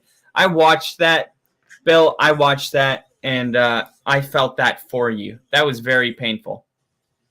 So they're going to confirm that it is a turnover. Denver takes over the ball, and defensively, they take the ball away from Mahomes, which is one of the keys to victory when you're playing the Chiefs. I think this is the day, guys. I think this is the day that it gets done. We'll check on what's going on in San Francisco. 2nd and 2 for the Niners on their own 20. Ooh, they bring in a blitz, and this Bengals defense is starting to feel – they're starting to feel it. They're starting to feel it. This was an insanely good defensive play. I mean, the play, the execution, the tackle. This defense has the potential to be top 5. And I was saying earlier this season, you know, I didn't expect Joe Burrow to get that calf injury, but I did think this and Miami could have been the only teams with top 5 offenses and defenses.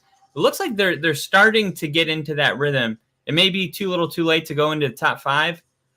Oh, it was almost picked off. Brock Purdy almost threw an interception. It went right through number 56. I think that's Pratt. I think. Let's take a look. So Purdy was trying to throw it over the middle of the field. It looks like Purdy's just a little, you know, he never really dealt with adversity. You know, everything went so well, and it does seem like ever since he's been dealing with, you know, a little bit of turbulence, it's affecting him. It's affecting him. That was a throw that I wouldn't expect him to make right there. The kick is off the punt, and this one is going to take a 49ers bounce. That should have been fair caught. So, all right.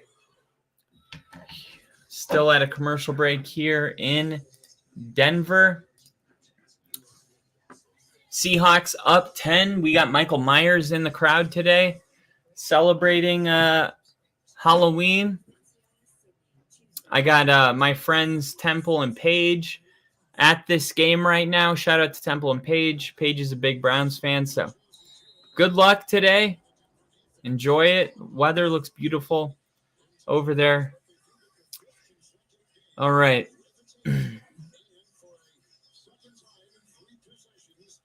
All right, from the 50-yard line. Let's see. I think Sean Payton's going to dial something up here. All right, it is going to be a pass, and Russ is looking, taking a deep shot downfield in. It's caught! It was caught! And it was Jerry Jeudy who came down with it. What a catch! What a catch! Way to just throw the ball up there to a player and give him a chance to make a play right here. Yeah, Jerry Jeudy. Jeudy comes up, catches the ball at its highest point. What a freaking grab there by Jerry Jeudy. And Denver's in the red zone. Look at this play. Oh, my goodness. That was just an amazing catch right there by Jeudy. And Denver down into the red zone. against the Chiefs, trying to go up 14-3. I think it's possible. I think today might be the day that we start a new tradition here in the Mile High City. And Bill said, I hope it happens for you, Kyle. It would be great to see Denver win. Thank you, Bill. Absolutely appreciate it. And Liam said 76-63 in my fantasy football league. Which one is you? Are you 73 or 63? Either way, if you're 63, I hope you got a couple players left in the fight that can maybe pull it out for you. And if you got the lead, hope you keep riding that to victory. Moved over to the Browns game, and PJ Walker, man, he's having himself a pretty decent game. You know, he's been in this situation. Deshaun Watson's been out a lot this year, and the Browns have continued to win games. You know, they're 4-2, playing a good team right now. Let's see. They're going to pitch it. Oh, it's going to be a triple reverse, and then they're just going to have to throw it away. That was crazy. They pitched it 3 times before it came back to PJ Walker, and Walker had to make the throw. Over in San Francisco, we have Joe Burrow taking over at the 20 after the punt. Quick throw to their tight end. That's going to be good for 4 yards right there to Smith Jr. And we'll see if the Bengals can continue to score points. They've been pretty good on every drive that they've gone down. I don't know if they've only had the ball twice, but I do know they have 2 touchdowns. Joe Burrow's last 10 pass attempts have all been completed besides the first one. So he's 9 for 10, 2 touchdowns, 82 yards, having a great start to this game. And under center here, they're going to hand the football off. That's Joe Mixon, who picks up 4 of the 6 yards. It's going to be 3rd and short. Back in Denver. Here we go. Back in Denver. Denver trying to get on the board. And Liam saying, I'm 76. Well, then good luck. I hope you win your fantasy league. Let me know who you guys need to stand out in the second half for you guys to win your fantasy leagues. Under center is Russ. Russ is going to pitch this one, and this is to Javonte Williams, and he's going to have to just go out of bounds. Nothing there. Nothing there, unfortunately, for Javonte. So they huddle back up. Javonte stays on the field. I would like to see Mike McGlinchey come into the game, but I think what they like to do is they want to keep Javonte as the tough yardage and then bring McLaughlin on like 3rd and 4 is ideal. Not ideal field position. They need 10 yards, but 11 yards to score, so not a ton of field to work with. Russ throwing to the corner of the end zone. Jerry Jeudy, touchdown! Denver takes a 13-3 lead. Jerry Jeudy feeling himself. Russell Wilson feeling himself. The Mile High City feeling himself. It's been a long time, but we are finally playing football. It's been consistently for about 3 weeks now, and it's finally time to cash these checks. Here we go. This is a talented football roster that hasn't been playing up to their level. And finally, this team looks like they're playing a complete football game. Knock on wood, we got a ton of football left, but you got to be happy with what you're seeing so far from the Denver Broncos fan base. This is some Mile High magic that we haven't seen in a long time. We are playing football. We got a swagger about us. I want to see that defense go out there and take the ball away again. I want a 3-and-out. I want Denver to – this could be a statement win that could change their whole season. I'm not saying they're going to the playoffs, but you could stop the whole, we're in full rebuild. It's like, no, we have a lot of talent. Let's not just get rid of guys because we're losing football games. Like, when you're losing, it makes sense. When you're winning, you want to capitalize. And if you're only a couple games away from winning, then – you could be getting rid of players, for no reason. So it looks like they're reviewing it right now. Looks like that's 1, 2, 3, 4. What are you talking about? Why are we reviewing this? Get the hell out of here. What are you reviewing? What are you reviewing? I don't know what they would be reviewing in that situation. All right, so the 49ers trying to play some defense. 3rd and 9. There's going to be a timeout on the field. We'll see who called it. I think the Bengals are going to burn a timeout right now. And that's their last timeout. So the Bengals have burned all 3 timeouts in this first half. But they're up 7. And then for the Browns, they move it down to the 2-yard line. There is a flag on the play, so we'll wait to see what the flag is. But if they could score here, they could make it a 3-point game. There's a personal foul that's going to go against the Seahawks, and that's Mario Edwards. And it's not really going to matter because they were already on the 3, so half the distance of the goal. They should be on the 1.5-yard line. And I think if you got Kareem Hunt on your fantasy football team, now would be a great time for him to get in the end zone. And we are at a commercial break right now. We're just getting back in San Francisco. And the Bengals burned their last time out on this 3rd and 9. Want to make sure they have the right play. You know, you got an opportunity here to go up 2 possessions. You're at midfield. This is a crucial 3rd down for the Bengals. Joe Burrow, empty backfield. Close in his ears so he can hear the radio. Trying to pick apart the coverages here. Pointing at the linebackers. Pointing at the edge rushers. Clapping his hands saying, snap the ball. The ball is snapped. It's going to be a direct run, and Joe Burrow gets it done with his legs. Stands up and points, saying, first down. You forgot about me.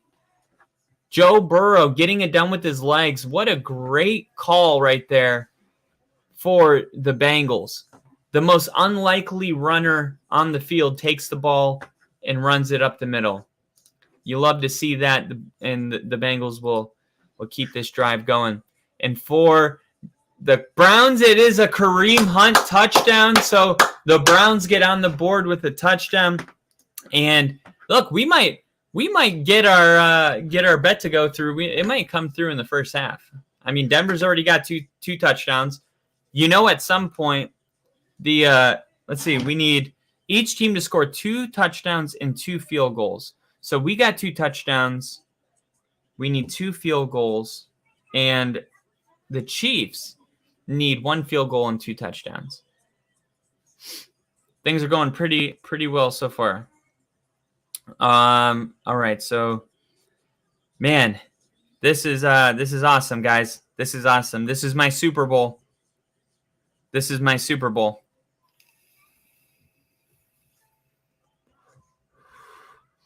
So Denver makes the extra point, 14-3. Seattle at a commercial break with Cleveland after the touchdown. The Bengals run it for 3 yards on 1st and 10. Now it's 2nd and 7 after the Joe Burrow designed run for a first down. And the Bengals threatening to score either a touchdown or a field goal to make this a 10 or a 14-point lead. 2nd and 7, Burrow, shotgun. Looking, handed off, delayed handoff, read perfectly. It looked like there was going to be an opportunity for some yards, but just a really good play by the defense. That was Oliver for the 49ers that were able to trip him up. And we go do a game break at the 49ers game to show the Broncos scoring that touchdown. What a throw by Russell Wilson. Can we just take a second and say that was a hell of a throw? A hell of a throw. And Brock Purdy eagerly waiting to get back onto the field. Let's go back to Denver where I want to be. This is Mahomes running out onto the field. And you know he's thinking, okay, we got to get a touchdown here. We're not about to lose to the Denver Broncos. I've never lost to them, and we're not going to do it today. And look, this is a really good defense, but Denver came out and they're ready to play ball. They're ready to compete, and this is the kind of game that they have to win to prove it. I talked about Denver's improvements, earlier today, and they were like, yeah, you don't come back from, giving up 70 points. So look, no one's going to take Denver serious. I understand that. Even if we win this game, it's going to be about how Kansas City, didn't show up ready to play. But at the end of the day, man, that's just not true. Kansas City knows, because the last 4 times they've played Denver, it's come down to 1 score. They know that they had to show up for this game. And Denver's just finally proven that they belong to sit at the adult table. And let me knock on wood. I've seen this before. 2nd and 5. Mahomes looking, throwing, pump faking. It faked the camera crew out, so I couldn't even see. And it looks like it's going to be a completion. It's going to be 3rd and 2 coming up. That was Kadarius Toney, the ex-Giant, Bills guy. And here we go. 3rd and 1, not 3rd and 2. 3rd and 1.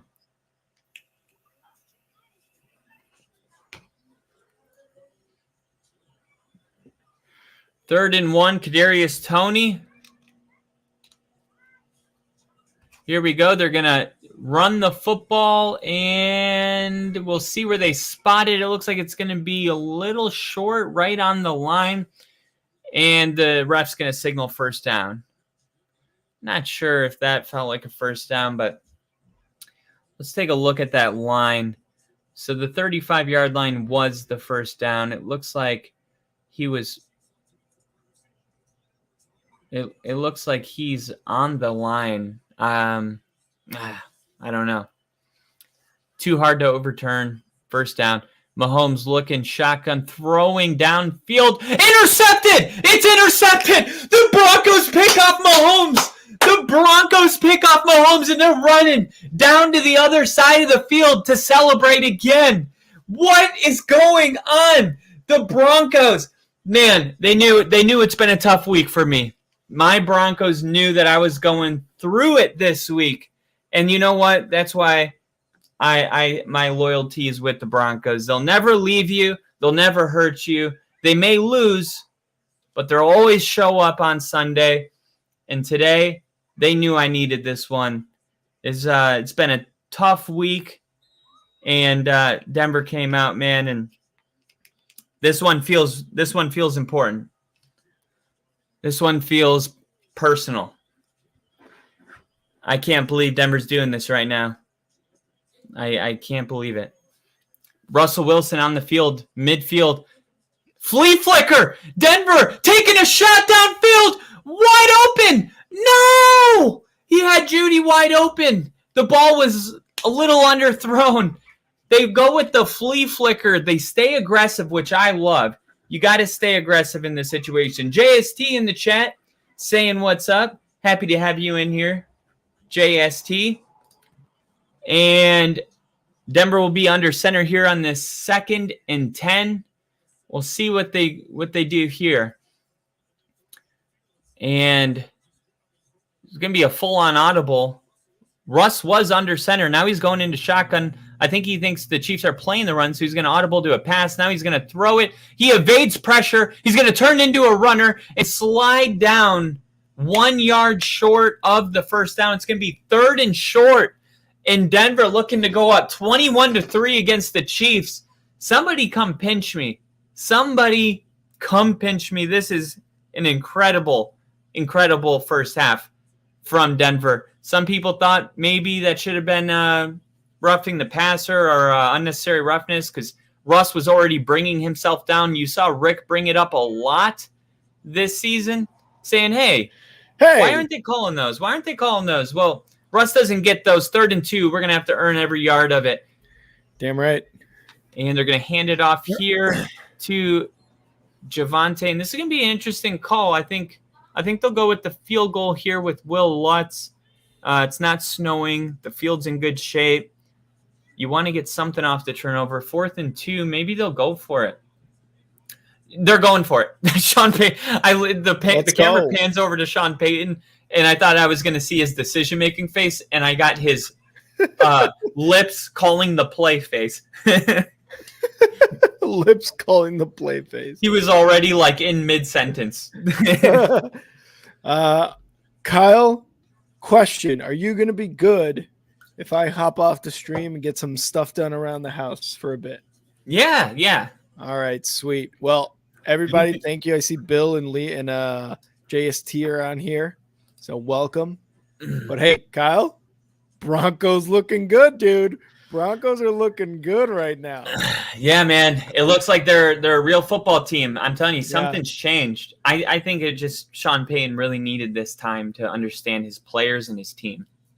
Either that or I'm just bad luck when we do these streams. So. No, it's not you, because in that scenario, I would have been bad luck for the last 7 years, and in which case they wouldn't be doing good now. Good so. Point. All right. Well, I'm gonna hop off, Kyle. I'm hoping the Broncos win. I'm gonna keep my little iPad up with all the games and stuff. But I'm gonna hop off, and I will see all you guys later for Sunday Night Football, and that's gonna be so much fun. Bears Chargers. The Broncos win, so that's gonna be even better. Let's go. All go. Right, Kyle. I'll see you later. See you later. See ya. All right, 4th and 2. They're gonna fake the handoff. Russ is gonna try to make a man miss and turn into a runner. And it's gonna be short.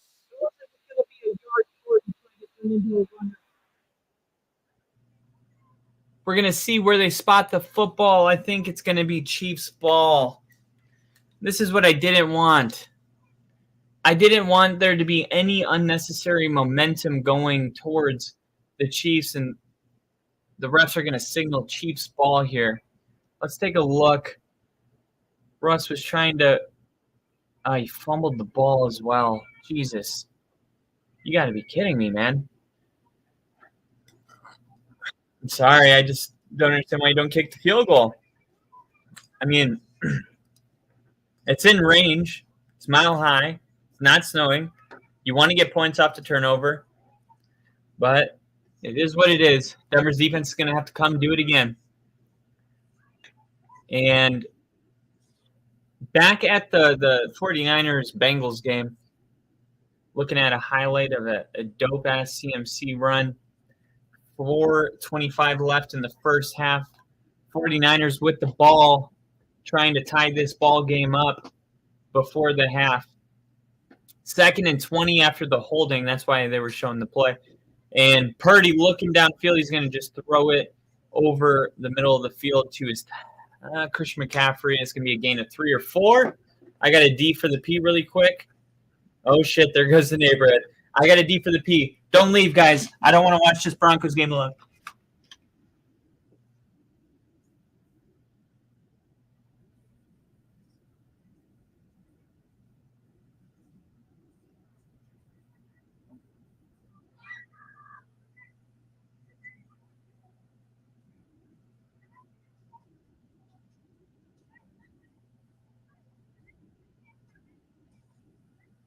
All right. We are back, baby. We're back.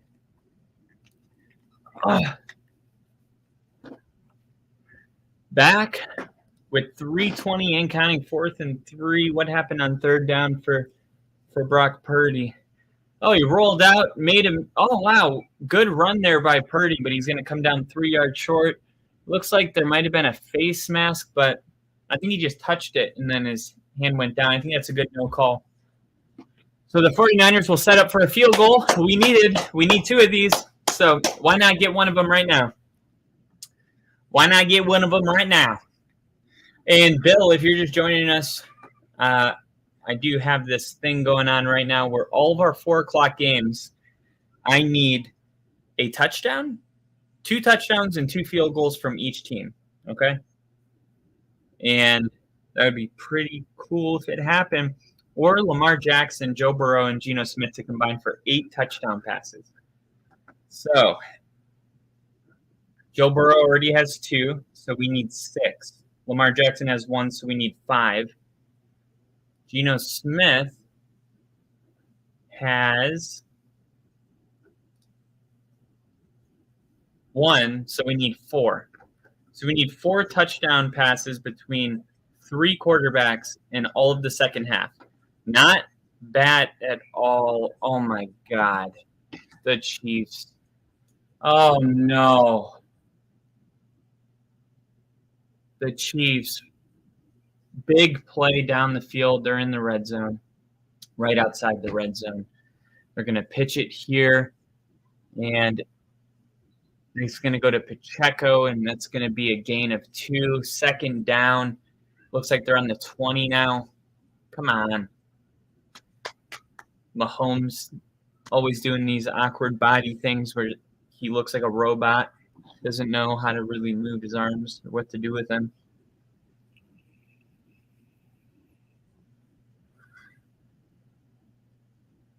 All right, so the Cleveland Browns, man, 14-17, 2-minute warning.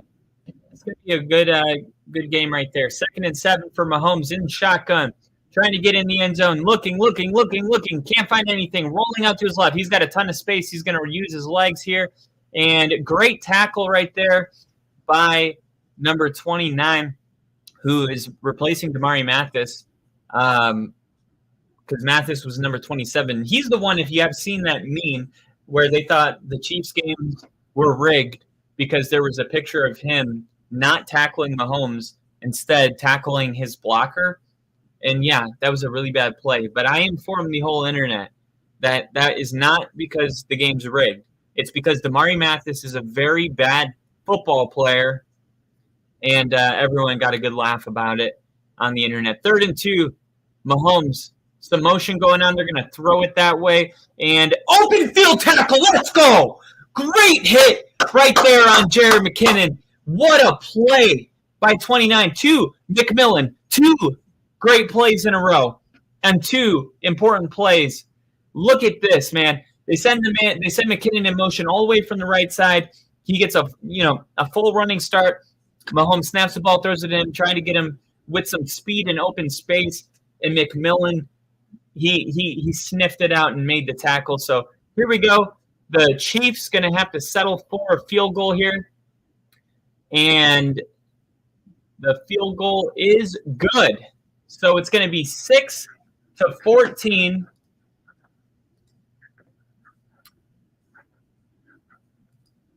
Big mistake. Always take the points against the Chiefs.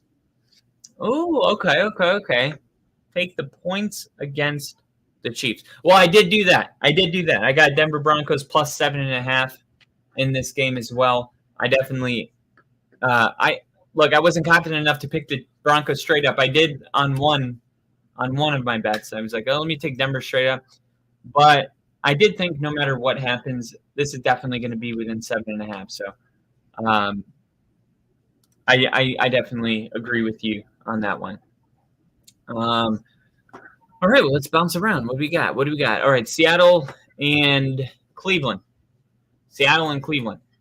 Cleveland punting the ball, and this one is going to be returned at the 20, and good coverage right there down at the 24. So 1:41 left, and the Seahawks will have one timeout to try to get either a field goal or a touchdown to close out the half. Pretty high scoring halves all around the league.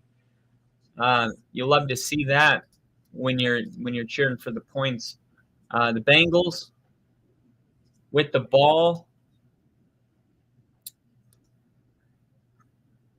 Okay, that's a little. My streaming's a little behind here. Okay, so the Bengals will take over. Wow, that's a hard name to pronounce. Wishanowski. On 62 yards to Cincinnati's 20. And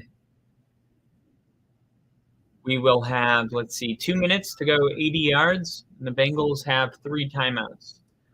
So all of our games really close, coming down to the half mark. Geno Smith taking the field. And they're going to hand the ball off up the middle. And look at this. What a run all the way into Cleveland territory. 1:15, 1:14, 1:13. Clock ticking down. Seattle moving in the right direction for the home crowd. And Cleveland struggling defensively. Now they're going to throw it here. Seattle's got to move fast. That's JSN with the 10-yard grab.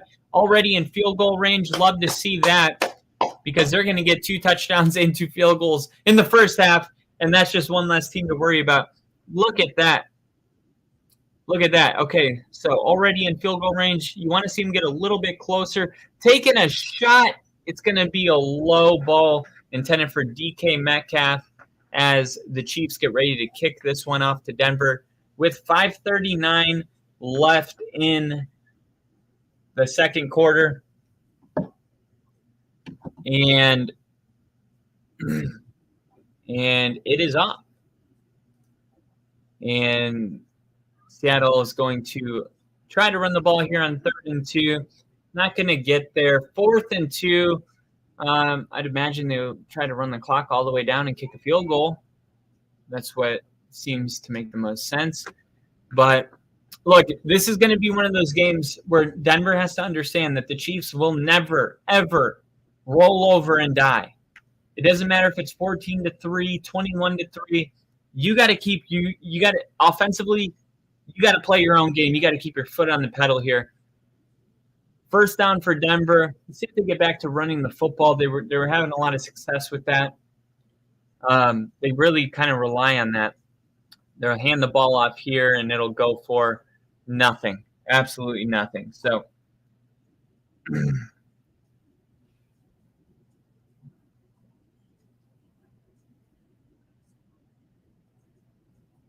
and just got a text message. I just turned the air conditioning on, so I got to close my window really quick. And I'm going to wait here for a second. I don't want to be that guy letting out all the cold AC out into the humid Tennessee air. 2nd and 10, and we are under 5 minutes to go. Denver holding on to an 8-point lead.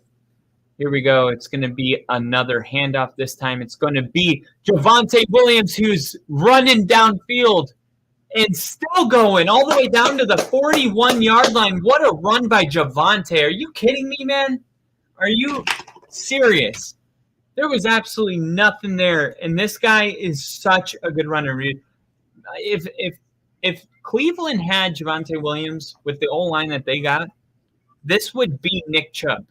I'm telling you.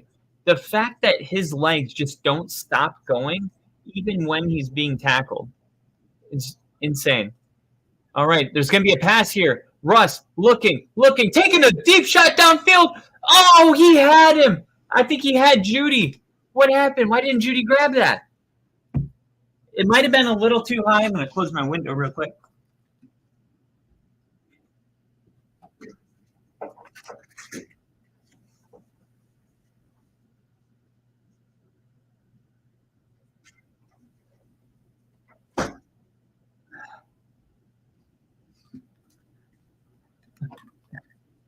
All right, 2nd and 10 coming up. Man, it really looked like they could have scored on that. All right, quick throw to the slant, incomplete. Intended for Cortland Sutton, which is going to bring up 3rd and 10. Man, I really want to see Denver get some points here. The Chiefs just got some points. You really don't want to change this whole momentum thing. Ooh, Liam. Tied 73-73. And Steve said, I meant the Broncos should have taken the 3 points. Okay. So I thought you were talking about the spread. Yeah. No, I'm right there with you. Take the field goal, man. Get all the points that you can, especially the ones your defense earned for you, not your offense. You don't have the right to gamble those points away. The defense earned those 3. And, sack. Russell Wilson is sacked in the backfield. Man. Come on. Jeez. Just protection wasn't that great, and the coverage was, so.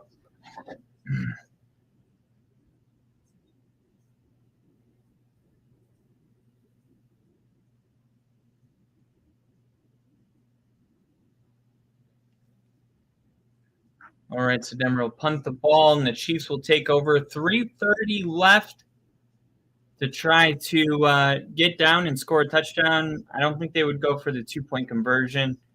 I think they would maybe be content with 13-14, but you never know. It's Andy Reid. Tends to trust his offense more than some others. And see what's going on around the league. We got commercials in Seattle and Cleveland. We got commercial with San Francisco and Cincinnati. And Denver's actually coming back right away. So I guess that was a really quick one. 3:30 left. Mahomes pointing out some coverages. He's going to hand it off right here. And that's going to be a gain of 1, maybe. That one intended for Pacheco. And Kansas City's taking their time. This is their 5-minute offense. They want to be the last team to score here. But if Denver gets any kind of stop here or a gain of less than 3, I would like to see him burn a timeout. And they're going to throw a screen to Kelsey, and that's going to be good for a first down. Down to the 34-yard line. Fuck. Oh, come on. Why are you doing this to me? So Dan was supposed to be on it, but they blocked him. They set a pick, which I thought you weren't allowed to do, but I guess sometimes it's okay and sometimes it's not. You never know. Tylenol.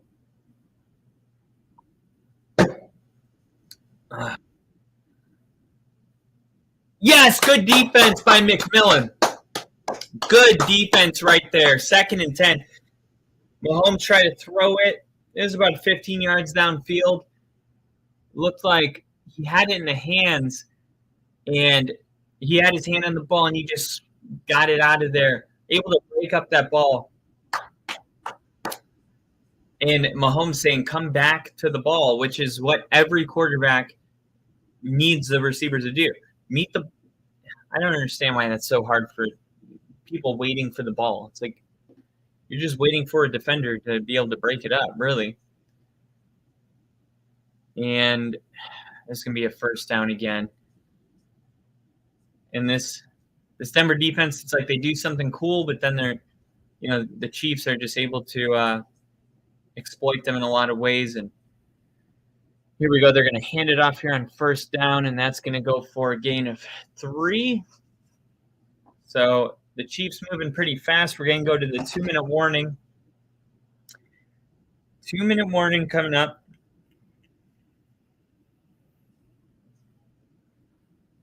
Denver holding on to an 8-point lead right now. Kansas City trying to tie this game up before halftime. Baltimore, on the other hand, 7 points.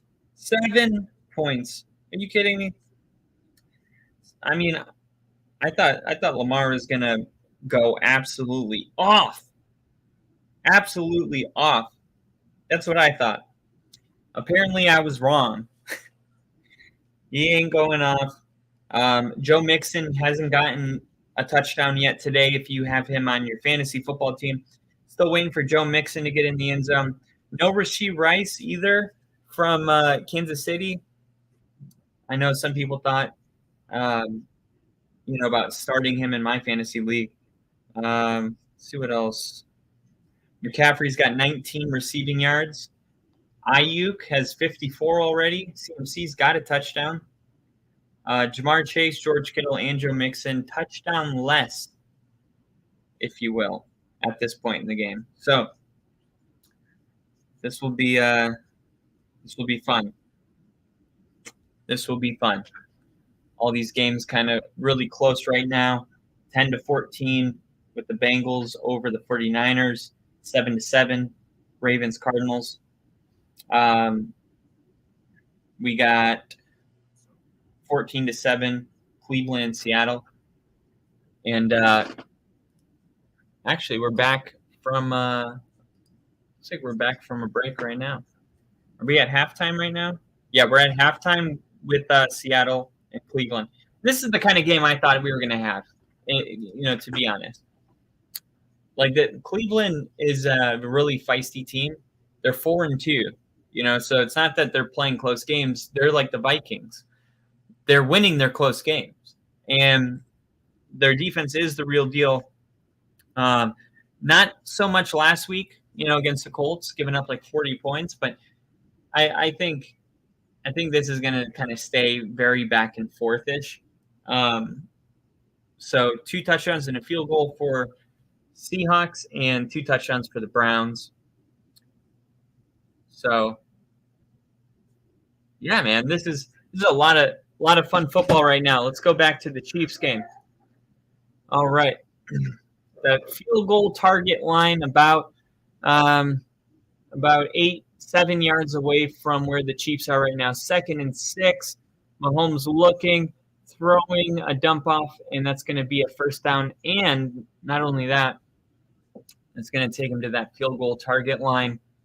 And Chiefs hurry up back to the line. 1:40 left in the second quarter. And Mahomes looking, throwing downfield. The flag's going to come out, and they're going to call that on Surtain. It looks like it's going to be holding on Surtain, which is going to be an automatic first down.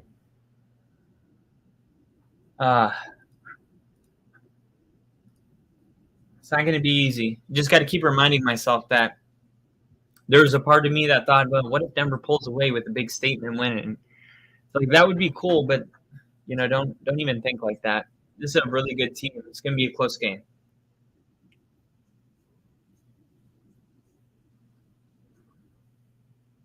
All right.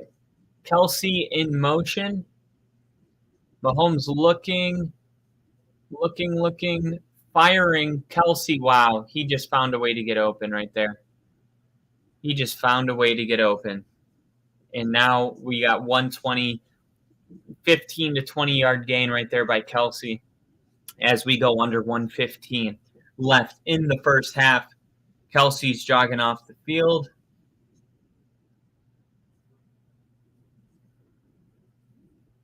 And it looked like he looked Kelsey's way early, and that was just great improvising by Kelsey.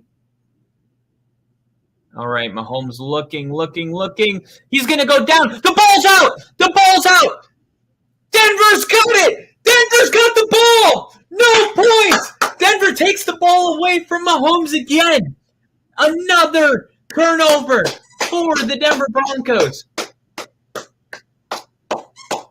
And right when you were thinking, oh, man, here we go again. The Chiefs are moving the ball. They're about to score. Denver comes up with a great stop. Baron Browning able to get his hands on the football. And Denver with the awareness to jump on it immediately. What a great play. And it'll be interesting to see, what does Sean Payton do in this situation? Your defense took over the ball. You got some timeouts. 48 seconds. Why not at least try to get a field goal? Come on. What are we playing for? You play to win the game. That's what you play for. 48 seconds left. Denver, 2 timeouts. Let's see what they do here. All right, they will pass it. Mahomes looking. Chiefs bring pressure. Russ rolls out of it, and he picks up about 4, and Denver calls a timeout immediately. Quick timeout right there. And Bill, you're over 350 subs now. Nice. Yes, man, we continue to grow as a channel. Thanks to you guys for watching us. Because yeah, I mean, you guys kind of hold it down over here while we, get subscribers. They don't necessarily come in and watch all these streams with us, but you're keeping the heartbeat of our channel going long enough to hopefully get to that point one day. 2nd and 7, 38 seconds left, and Mahomes visibly frustrated right now on the sideline. And this is just good red zone defense from the Denver Broncos once again. They've been able to do this now 3 weeks in a row against the Packers and against the Chiefs 2 weeks ago. You got to get that field goal, man. That's huge. You got to get that field goal. And if you would have kicked the field goal earlier, it could be 20-6 at half, man. Can't cry over spilt milk. Let's just get it here. 38 seconds left. 2nd and 7. Empty backfield. Quick throw. And this one's not going anywhere. Nowhere at all. And Denver's going to burn another timeout. And they don't really have a choice. They don't really have it. Oh, no. Kansas City's going to call a timeout. Put the pressure back on Denver. Say, hey, we're going to get the ball back and score. And you know Kansas City needs about 12 seconds. So Rappaport saying Mahomes has the flu. Oh, God. Here we go. I knew it. I knew there was going to be a reason. There's going to be a reason if Denver wins this game. They're going to say, oh, my God. I'm so mad to hear that because I already know Nick Wright is going to be like, oh, he had the flu. Oh, come on. 3rd and 7. Let's see what Denver does here after the Kansas City Chiefs call timeout, trying to get the ball back. Mahomes rolling out, and it looks like there's enough for a first down, and there is. P. Ryan able to get out of bounds and pick up the first down. So thank you, Kansas City, for calling that timeout. We get to keep an extra timeout with 26 seconds left. Good job by Russ right there, recognizing where to go with the football, and then P. Ryan, a veteran, knowing to get out of bounds. And they're about 20 yards away right now. 26 seconds, 20 yards away from a field goal. Russ looking, firing, and it's going to be incomplete. Not the worst thing that could have happened. I don't know if he would have made it to out of bounds. He probably would have only picked up a couple yards and got tackled, and we would have had to burn the timeout. So.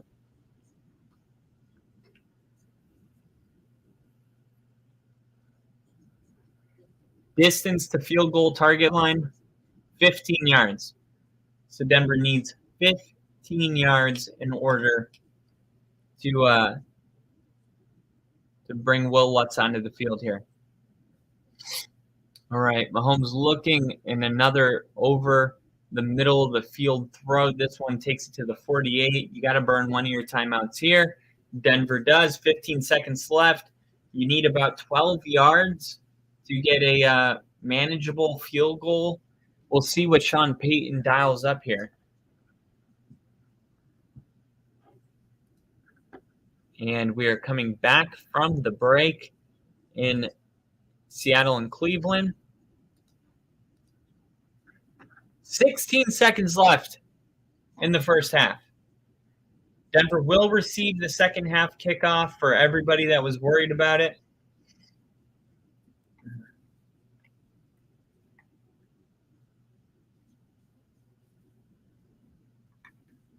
They bring Adam Trotman onto the field. And I wonder if they'll be conservative here. I'm thinking maybe a halfback draw. Maybe this is a time for a guy named Jaleel McLaughlin to get involved. Or let's see who they roll with here. Looks like Kansas City showing blitz. And Russ stepping up into the pocket. There's a ball on the ground. It's a fumble. And Kansas City has the ball. God. Come on, man. It's his second fumble. Stop fumbling the fucking football. Why do you keep doing that? Are you just not holding the... He doesn't even, sniff that there's somebody right behind him waiting to hit the football out of his hand. My goodness. This is why we can't have nice things. This is why we can't have nice things. Gosh. And now the Chiefs, with time, are going to throw it to McKinnon, and now they're going to be able to attempt a field goal to end the half. Why? Why do we have to do this every time? Why does it have to be a pissing contest about who can make the most mistakes every time our defense does their job?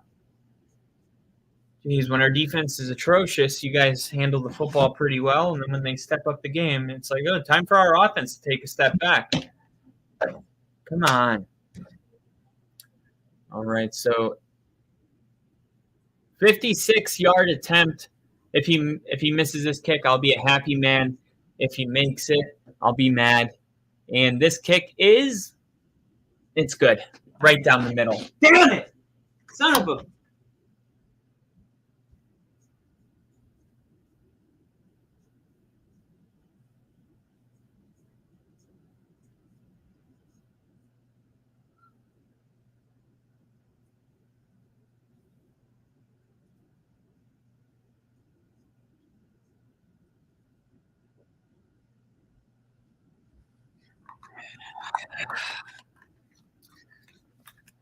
All right, I let it go.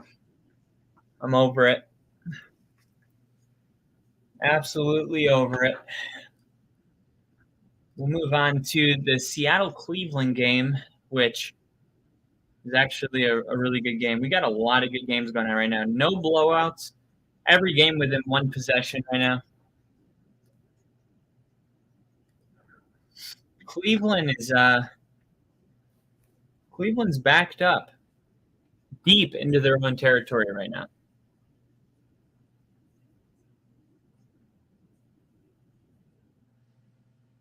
And all right, they're going to run it here with Kareem Hunt, pick up a couple. 49ers game.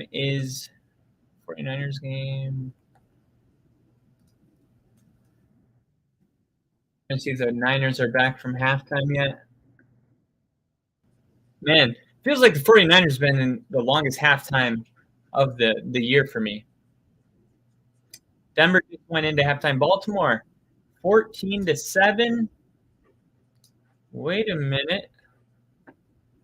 14. It was 7-7 last time I checked. Oh, that Gus Edwards got in for a touchdown. All right. We got Lamar with 1.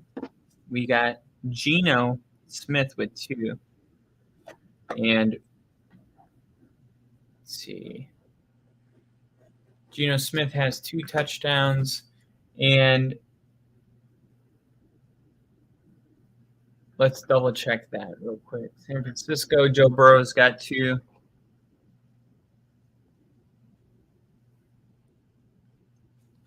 Does Geno Smith have 2 touchdown passes in this game right now?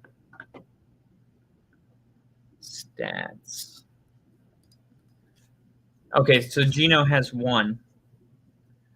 And then Lamar has 1.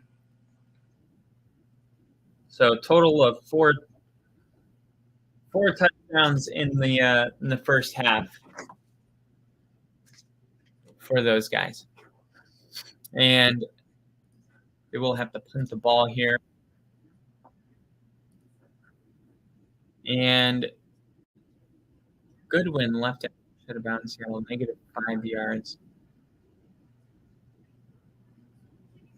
That's a little bit ahead of where I'm at right now. And, Cleveland moving the football down into Seattle territory. Good play right there by P.J. Walker. And they started this drive way backed up. I actually didn't expect them to be able to move the ball down the field like this. And they're playing ball, man. They are playing football. And that momentum change all started with Denver not going for the field goal. I know. God. Oh, it pisses me off so bad because your defense took the ball. Like, you had no business being in that situation. To not take the points right there, I don't like it. I don't like it. You haven't beat this team in so long. I understand you want to be aggressive, but at the end of the day, man, come on. Come on. And then we got let's see. Score update 14-7 for Baltimore, 14-17 Seattle with the lead. Cleveland only 2 touchdowns. Baltimore with 2 touchdowns. And Arizona still with only 1 touchdown. Denver got themselves 2 touchdowns, but no field goals. And then Kansas City got themselves 3 field goals, actually. 3 freaking field goals. Cincinnati's got 2 touchdowns. And San Francisco has 1 touchdown and 1 field goal. So, not bad so far. See how the second half plays out here. Denver in halftime right now, and almost a touchdown for Cleveland. They threw a end zone pass. It was incomplete. 2nd and 10 coming up. Browns trying to get some points here, down here where it matters. This is a tough stadium to play at. Seattle at home, loud plays. You got the throwbacks on, but this is gonna be a good game. This is definitely gonna be a game that's gonna come down to the wire, I believe.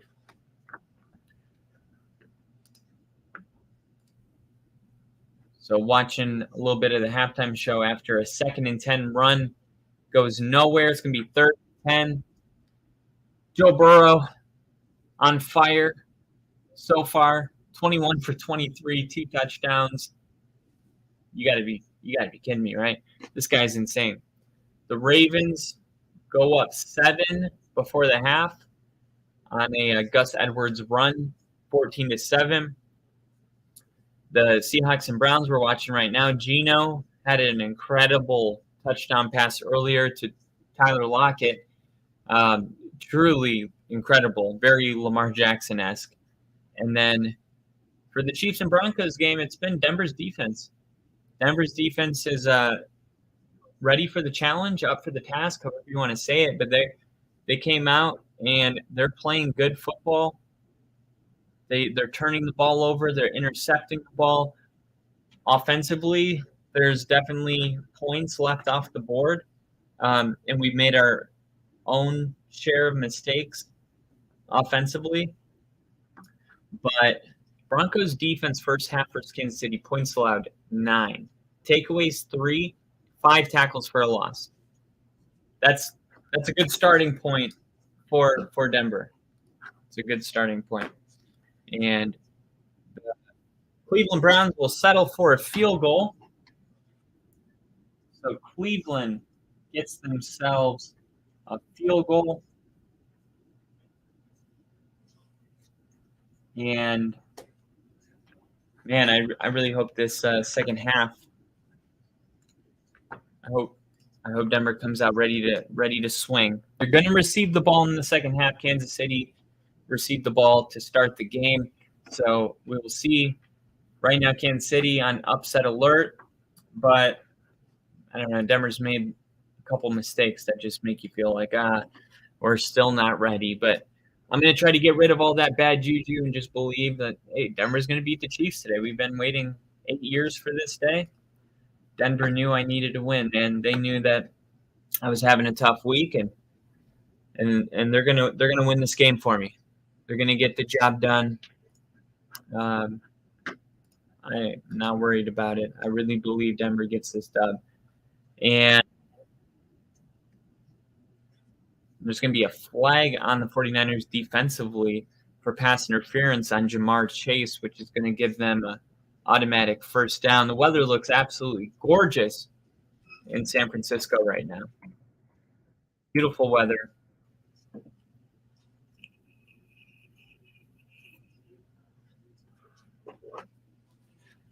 You don't have to be rich. All right.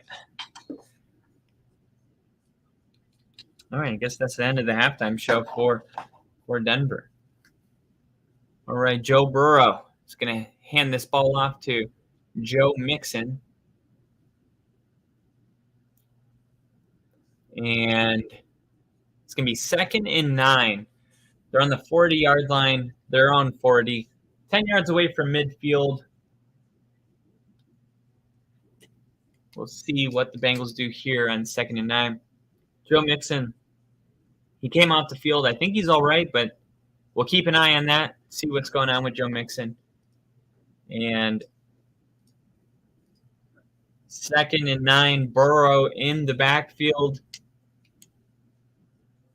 And looking, does a great job avoiding some pressure, using his legs, and Joe Burrow all the way down to the other 40 of San Francisco, and he smacks his helmet. Dude, he's feeling it right now. He is fired up. Joe Burrow is on one tonight. You heard it here first. Burrow is on one. It is snowing in Denver. The vibes are great.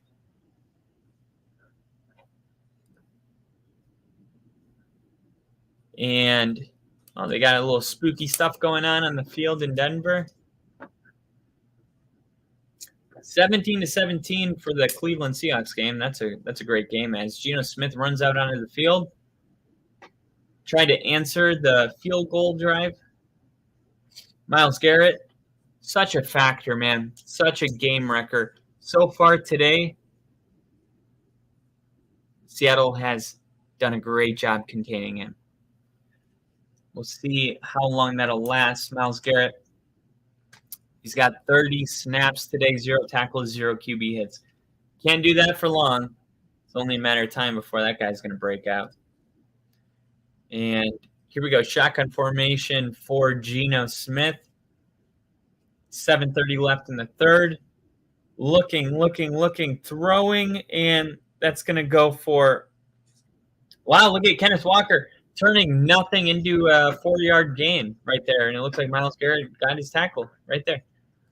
Oh, there is a Brown down on the ground. Looks like it's going to be their corner. And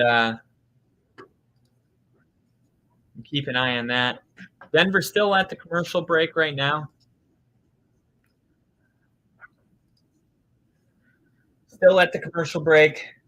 I might as well grab my water before it starts. I'm going to grab my bottle of water real quick, and we will be immediately back for the second half slate of games on only football, but I'm not going to leave you guys in the dark. I'm going to leave you guys daydreaming.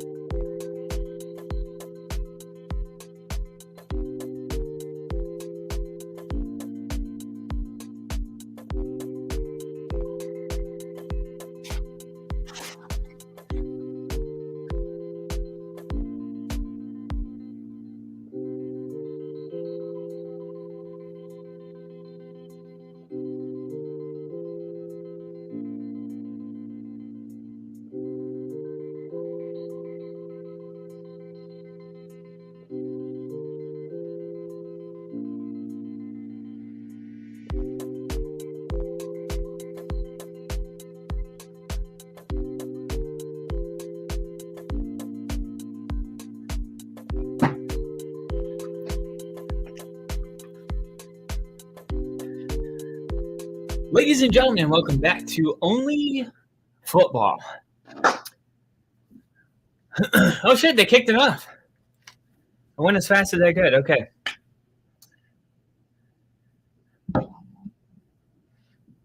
All right, Denver starting with the ball, 2nd and 9. Gonna dump it off right here to McLaughlin, and McLaughlin picks up 4 yards. That's gonna bring up 3rd and 6. So it's gonna be a gain of 3, not 4.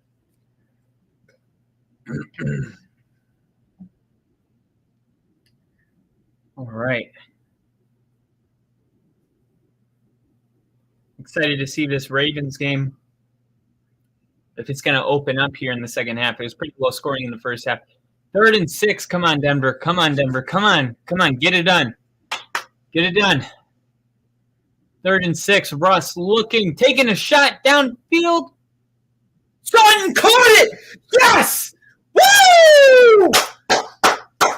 First down, baby. First down. Are you kidding me? Are you kidding me? Look at this. Look how bad this PI is. And Sutton still comes down with the ball. That is what I'm talking about. That is a big receiver. Let's go. What a play right there by Cortland Sutton. That is vintage SMU Cortland Sutton. Let's go. All right, so Denver in Kansas City territory. They're going to run the football here with Javonte Williams, and he's going to pick up 4, maybe 5 yards. So Denver doing really good job staying balanced. Week 6 against Kansas City, Denver couldn't get anything going. Cortland Sutton did have a crazy acrobatic catch in that game. That was the only touchdown. It was a big one-hander. It was an insane grab. It really was. And he's got a great one today, but Denver's having much more success offensively in this game than they did the last. And shotgun here. He's going to hand it off to Javonte, and Javonte is going to pick up enough for a first down and enough to move those chains. So here we go. Cleveland's got the ball right now. It's a tie ball game. Cleveland trying to upset the Seahawks at home. Meanwhile, Joe Burrow on the field with the offense in 49er. Oh, something glitched out. 1st and 10. Russ looking, avoiding the pressure, rolling out, keeping his head downfield, and able to pick up 2 yards on the scramble. And Cincinnati, okay, so they got a field goal on that last drive. Field goal for Cincinnati. Right now, the 49ers offensively moving. Wow, George Kittle with a huge catch to take them into midfield. What a play right there by the 49ers. Great play by Brock Purdy and George Kittle. 2nd and 7 for Denver. On the 32-yard line, he's going to hand this ball off to Javonte Williams. Williams stays on his feet, breaks a couple of tackles. It's going to be 3rd and 3 coming up. 3rd and short coming up. Denver doing a good job moving the ball. And all 3 games right now, you got offenses moving the football downfield.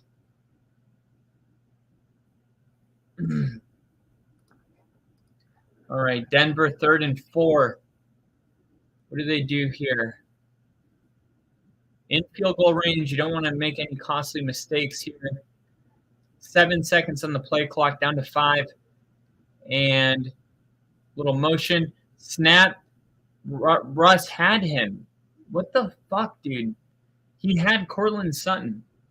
You literally send him in motion so that you can throw him the slant. You have the slant, and then you take the sack? What are you doing, dude? There's a flag down on the play that might continue this drive. Yes, holding defense. Holding on the defense, so that is going to continue this drive. They're going to call that one on 38. He was working against Trotman, and it was it was like he didn't even need to do that. This play was never designed to go to Trotman. It was designed to go to Sutton, and Sutton was open. So I mean, this is a total break right now. This is a total gift that Denver still has their offense out on the field. They're going to hand it off here to Javonte. Javonte is going to pick up 5 yards on the carry, or that was P. Ryan, a very Javonte-esque type of run. And there's been a couple drops today from George Kittle and some frustrations. Russ rolling out, running, first down. Let's go. Let's go, baby. The 49ers are actually going to have to punt it right at midfield. And the punt is off. And it's going to be fair caught at the 18-yard line. And it's 3rd and 4 for Cleveland. Tie ball game, 17-17. Nail biters all around. Denver, 1st and 10, trying to punch it into the end zone here. And on 1st and 10, they're going to hand it off. There's going to be a flag coming out right away. I wonder what this is going to be, because this was seemed like a really quick flag. I wonder if it's going to be a false start.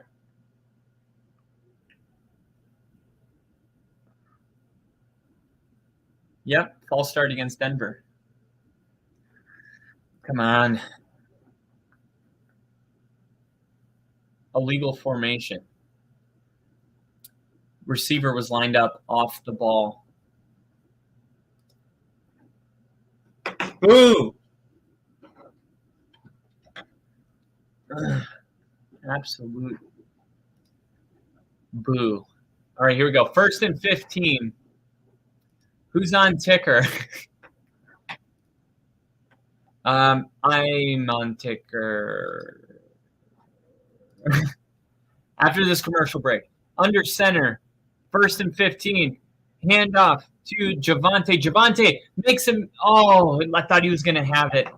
He ran into somebody. He was about to break it open. So with 8:30, 8.5 left, 2nd down coming up for Denver. Let's try to edit this a little bit. Let's see. Denver. Kansas City. 9. Denver. 14. Baltimore. 14. Arizona. 7. All right, Russ looking. Going to throw the screen to McLaughlin. And McLaughlin trying to stay on his legs. Fortunate to make it a positive play. So it's going to be 3rd and 9 coming up. Let's see. What else are we missing here? Cincinnati. Chargers. I'm not playing the Chargers. San Francisco. I'll do it. And what is it? 17 to. All right, 3rd and 9 for the Broncos. Denver looking.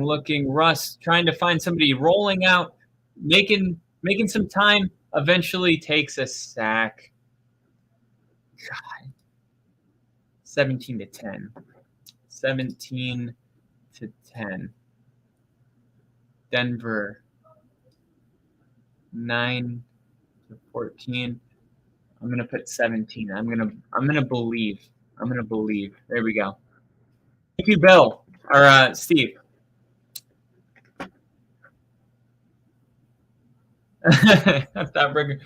Dude, I'm never ever good at the ticker during Bronco games. I'm awesome at the ticker during.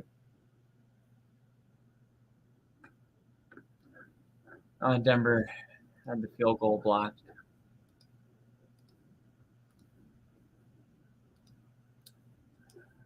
Never doing that again. Fuck. Jesus. Come on, man. This is so annoying.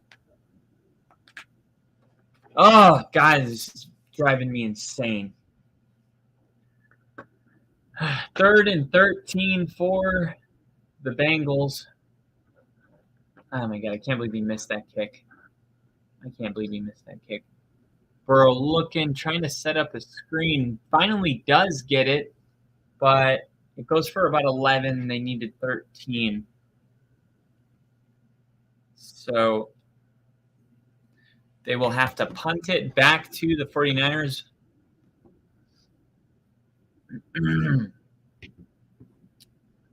And we got, 20. So we got another field goal for Cleveland. So Cleveland gets the field goal. What's going on with the Ravens game? Why does it say halftime still? How long is halftime? Holy crap. Oh, no. It's not halftime still. It just was frozen. Arizona's just playing good D today or what? I don't understand.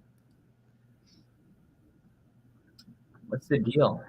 It's like you smacked the Lions and the Cardinals are on like 5-game losing streak. Come on, give me an update. Who's got the ball? Let's go. Wake up.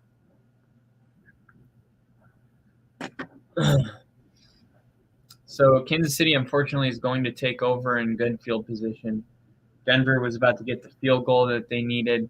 They should have 2 field goals that are off the fucking board right now that are pissing me off. But whatever. You're going to have to overcome. Don't have a choice.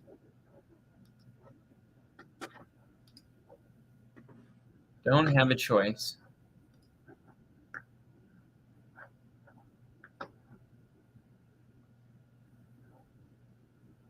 Current drive right now.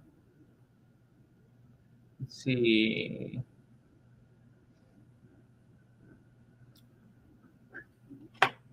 I'm out of here. I'm going to the actual game. Trying to do the update where you just see the lines move and the Ravens one won't update for some reason. All right, 1st and 10, Mahomes on the field. Can Denver's defense make a stand right here? They're going to run it on 1st down, and that's going to go for a gain of 4, maybe 5 to Isaiah Pacheco. That was just a real easy 5-yard gain. 2nd and 5.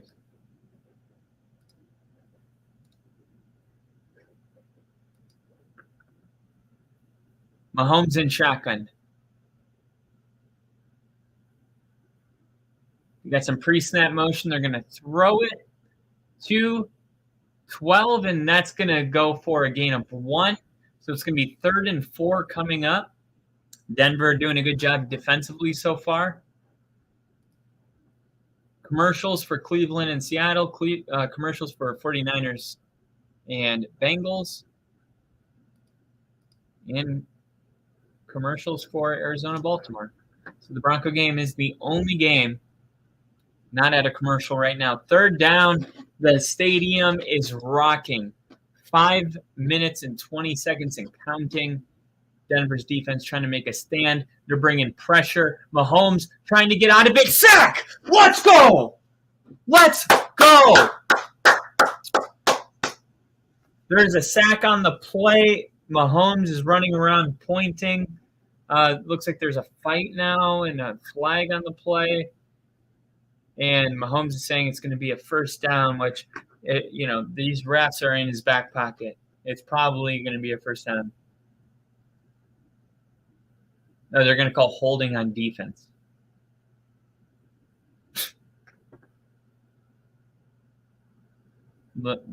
Let's see where. Let's see. No, it's not holding. That is literally going to be all over the internet after this game. That's ridiculous. Let's just give them a first down. Are you kidding me? Oh my God. In and out of the hands of Rice, downfield. Thank God it was dropped. This is ridiculous, man. This is ridiculous. The fact that they gave him a first down is crazy. And the fact that Mahomes acted like it was a well-deserved first down, he was so excited about the penalty. There wasn't even a penalty there. It reminds me of him in the Super Bowl when he wanted the flag at the very end against Philly. Like the whole world knew that wasn't a hold. So annoying. Manning was never like that.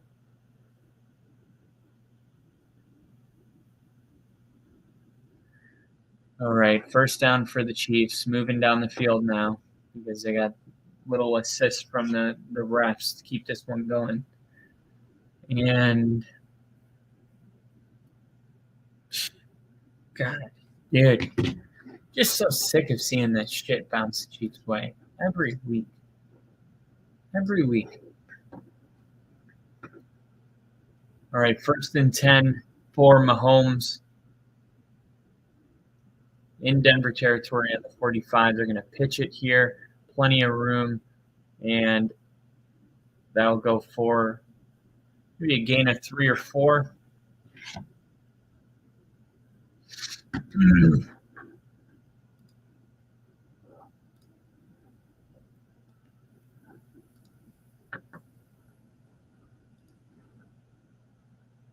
It's really annoying, too, because Denver has just not been able to get anything going in the third quarter.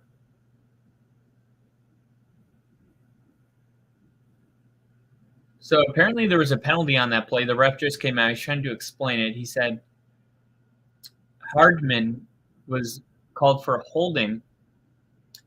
So, or a false start. So it's going to be a 5-yard penalty. So it's really going to be 2nd and 12 after the refs try to trick everybody to thinking that it's not rigged. Even though Mahomes is better at 2nd and 12. Here we go. 2nd and 12. Come on, let's get it. Let's get a pick. Let's get a pick. Let's get a pick. Come on. All right, it's going to be 3rd and 5. It's going to be 3rd and 5-ish. It's manageable for the Chiefs, but we got to get this done. Come on. Defensively, it's got to happen. Chiefs scored 19 points week 6 against Denver. They got 9 points this week. See, man, I just can't believe Denver's got 2 field goals off the board. That is just infuriating. All right, 3rd and 5. Mahomes looking, taking a shot downfield, overthrew his receiver. No flags on the play, and Kansas City is going to have to punt the football and put the football into their defense hands here. And Mahomes does his weird trot off the field. 49ers moving the football down the field.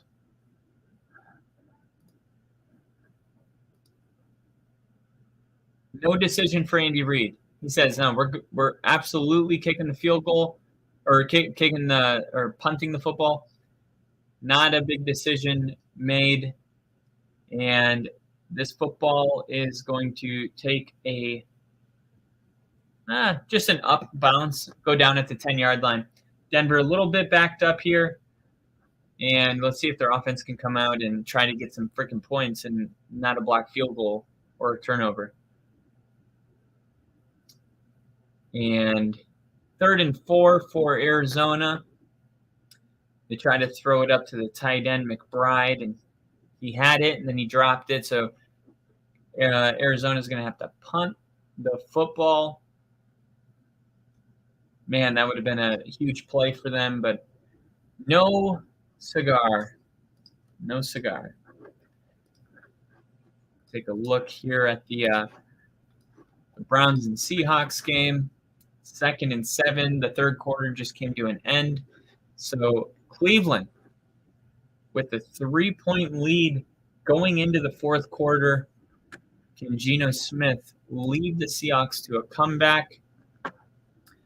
49ers trying to tie the ball game up against the Bengals, who are playing a really good game. And this was the right decision here by Brock Purdy on this last play to run for it. Made it all the way down to the 11-yard line. Now it's 1st and goal. Taylor Britt, the corner for the Bengals, is being attended to. He had to come off the field. Little hurt there. So 1st and goal for the 49ers.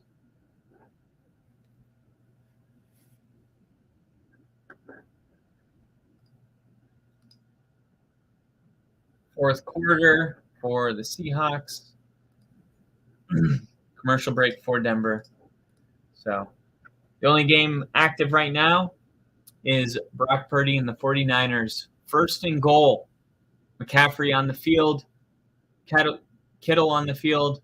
Can the 49ers tie this ball game up 17 apiece?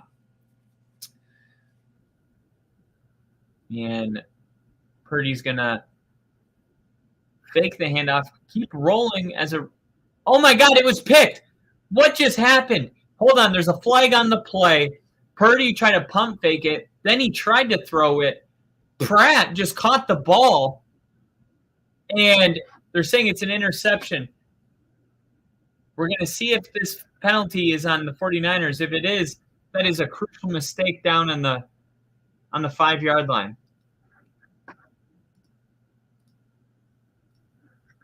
All right, Russell Wilson taken over at the 10-yard line.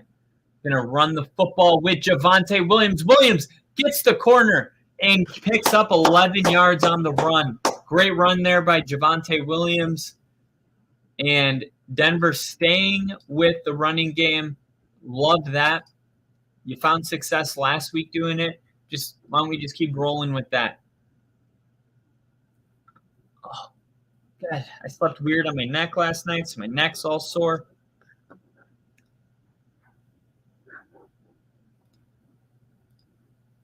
All right, here we go. Under center for Russ.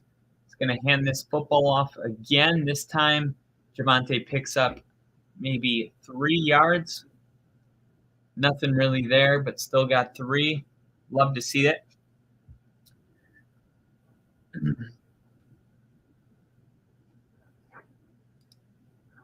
See what the flag is.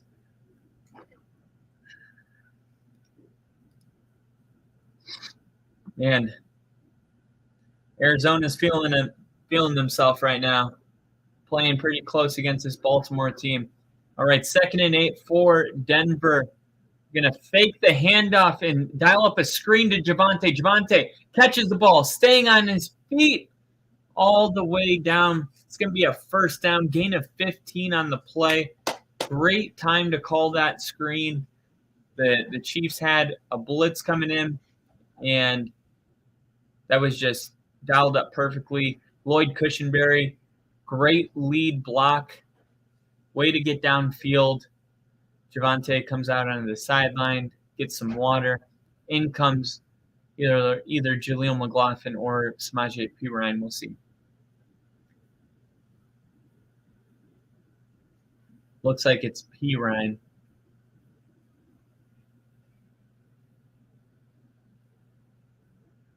Denver calls a timeout here. I don't like that. You might need those. You're going to waste one right there? Must have been important. Whatever it was, it must have been important.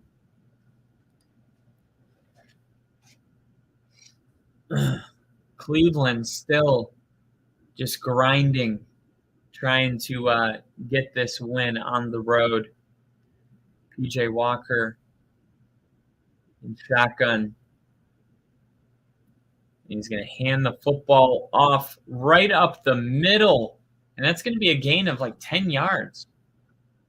Not a difficult run at all. Back at the Cardinals game, it's going to be 4th down for the Ravens after they throw the screen. And see what's going on here. I think maybe they're taking a look at what happened because he kind of just lost his footing there. And the Ravens punt the football away back to the Cardinals. And the fair catch at the 10-yard line. The Cardinals take over down 7, 1:30, 1:51 left in the third quarter. For the Browns, they're going to run the football here on 1st and 10, pick up 5 yards. For the 49ers, I've been seeing the same commercial every time about. Oh, okay, here we go. Joe Burrow in shotgun at the 50-yard line. 1st and 10. Burrow looking, trying to take a shot, ends up getting sacked. The football is out. Whistles are blowing. The offensive lineman is running and stiff-arming people, and you can't progress a fumble by the quarterback. So this ball is going to be dead, I guess, where it was picked up by offensive lineman number 64. And then it's going to be 3rd down here for the Browns, who are trying to get a couple more 1st downs to take some time off the clock. They got a 3-point lead. It's 3rd and 4.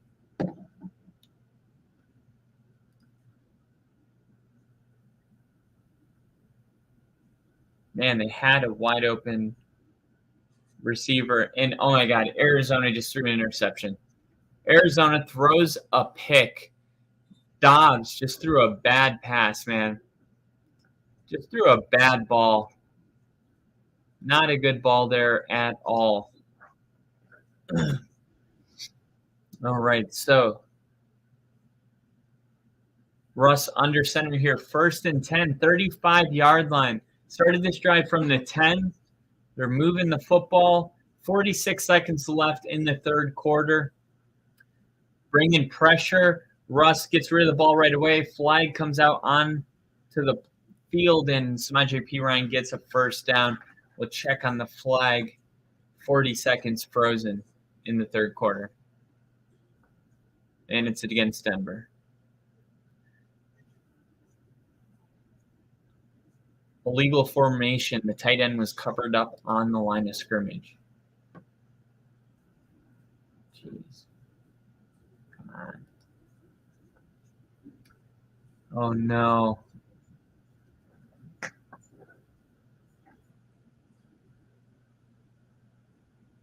Joe Burrow just fumbled the football. They're saying it was recovered by the defense. So it's going to be 1st down for the 49ers. 1st and 15 for Denver at the 30 after the 5-yard penalty. Javonte Williams goes for a loss of 1. So now it's going to be 2nd and 15, 2nd and 16. Can't have those penalties, man. That was the difference between 20 yards. 20-yard swing because of a stupid penalty.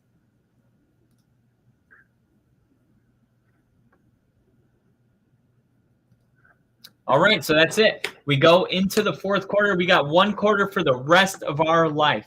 1 quarter. You guys don't see the ticker? Is there a ticker? It's on the screen. I'm looking at it right now. You guys don't see the ticker? Hold on. Let me grab it.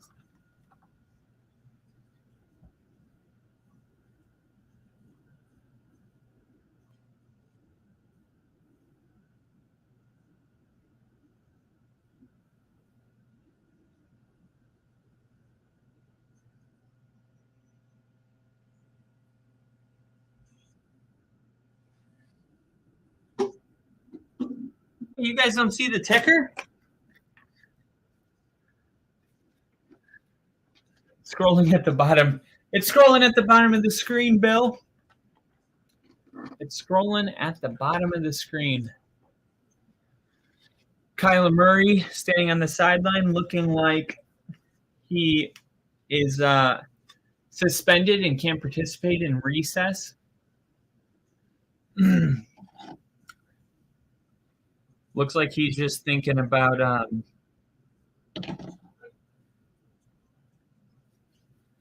how many games of Call of Duty he's going to play when he gets back home. And the Ravens score a touchdown. 21 for the Ravens. So quick touchdown for the Ravens after the bad Joshua Dobbs interception. Sets up Baltimore with a pretty comfy lead here. Pretty cozy lead. And it's going to go down as 2 rushing touchdowns for Gus Edwards.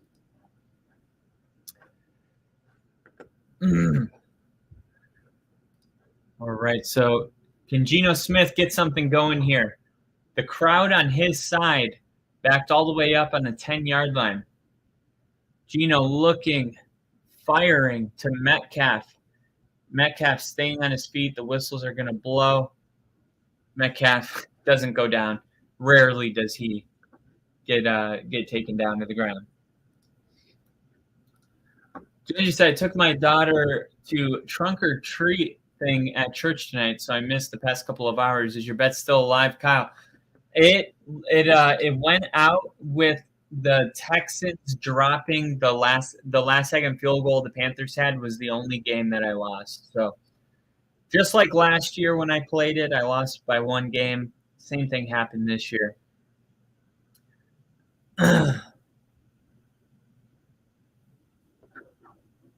All right, back at the Denver game.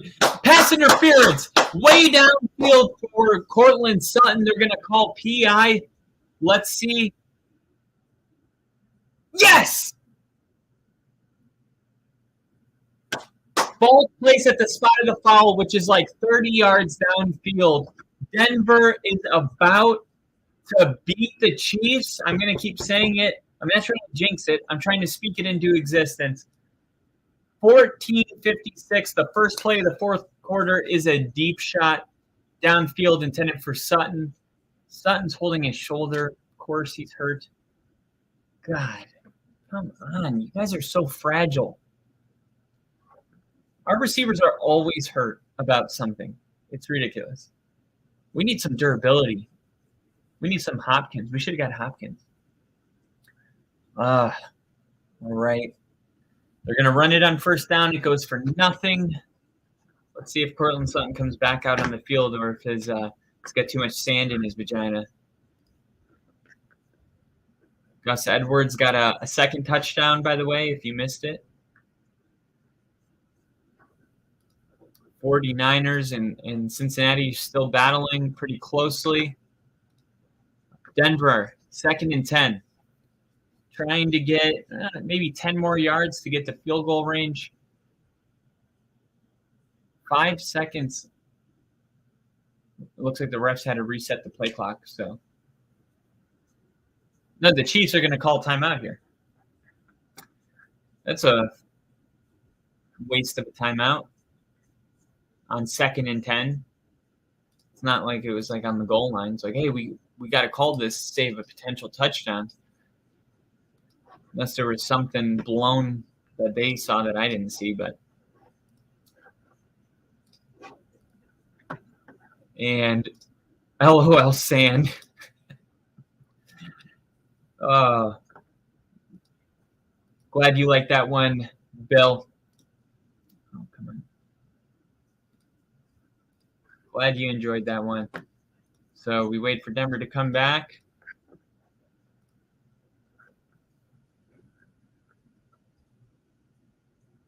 And Geno's going to fake the handoff and looking, and he takes a shot to his running back. I guess that's not a shot. That's a check.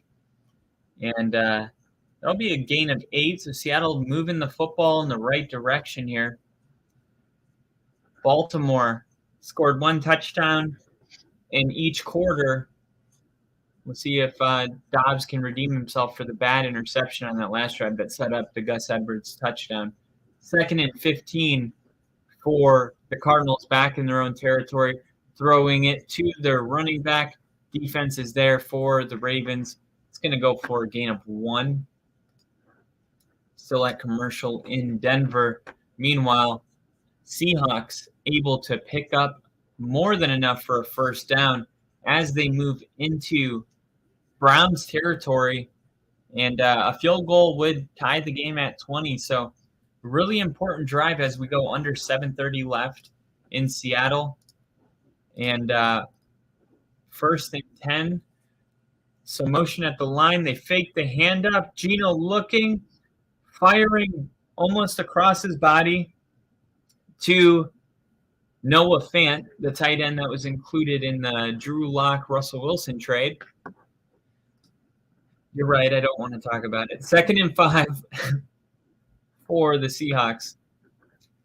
And now we are under 7 minutes to go. And if you're wondering what's going on with the 49ers and the Bengals are trying to get another touchdown. That's what's happening. We need Jamar Chase to get in the end zone. Wouldn't mind it happening right here. Jamar Chase scored. Awesome. There it is. I was not even kidding. I didn't. Oh, Jaleel McLaughlin, 1st down. Jaleel McLaughlin with a 10-yard gain. Let's go, baby. Let's go. So we get a 1st down in Denver. Seattle moving down. It's Rick calls this the witching hour. This is when that's 1st down. That's 1st down.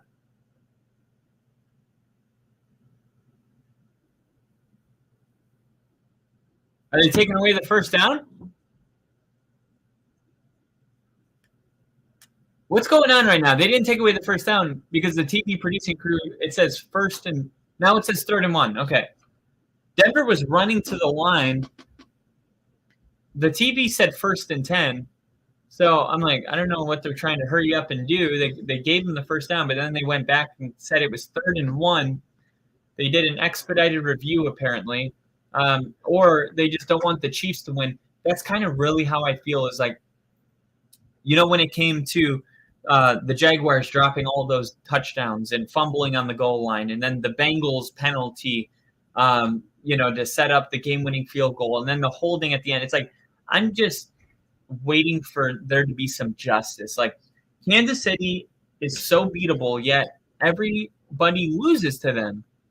And I really do see what people complain about. Like, I wasn't one of those guys that didn't like Tom Brady just because he was successful. I actually don't mind when Mahomes wins the Super Bowl. Once Denver's out of it, I don't have a dog in the fight, so I don't care. If anything, I want the Chiefs to win it because it makes Denver look better.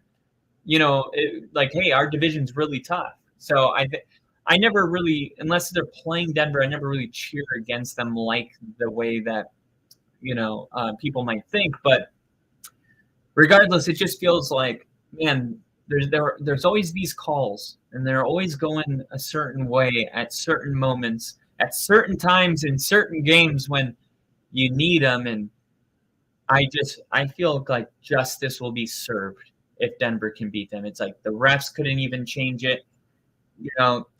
That nothing could prevent this from happening. It was fate. Denver was better than Kansas City today. That's what I want. I don't want this to be about refs. I want this to be about definitely not Patrick Mahomes having the flu, which is fucking driving me insane. I can't believe that was a headline before this game. That just made me so mad. It's like, now it's going to be all about him having the flu if they don't win this game. And we have a lot of work to do, but we got to get this one, man. We got to restore balance in the universe. 3rd and 1, Denver in a power formation.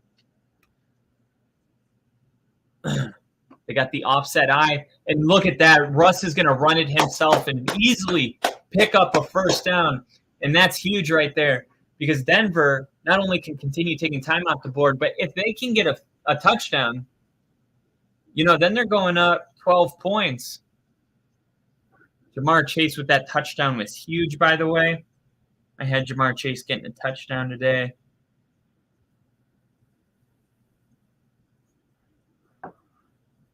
Jamar Chase, there he is. Nothing from George Kittle or Joe Mixon. That's the only thing I needed. George Kittle and Joe Mixon to get a touchdown. There's still time.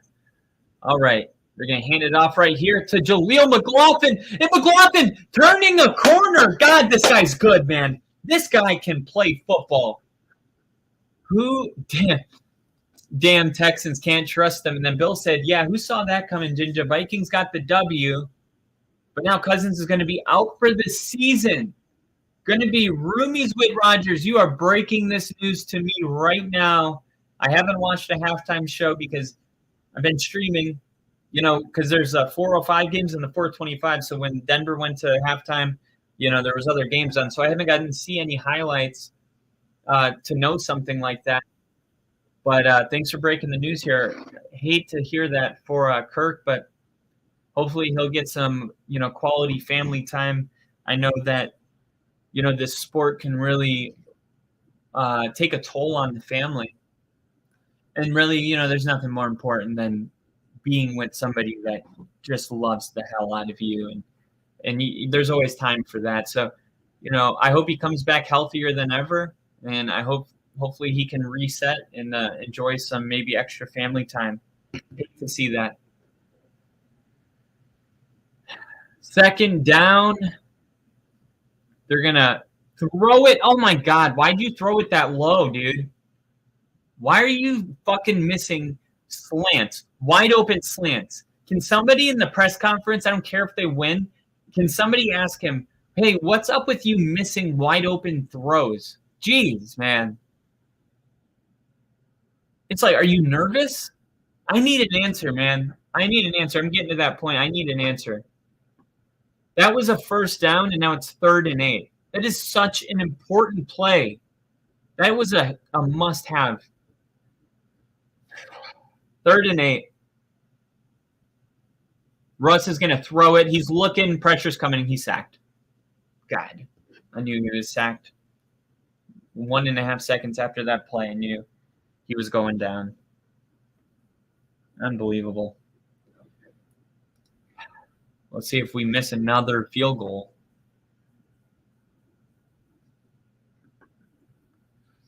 Brock Purdy still only 1 touchdown on the day. This is their largest deficit of the season. The Bengals up 24-10 right now. Struggles continue for Brock Purdy. And Denver's going to punt it and not kick the field goal because why? The fumble! Who cares why? Denver picks it up and they're running it in. Touchdown! Are they saying he was down? So Sean talked about this. I think this is probably why they punted it, because they said you either got your receivers looking at the sun or their punt returners looking at the sun. And he was talking about this in his press conference yesterday about how he wanted to play the returners with the sun. I don't know if there's that much sun today. It doesn't look like a sunny day. He might have just dropped this one. I thought they should have kicked the field goal anyway.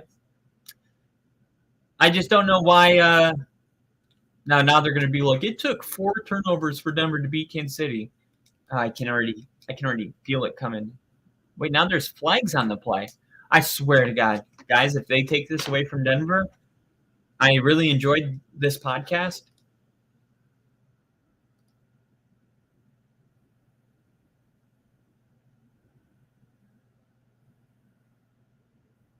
Okay, Denver gets the ball. And then Ginger said, I don't like Brady at all, but damn it, I do respect him. Damn, that's rough for Perk Thuggins. No one was even near him. Damn. I guess it was just some of those non-contact injuries, man, are even more detrimental than some of the ones that look bad, you know?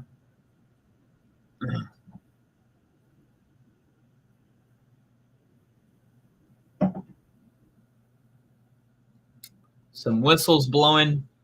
We'll see what the call is here.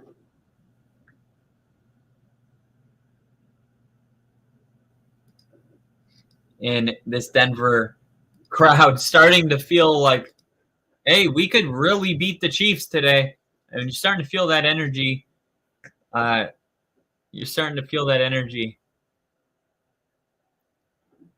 First and goal for Denver. Meanwhile, in San Francisco, the 49ers are in the red zone. It is 3rd and 5. We need George Kittle to get in the end zone. But let's go back to Denver. First and goal, Russ in shotgun. We're going to hand it off here to Javonte Williams. And then for the 49ers, big 3rd and 5 right here, down 2 scores. Purdy looking, rolling out, trying to keep the play alive, running for his life, and finally just throwing. Looks like he threw it across his body. Oh my gosh, great play to George Kittle. All right, 2nd and goal for Denver. It's going to be a pass. Denver looking, kind of finding it, dodging, throwing, touchdown! Cortland Sutton, no flags! Denver scores again. Cortland Sutton comes back into the game. Wow. What is going on? What is going on? There is a flag on the play. Hold on.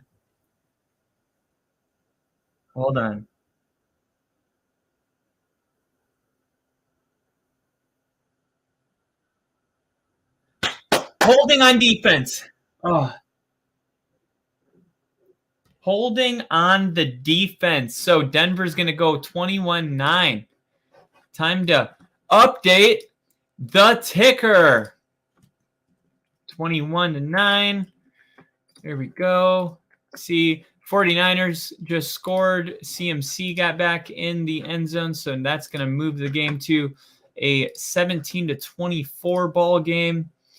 17-24. Cleveland is, let's see, what's the Cleveland score right now?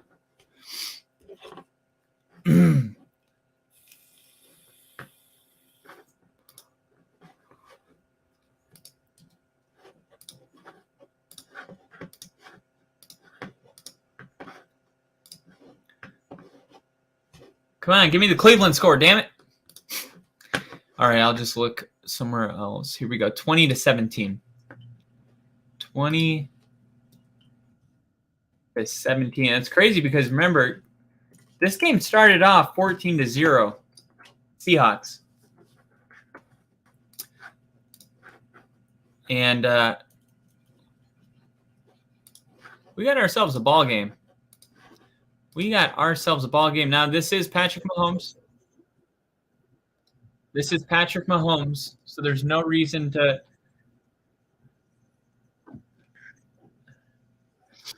A field goal for Baltimore. I missed that. So 24-7, actually. All right. I think I got the ticker, Bill. I think I got it all cleaned up for you guys. Right now, the Cardinals trying to drive down and score to make it a 10-point game. That one's looking like it's probably closer to over than some of our other games. 49ers, Bengals coming down to the wire. I feeling good about my Bengals pick so far, but there's definitely going to be some fight in the 49ers. Denver scores a touchdown off the muffed punt. So 21-9. And we'll see how they respond. What the fuck is going on? The Broncos game is over. I'm not going to go that far yet.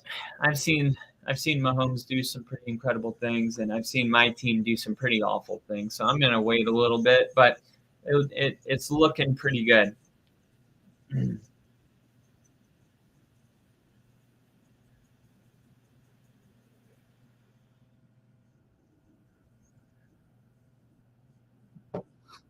Wonder if the Seahawks are got the ball right now with the Seahawks. Seattle's got the ball with 10:42 left in the fourth quarter.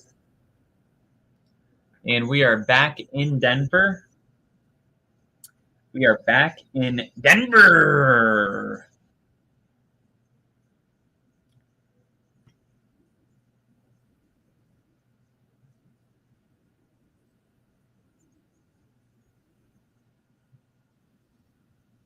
Oh, shoot.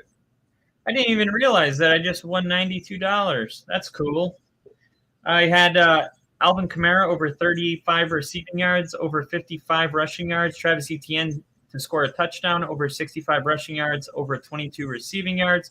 A.J. Brown over 89 receiving yards, over 5.5 receptions, and a touchdown. CMC over 3.5 receptions, and CMC over 27.5 receiving yards. Paid out $92. There we go. I paid for all of my $1 bets for the next 3 weeks. Awesome. We keep on rolling. By the way, we've been rolling on this channel if you guys haven't noticed. But can this Denver Broncos defense continue to roll? That's what I'm worried about. Here we go. Mahomes looking, trying to throwing to his check down, incomplete. And let's hear if you can hear the fans go. They go, that pass is incomplete. You hear that? I hope you guys did. They go, Patrick Mahomes' pass intended for number 14, Jerick McKinnon, and that pass is incomplete. You would like it if you guys went. I'm telling you, you'd have a good time at a Broncos game. All right, here we go. 2nd and 10. Mahomes looking, throwing. It's caught. Oh, my God, it's a fumble. They're going to say he caught it, and Denver receives it. Denver received the ball. They're calling it incomplete. Challenge that. Challenge that. Give me something red to throw. Give me something red to throw. That was definitely caught. The fans are doing the incomplete. That was a catch.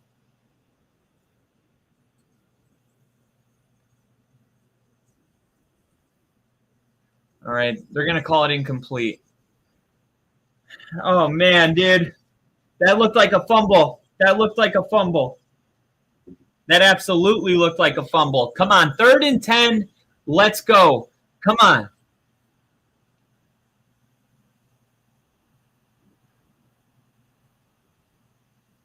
Oh, my God. Mahomes did one of those things where he spun in circles and fucking threw it.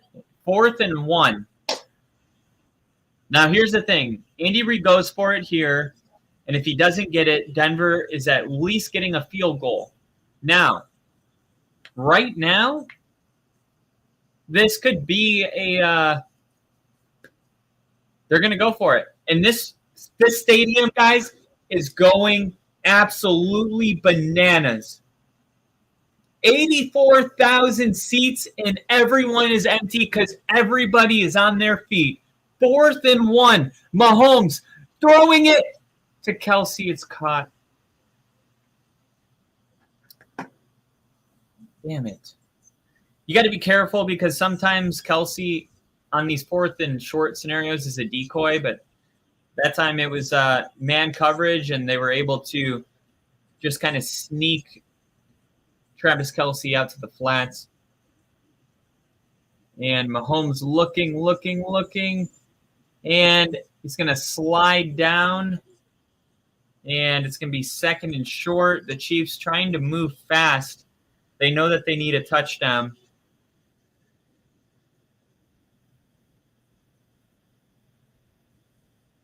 (17-24) still for Cincinnati and San Francisco. The Chiefs trying to make a comeback here. They're going to throw it, and that pass is going to be incomplete, intended for Jerick McKinnon. All right, 3rd and 3 coming up for the Chiefs and Andy Reid.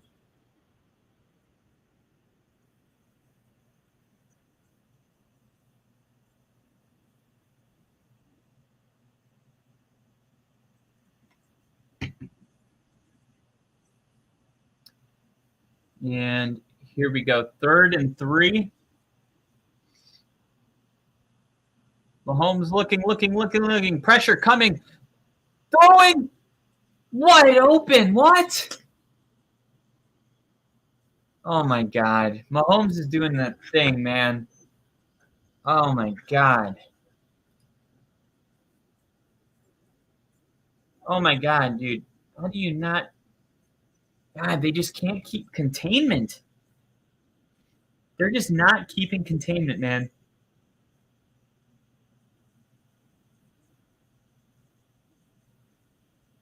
Yes, incomplete. Patrick Surtain on the coverage. Incomplete.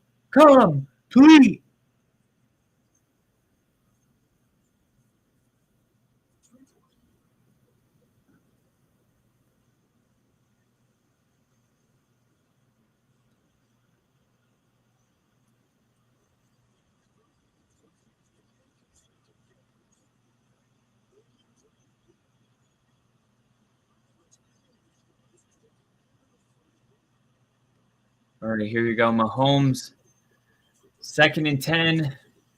Looking, rolling, standing, firing. Oh, my God, it was caught. I went right through our hands, and it was caught.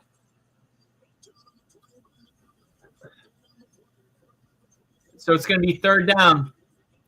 It's 3rd down. 3rd and 2. The ball is snapped. It's going to be a quick throw. He can't find anybody. He's still looking. Too much time. And then he throws it, and it's incomplete. Incomplete. Now it's 4th and 2. Incomplete.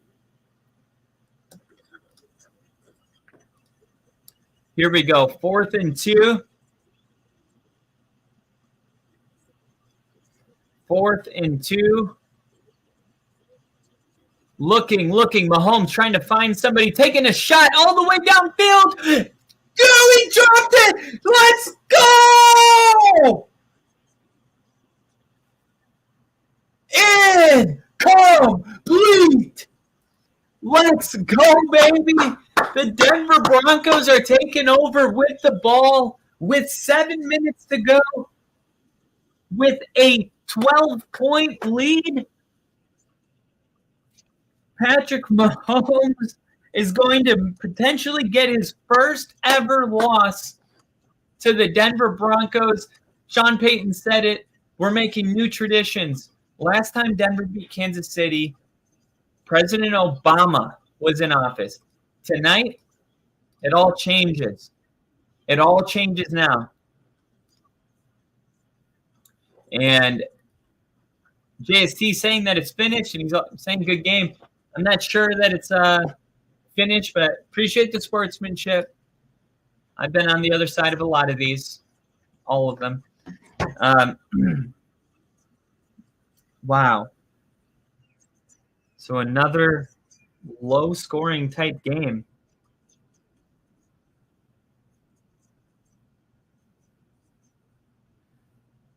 And let's see. So Denver right now, 7 minutes and 35 seconds left. The Ravens playing a close game right now with Arizona after Arizona gets a touchdown and a 2-point conversion. So now it's an 8-point game. The Bengals scored. The Bengals scored. What? The Bengals scored? How did the Bengals score? How did the Bengals score? I need to know. Bengals, where are you? Bengals, there you are. Bengals stats. Joe Burrow, 3 touchdown passes. Let's go. So Joe Burrow has 3 touchdown passes on the day. And let's see. Where are those Ravens? Where are those disgusting ass Ravens? Still Lamar with only 1 touchdown pass. We'll see if anything changes here. What did they just? Dobbs scrambles left and ran out of bounds. So where are they? They started on Arizona's 25. They've only done 3 plays so far. Dobbs 3. Okay. So the Denver has been running the football well. Now Denver's offense comes back out onto the field. And the Ravens and Lamar Jackson look to try to get the nail in the coffin. But so do the Broncos. Here they go in a running formation. Denver's going to run the football here. And this Denver defense, man, I don't care what anybody says. 9 points. Yep. He should have caught this ball. And it wouldn't have, it wouldn't have meant that the Chiefs are winning by any means, but it would have been a ball game. So just got to take it when you get it, man. Take it when you can get it.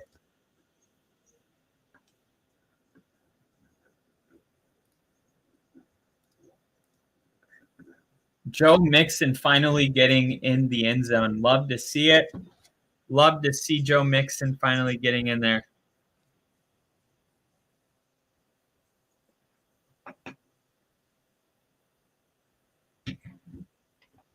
See. Here we go.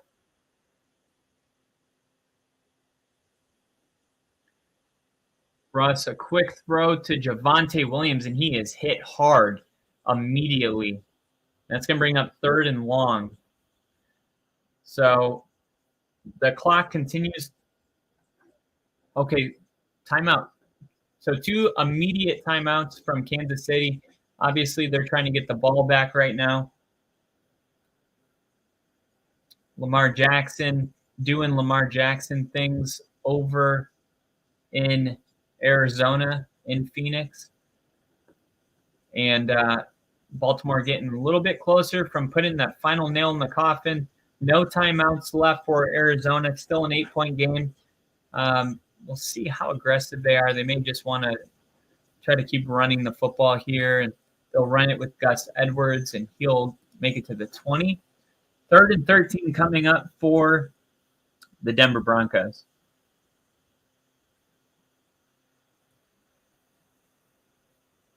All right, let's see.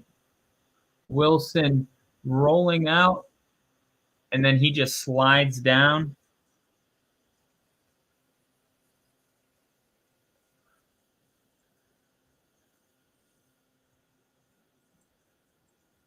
So the 49ers now down 2 scores, need to try to get a touchdown.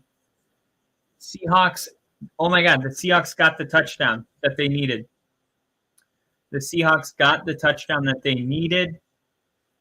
And it looks like the Seahawks are going to beat Cleveland. They get a touchdown at the very end. Denver's going to punt it on 4th and 16 back to the Chiefs. So defensively, timeout-wise, you couldn't have asked for anything better than what you got here. And this Denver punt team is down there laying the hammer. And this is a very, very complete football game right now. Special teams, defense, offense. It's not sexy, but you got 3 touchdowns. You got 2 field goals off the board. They should have 27 points right now.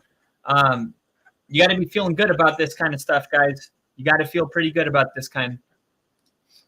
And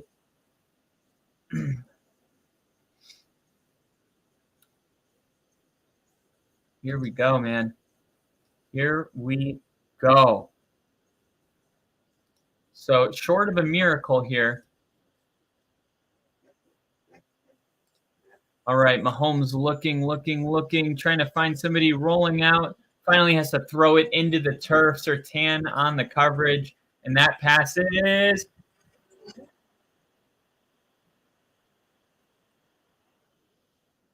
all right. So it is 1st and goal. 1st and goal.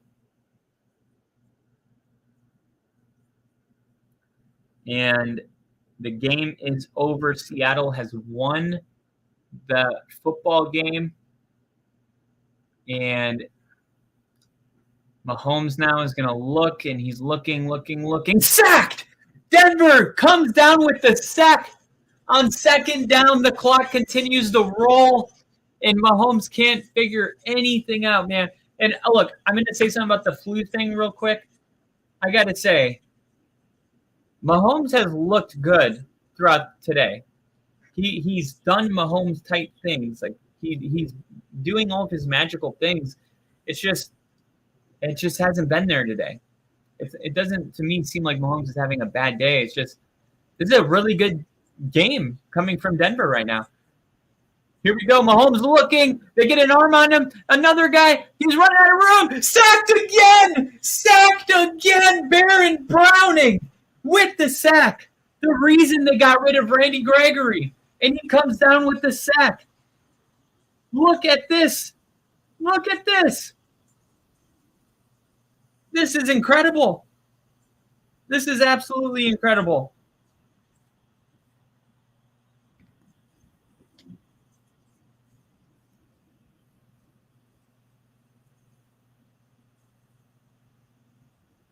Fourth and 22. The offense stays out on the field, and Miles is waving the flag that says fourth. Here we go. Mahomes looking, trying to find something. Got Broncos there, taking a shot downfield, just blowing it up. Intercepted. There's no flag on the play. Justin Simmons running down the sideline all the way down, and Denver takes the football away. For how many times? 1, 2, 3, 4, 5 times.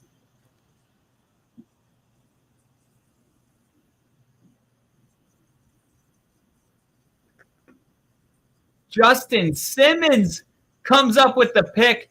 He's got the most interceptions as a safety since entering the NFL.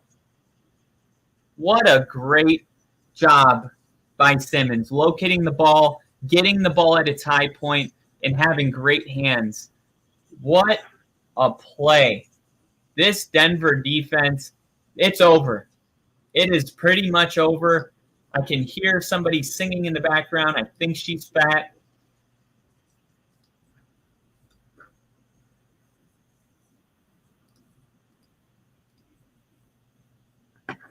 Gus Edwards has ended up with 3 touchdowns on the day.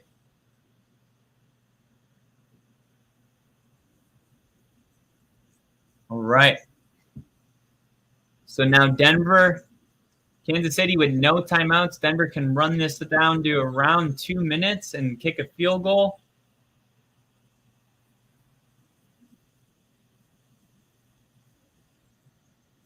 Javonte Williams.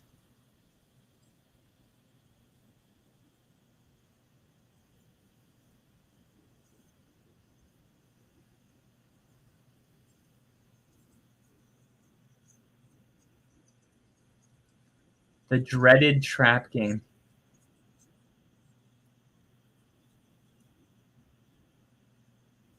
I don't think it was a trap game. I'm pretty sure they know what's up. Every time we play, it's a 1-score game. I knew they were going to go that way. It's a trap game. It's a trap game. It was not a trap game. Denver's going to run the ball here on 2nd and 5, and Javonte's going to pick up 4. So it's going to be 3rd and inches, 3rd and 1 maybe at the most, and all Kansas City can do is accept that the streak's over. I don't even want to say it yet, so I'm not going to do it. Not going to do it. Bill, I think she's fat. Tyrod being held in the hospital overnight for observation. Giants are majorly. Well, man, I hope he's all right. I hope Tyrod's all right. Didn't see that. Mahomes has been below par today. We've been below par. You've been the better team. Definitely. And this is where it had to happen, man. If Denver was going to split the series with Kansas City, they needed their one win to be at home, man. This was so huge for the program, so big for the fans. Yeah, they get their first home win last week against the Packers. Now they beat the Chiefs. This is something they can build off of. They almost beat Kansas City week 6. They ended up losing 19-6 or whatever it was, 19-9. Gross, ugly. But I think Denver figured something out defensively, and I'm excited for next week because next week it's Monday Night Football against Buffalo, and it doesn't get easier. In Buffalo.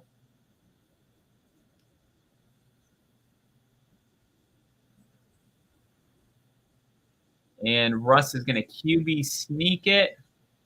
And that's going to pick up a first down, and that's going to run this clock.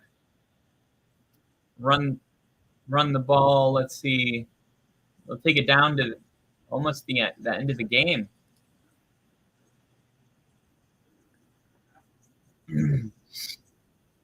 All right, so Baltimore's challenging a play right now. It's 31-15, 2:25 left in that game. The Seattle game is over. Final statistics.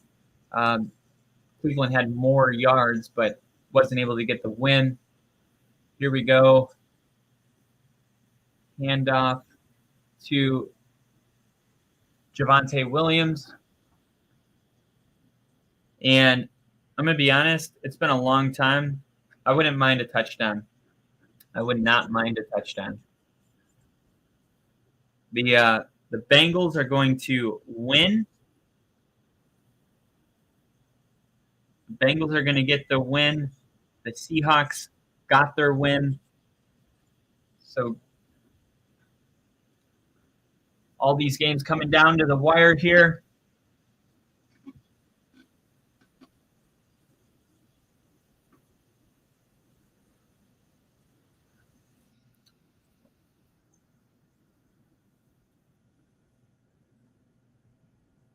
All right, so far so good.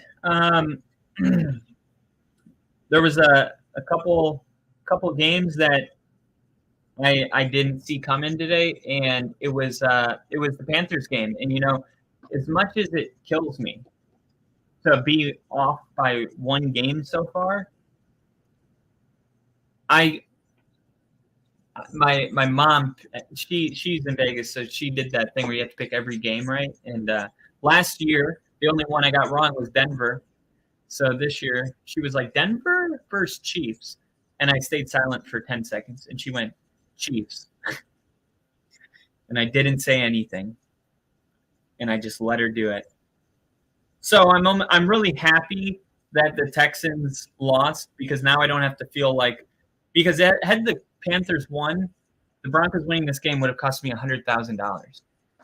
So I can live with it when it's a couple of games, But ultimately, man, should have just done the same thing twice. That's what I told her to do. I was like, oh, my God, I should have told her. Like, just get another one and play the other team.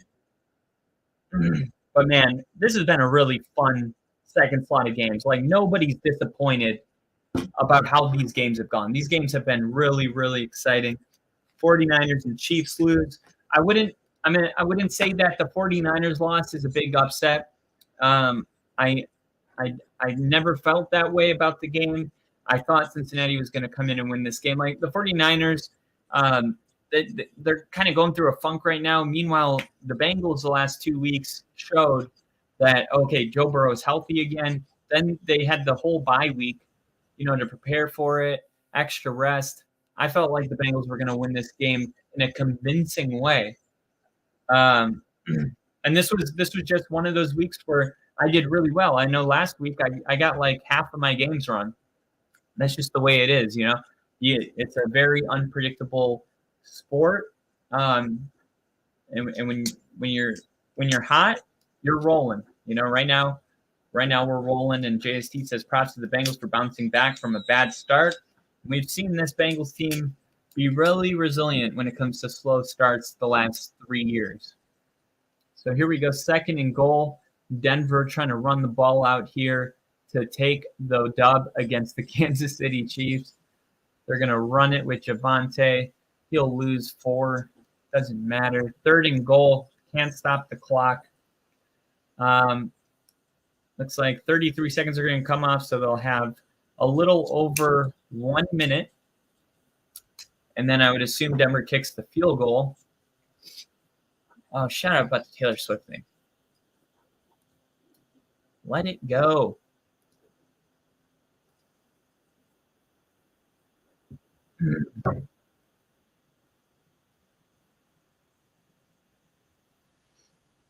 All right, so Denver's going to call timeout. Denver's going to call their own timeout. And with 1:18 left, Denver calls timeout. D for the P really quick. D for the P.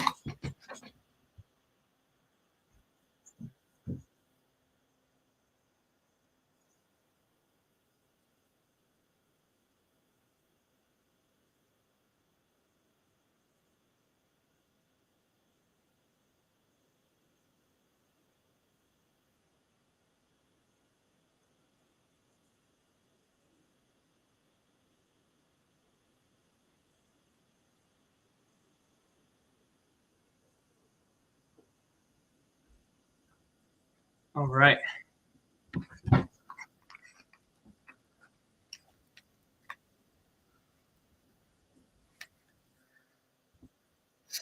All right. So Denver's going to run it here, 3rd and goal, and he's going to lose some yardage. 4th and goal. Denver will try the field goal.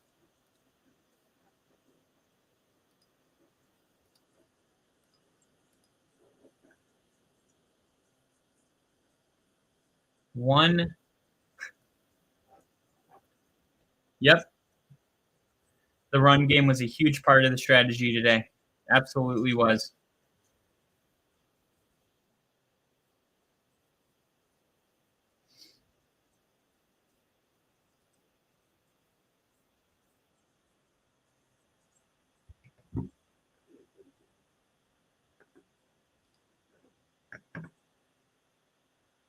Oh my God. They're offsides.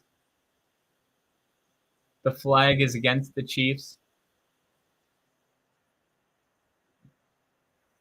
Still 4th down. Okay.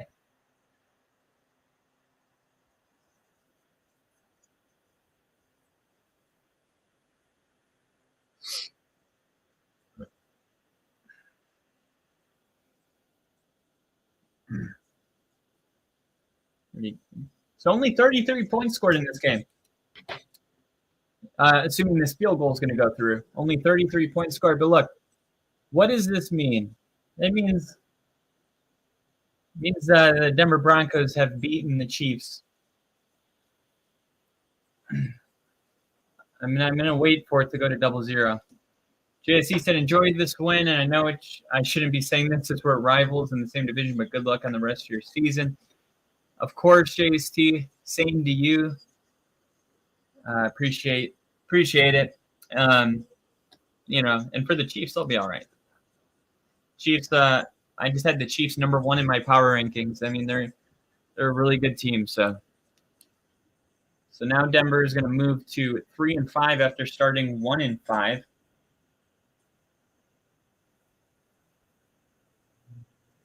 Patrick Mahomes, 24 for 38, 235 yards, 2 interceptions. Meanwhile, Russell Wilson had himself 3 tuggies, whatever you want to call them. He was very good today. Very good today. Only 114 yards passing. Doesn't seem like it, but that's what it is.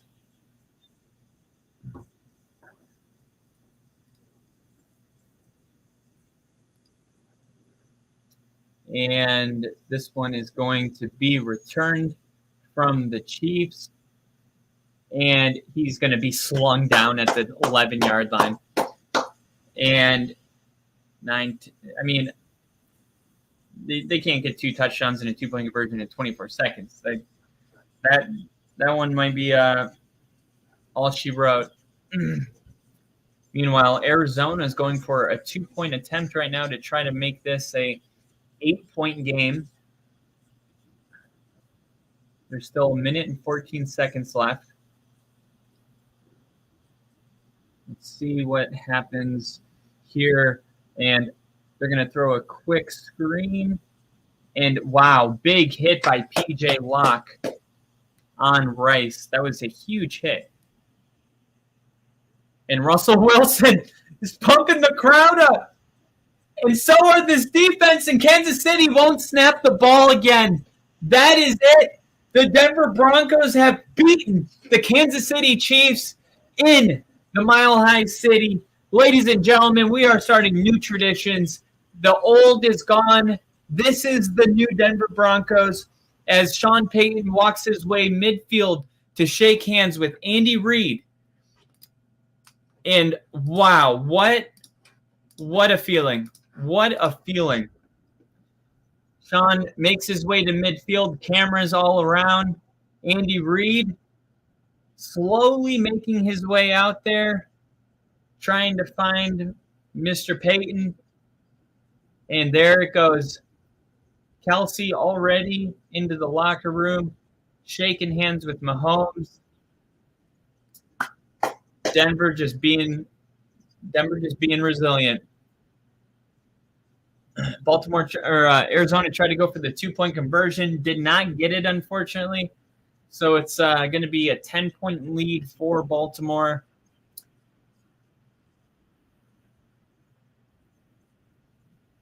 Wow.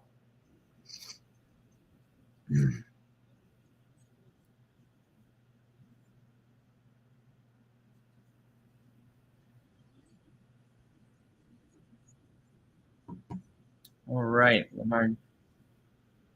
So Lamar Jackson, Joe Burrow, and Geno Smith. Oh, I guess because Lamar Jackson's technically still in this game.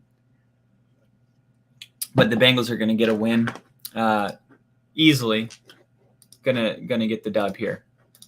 So, I mean, great win for Baltimore. It started off kind of slow. They got 7 points in the first, second, and third quarter. But in the fourth quarter, they were really able to open things up. And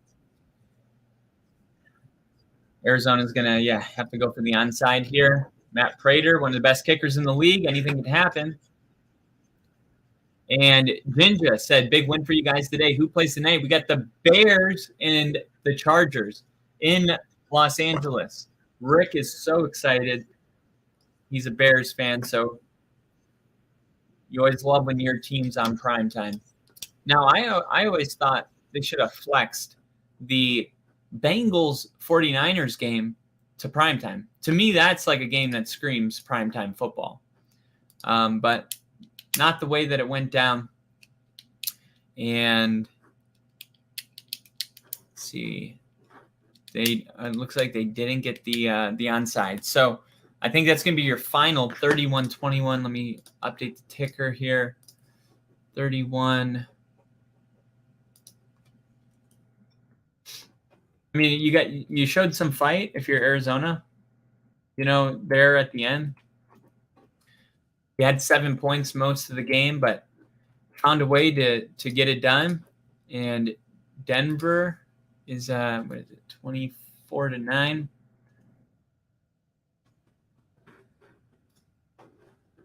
And man, it's gonna be an exciting locker room. Wait a minute.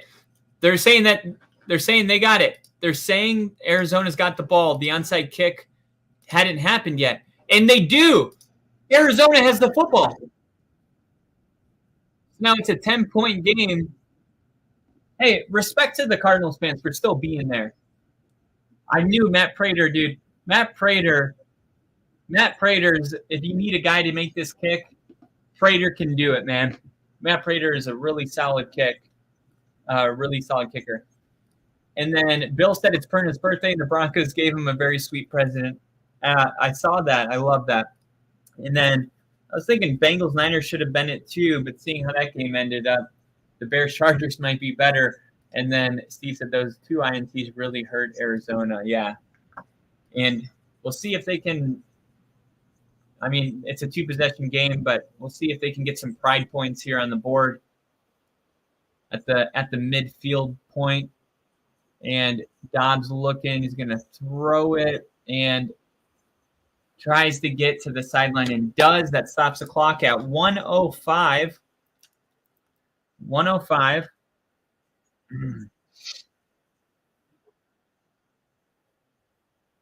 Settled.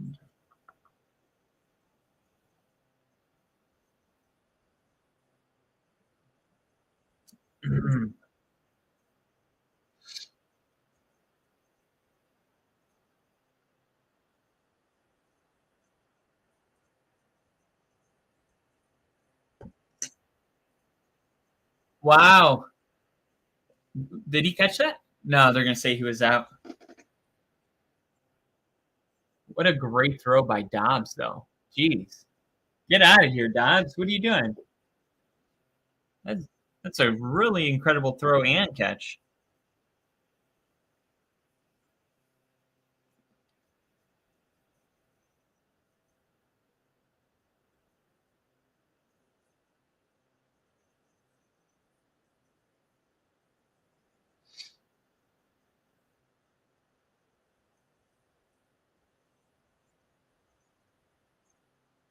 Wow, another catch. So now they're in the red zone, and Dobbs is running downfield, and they're feeling it right now.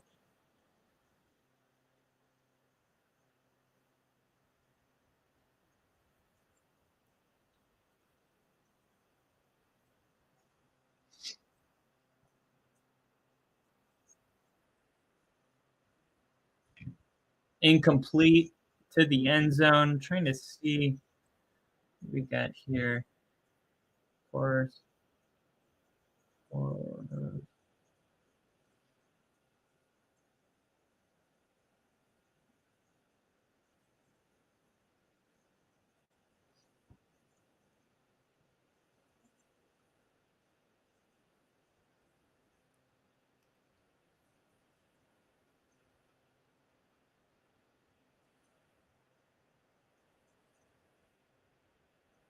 Dude, I'm missing. What?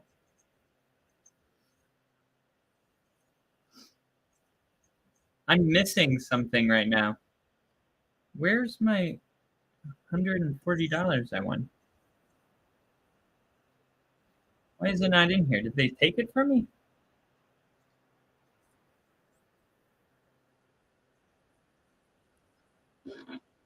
I think I got robbed. Oh, no, here it is. Here it is. What are they waiting for? Oh, CMC. They're saying he didn't. What? He had 3 receptions. What are you talking about? This thing's lagging on me. How many receptions did CMC have today? It's saying 0. He had more than 0. I watched one of them. Stats. Oh, I'll just look at fantasy football. It's saying everything hit besides CMC's 3.5 catches, which is like, it was a 10-leg parlay. So everything hit besides CMC's 3.5 receptions. Dude, he had 6 catches today. Fuck you. Look at this shit. Look at this.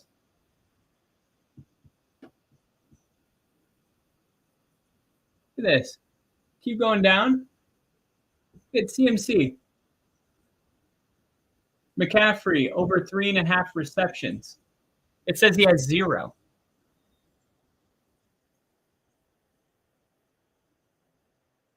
I'm going to screenshot this.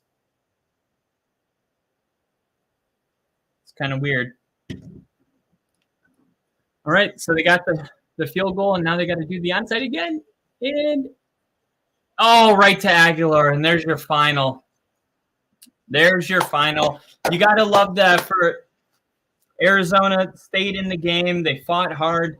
This team may not be ready right now to compete, but it does seem like the fight is there. The coaching, obviously, I mean, if the fight's there, the coaching's good. This is an Arizona team that maybe when they get their quarterback back, they can get some stuff going. And he said CMC had 6 receptions. Yeah, that's what I'm saying. And then Steve said Broncos should be proud. Not many defense held Mahomes to 0 TDs. And yeah, I mean, that was definitely a statement right there.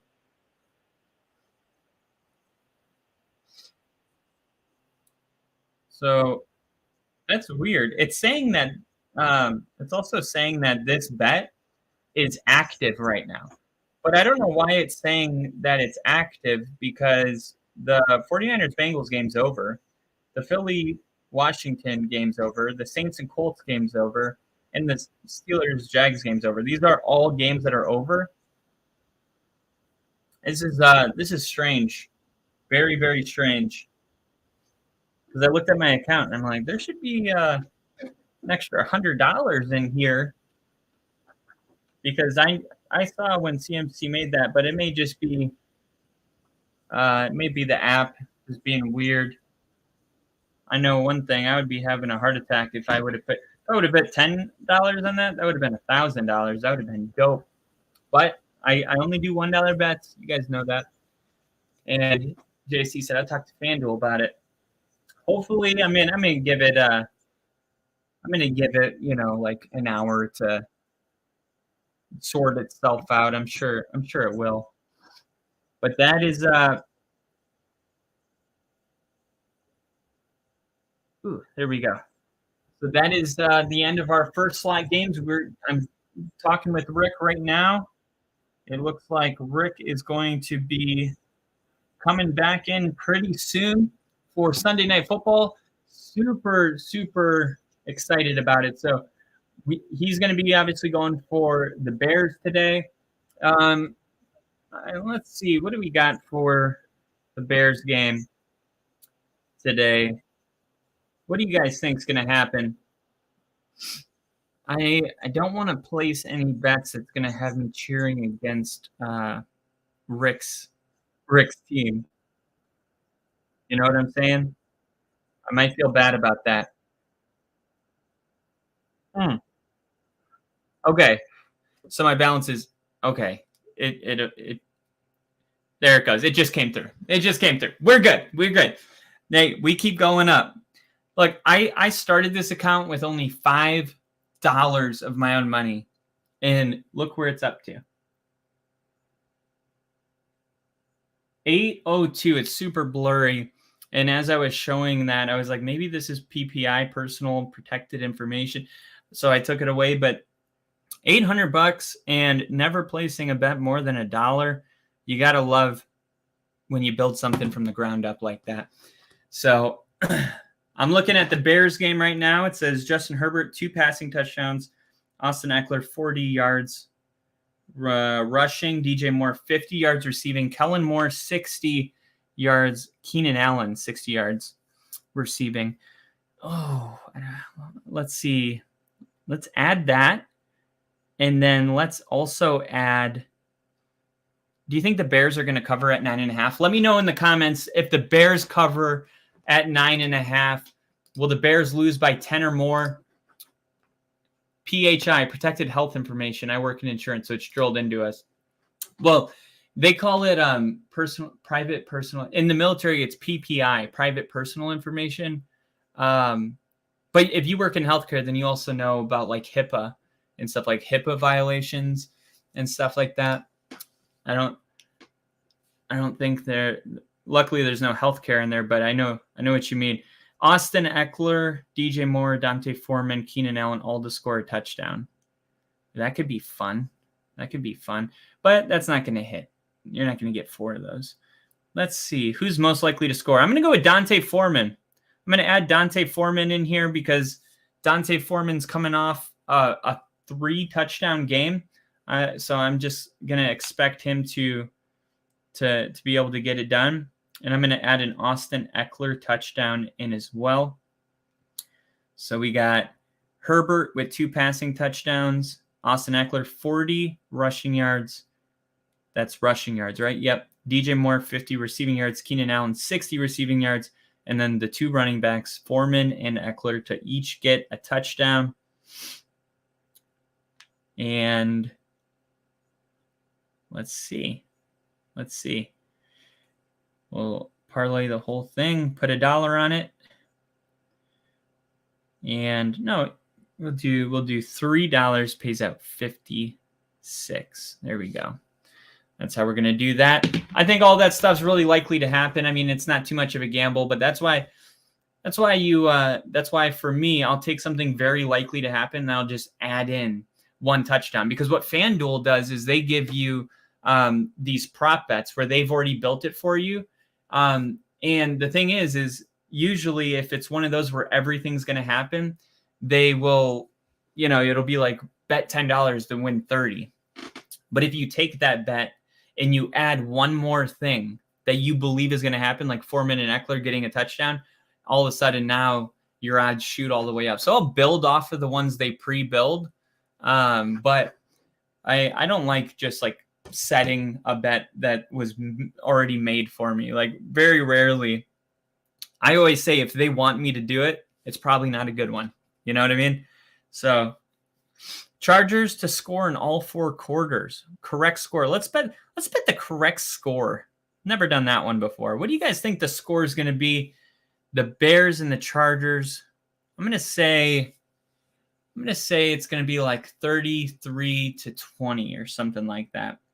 That's what I'm thinking. Let me know what you guys think. Give me a final score. 33-13. That could be one I could get jiggy with. Let's see. $1 pays out 180. That's such a gamble. That's like gambling. You never know. But I can do to score 3 touchdowns. Let's say, do you think Foreman could score 3 touchdowns again? Is it possible that he could do it 3 or 2 weeks in a row? Let's see. We'll put $1 on that. That'll pay out 120, just in case he goes off. No, I'm going to turn it down to 2 touchdowns. Definitely going to turn that down a little bit. That's a little too ridiculous. To score 2 touchdowns, we'll do Austin Eckler and Dante Foreman, both running backs, to get in the end zone twice from the goal line. $1 pays out 50. I'm good with that. So there we go. We got our Sunday night football bets in, and Bill said doesn't apply to betting sites, but yeah, keep that stuff. Tell you one thing. No one had on their betting sheet Tommy DeVito with a rushing tutty. That one is the bright spot of my day. I didn't see that one. Was that the Giants offensive lineman? Who is Tommy DeVito? I don't even know who that is. I'm assuming it's got to be a Giant. And first team to reach the red zone. That's gambling. I don't like those. I don't like betting on that stuff, or who's going to win the coin toss. You know, it's not a good. I mean, you just really don't know who's going to win a coin toss. Like Austin Eckler, 15 rushing yards, and Keenan Allen, 25 receiving yards in the first quarter. Justin Herbert and Tyson Bagent to each have 50 yards passing in the first quarter. Okay. I like that. That's a good one. Let's see. Quarter props. Justin Herbert, 75 yards passing in the first quarter. Oh, I don't know about that. Let's see. What's the most obnoxious odds we can get? Keenan Allen and DJ Moore to each have 20-plus receiving yards in quarter 1. Oh, that seems pretty doable. Ah, man.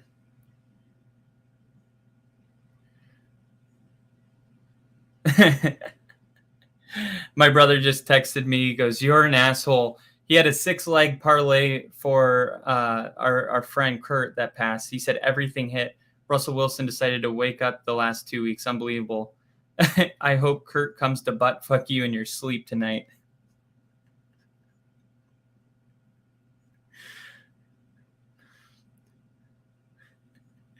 That's my brother.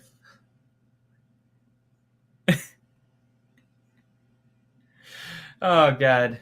I love him. Tommy DeVito is the hometown hero. He's a New Jersey kid, and they didn't give him a passing play the whole game. That's how much they trust him. Damn. No way. Oh, Tommy DeVito. I know Danny DeVito is the guy from It's Always Sunny in Philadelphia, right? I'm pretty sure.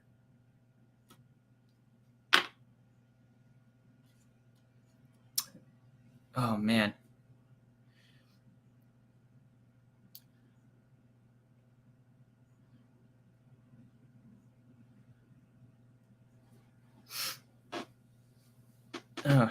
Brother got some new tattoos today. Showing them off right now.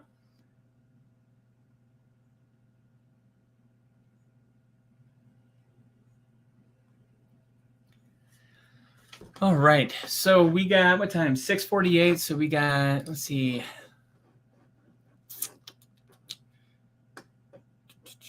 20 minutes about till game time kicks off. All right. I'm going to. Oh, not related. Okay.